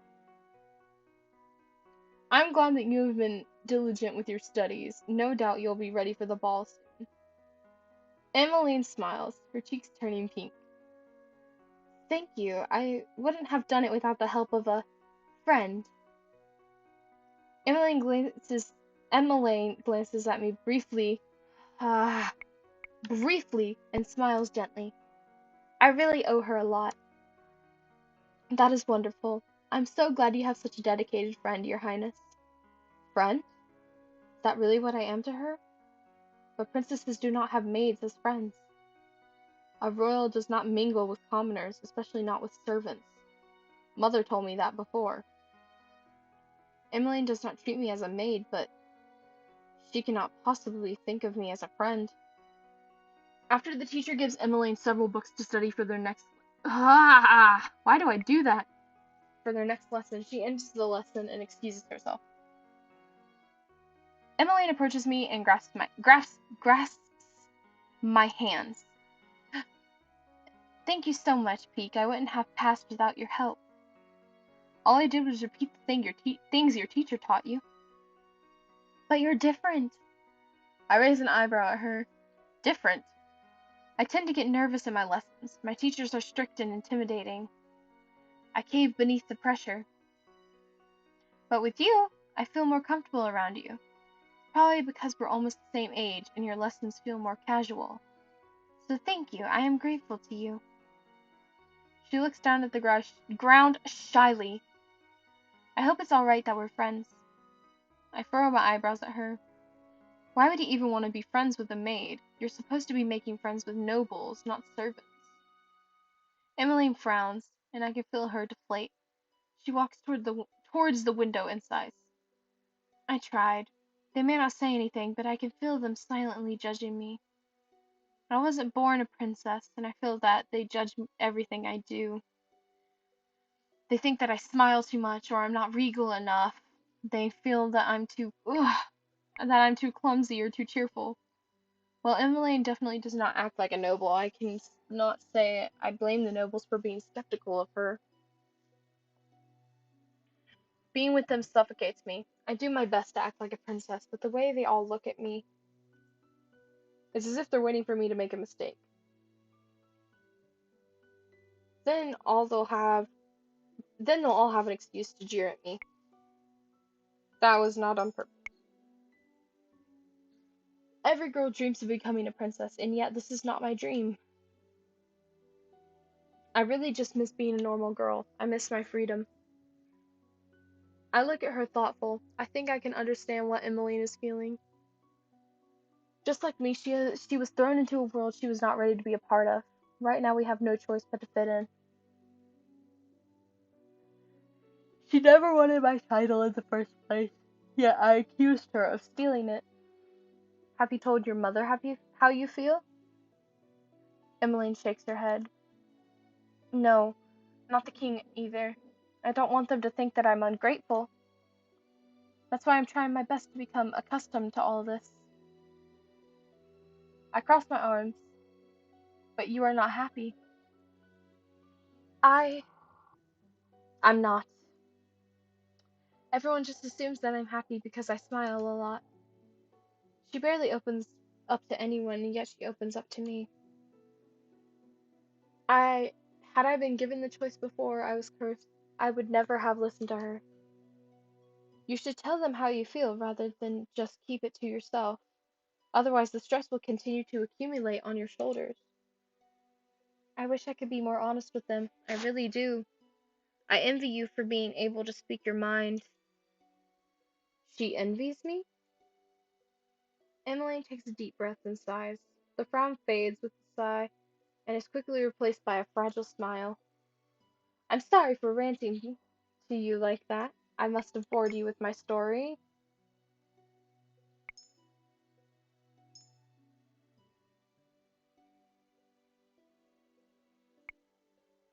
Oh, okay. Sorry, I confused myself. I used to get so annoyed with her, but now that I have seen this side of her, I suppose she's not as terrible as I first thought. Oh, I remember that mother wanted to see me after my lessons today. Allow me to escort you to the Queen, then. Thank you.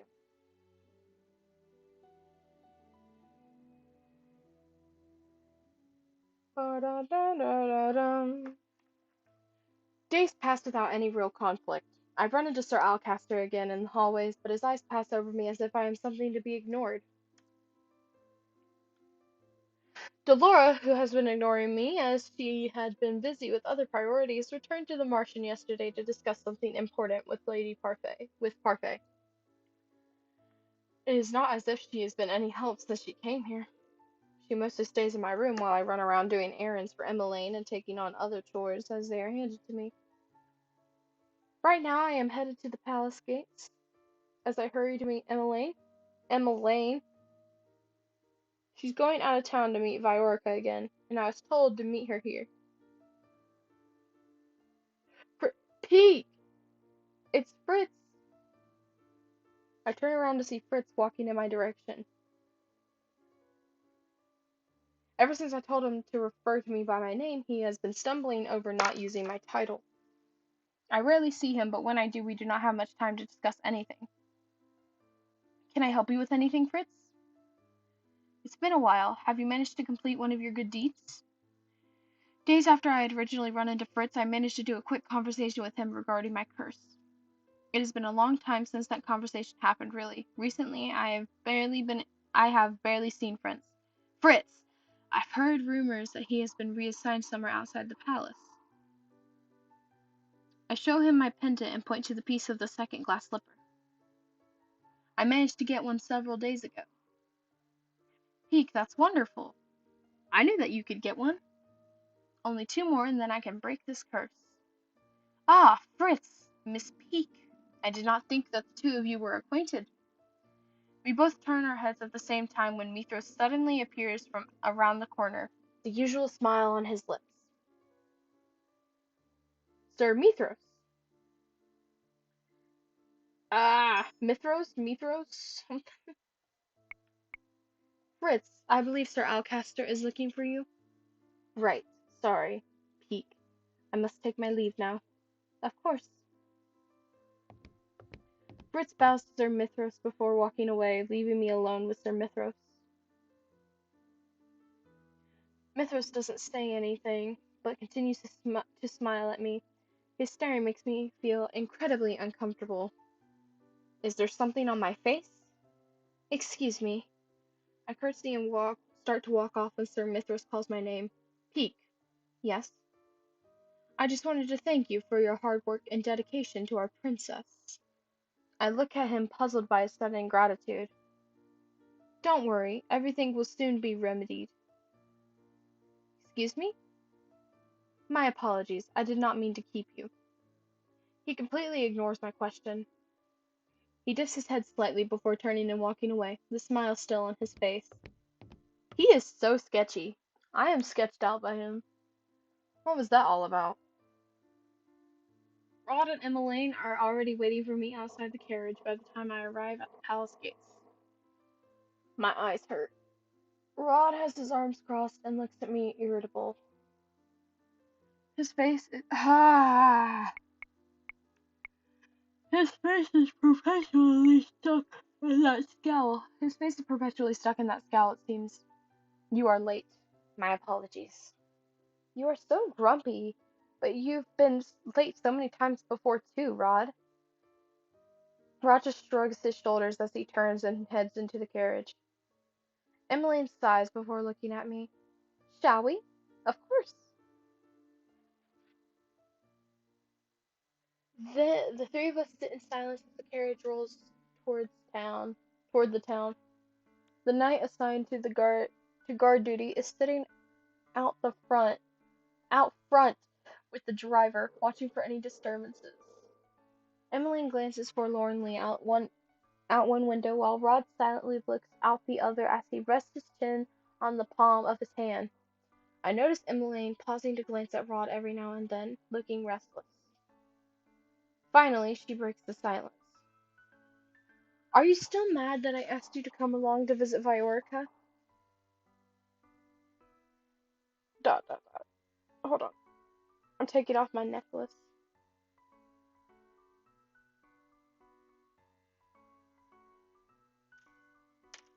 You could have declined the invitation, Rod.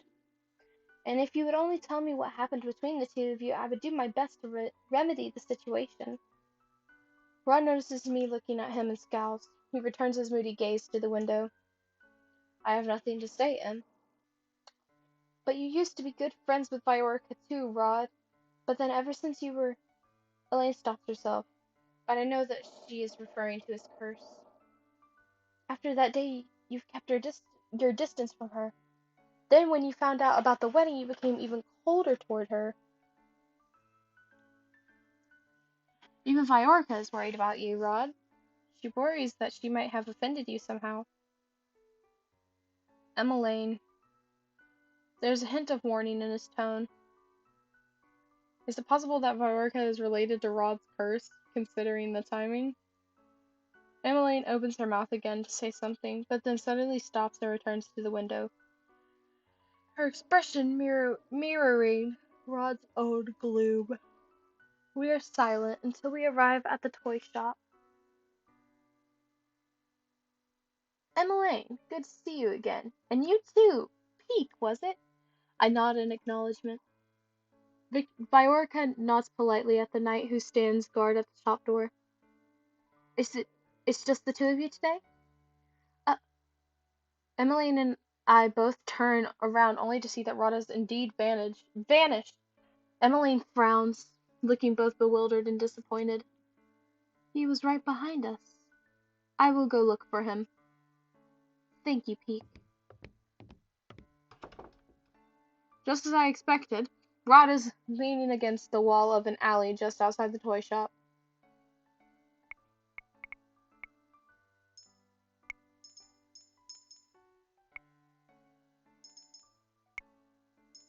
Talk to him, stay with him?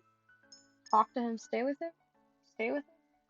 I can tell by Rod's stiff posture that anything I say to him will fall on deaf ears, so I move to stand next to him instead. I lean against the wall with him. What are you doing? Keeping you company? Rod raises an eyebrow at me. Since when have you even liked my company? Well, I'd rather be here than stay inside the toy shop and listen to Emmeline and Viorica talk. So you're not here to try and get me to talk? Well, it's not as if you would answer any of my questions.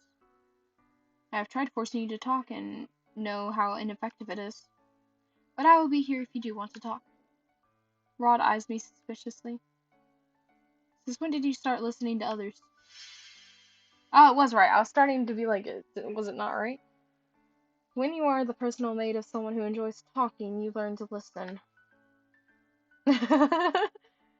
Emmeline has been happier these past few months. I hate to admit it, but it seems to be because of you.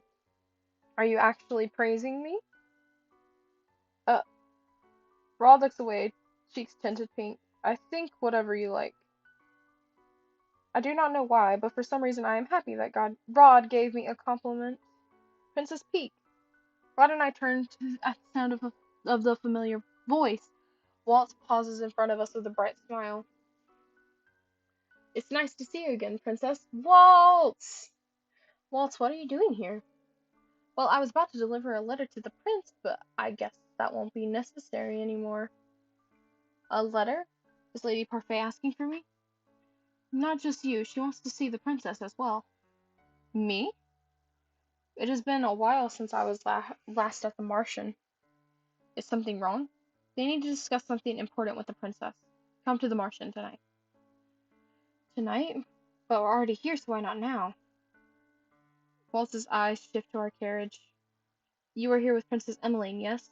You can't make her wait too long. What they will need to discuss with you is complicated and will take some time to explain. Oh, what is it? The toy shop door opens, and Emmeline stands in the doorway as she says her goodbye to Viorica. Remember, tonight. These are Waltz's last words before he slips back into the crowd. Emmeline's visit with Viorica was briefer than I thought it would be. Now all of us are heading back to the palace. Rod has not uttered a word on our way back. I can tell that this is making Emmeline agitated as she continues to keep glancing at Rod expectantly. If you have something to say, say it.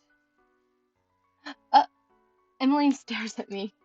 You obviously want to say something to Prince Rod. The only way to get your answers is to ask him directly. Rod does not turn around. It is as if he does not hear me. Emmeline clasps her hands and sighs. Well, I glance at Rod, who still persistently stares out the window, his eyes focused on nothing. He's pretending not to hear us. How immature. Rod, Viorka was sad that you weren't there today. She was certain that you stayed outside to avoid seeing her. What is going on with you? I am not in the mood to answer your questions, Em. Elaine grips the edges of her dress, her expression becoming more rigid. You've been keeping secrets from us ever since you were cursed. We don't even know why you were cursed or how to help you break it. Wait, the rest of the family doesn't know anything about the circumstances of Rod's curse?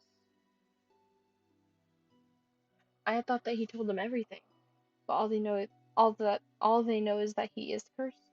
We're a family. We're supposed to help each other through problems.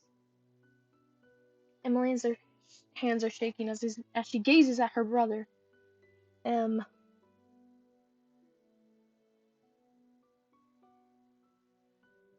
Rod isn't really cursed. He made the whole thing up. Imagine? Imagine? That would be crazy. Plot twist. The carriage stops, and as soon as the servant opens the door, Emmeline quickly steps out and rushes back towards the palace.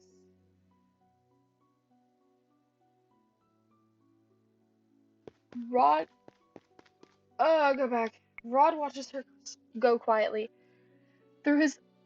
Though his eyebrows are furrowed and he looks guilty, I silently shake my head at him before running after Emmeline. Emmeline stands in the hallway with her hands to her chest. She breathes slowly in and out, as if she's on the verge of tears. If she notices me behind her, she turns away and wipes her eyes with the back of her hand. I'm sorry for storming off like that. I was just very frustrated at Rod. I said something I shouldn't have said back there. If anyone finds out about this, they won't. Your secret is safe with me. Emmeline flashes me a grateful smile before looking at the sky. Em. One moment Rod is running down the hallway, the next he has stopped in front of us and is trying to catch his breath. Em, I'm sorry. I'm sorry too, Rod, but right now I would like to be alone.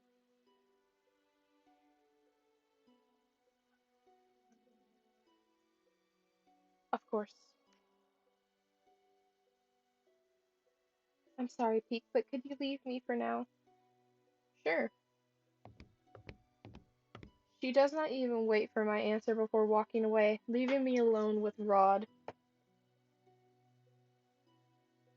You made her cry, Rod. I am fully aware of that. Yeah. Why are you hiding your curse from your family? You wouldn't understand. I'm doing this to protect them. Protect them? From what? Rod silently shakes his head.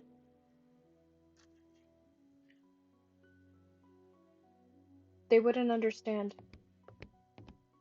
Those are the last ominous words Rod speaks before rushing off, leaving me alone in the hallway. In the hall. What happened to him? The hallways are silent at this time of night, as most everyone in the palace prepares for bed. I am now on my way to our meeting place. Rod told me earlier to wait for him here. I had thought that he would make me go to the Martian by myself after what transpired with Emmeline, but I was wrong. Emmeline was so upset today. I have never seen her like this before. I turned my thoughts back to the Martian and to what Walt said earlier. I wonder what Parfait wants to talk to us about. I feel my heart beating erratically against my chest. Why do I feel like something bad is going to happen? I realize that I have been standing in the open for a while. Perhaps I should move. People might find my standing here suspicious. I'm start walking again, and am surprised when I feel a hand close around my wrist and pull me into the darkness. I open my mouth, but a hand muffles my scream. Oh, it's Rod? Rod's gaze is icy. He speaks quietly, but I can feel the anger simmering underneath his words. What if someone saw you just standing there? Have you ever thought about how they might get suspicious? Uh, his tone is so accusatory that for a moment I cannot find my voice. But then he is right. I should have been more careful. Sorry. Rod stares at me surprised. What? I never thought I'd hear you apologize, especially to me. Oh, well, at least I know how to apologize, unlike you. Oh, and why would I ever have a reason to apologize to you?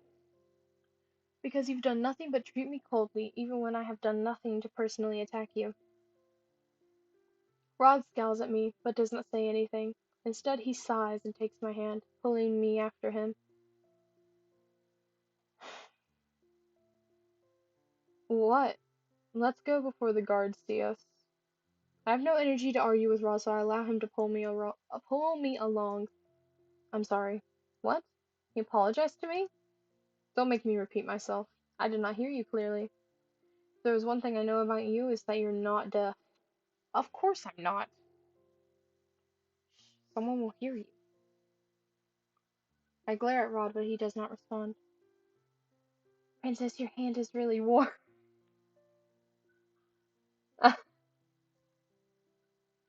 Rod freezes him. Wait, was that? Oh yeah. Rod freezes in place and glares at Sevi, who seems to be shrugging. Your thoughts are too loud, Rod. Through the dim lights, I can actually see a faint blush on Rod's cheeks. You are blushing? I am not. He lets go of my hand and starts walking towards the secret passage with me trailing behind him. We look around to make sure no one is in sight before we both slip inside. I follow closely behind Rod in silence. My eyes move upward to the little bunny plush hanging on his shoulder. Sebi, I've been wondering, have you ever talked with Rod's family as yourself? Rod suddenly stops and scowls over his shoulder at me. What? I'm asking Sebi, not you. Literally. No, I don't, Princess. Rod doesn't want me to talk to others since he thinks that I might say something unnecessary. So much for that, you still speak even when it is unnecessary. In the dim lighting of the tunnel, I think I can see a faint pink in Rod's cheeks, but it's probably a trick of the strange lighting. Rod is right.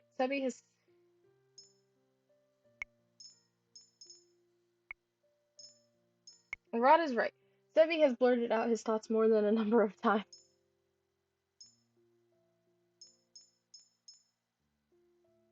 You're not doing a very good job. Sebi sighs. How could I not when Rod here is thinking too loudly? It makes my head ache. You get headaches? That's not the point. The point is that when he thinks on something too long, his head becomes cloudy and really full, like it's gonna explode.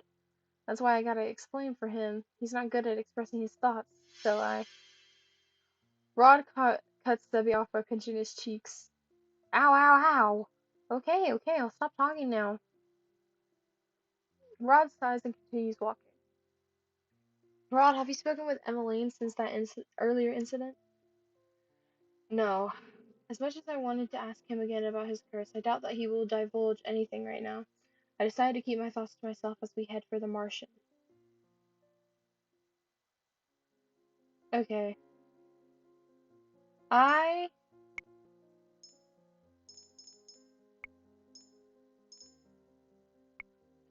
I think I'm going to end it there because my head hurts. I was gonna do a longer stream, but my head hurts so bad that I like can't focus. So I think I'm gonna end it here. Um, but yeah, thank you guys so much for popping in. I hope you enjoyed the stream and this kind of weird story. I don't really know what's happening, but yeah, I hope you enjoyed. And yeah, no problem, no problem. But yeah, I think we're gonna raid Bella. Um, because I know her pretty well and I know that she is pretty cool. So, so yeah, I think we're gonna end it there. And I just want to again thank you guys so much for popping in. And I hope to see you guys next time, which I hope, hopefully will be soon. Hopefully, no promises. I'm thinking about maybe next Wednesday night, but again, no promises. I gotta pack up and move out of this dorm this week. So, yeah, but I hope to see you guys next time, and y'all have a great day.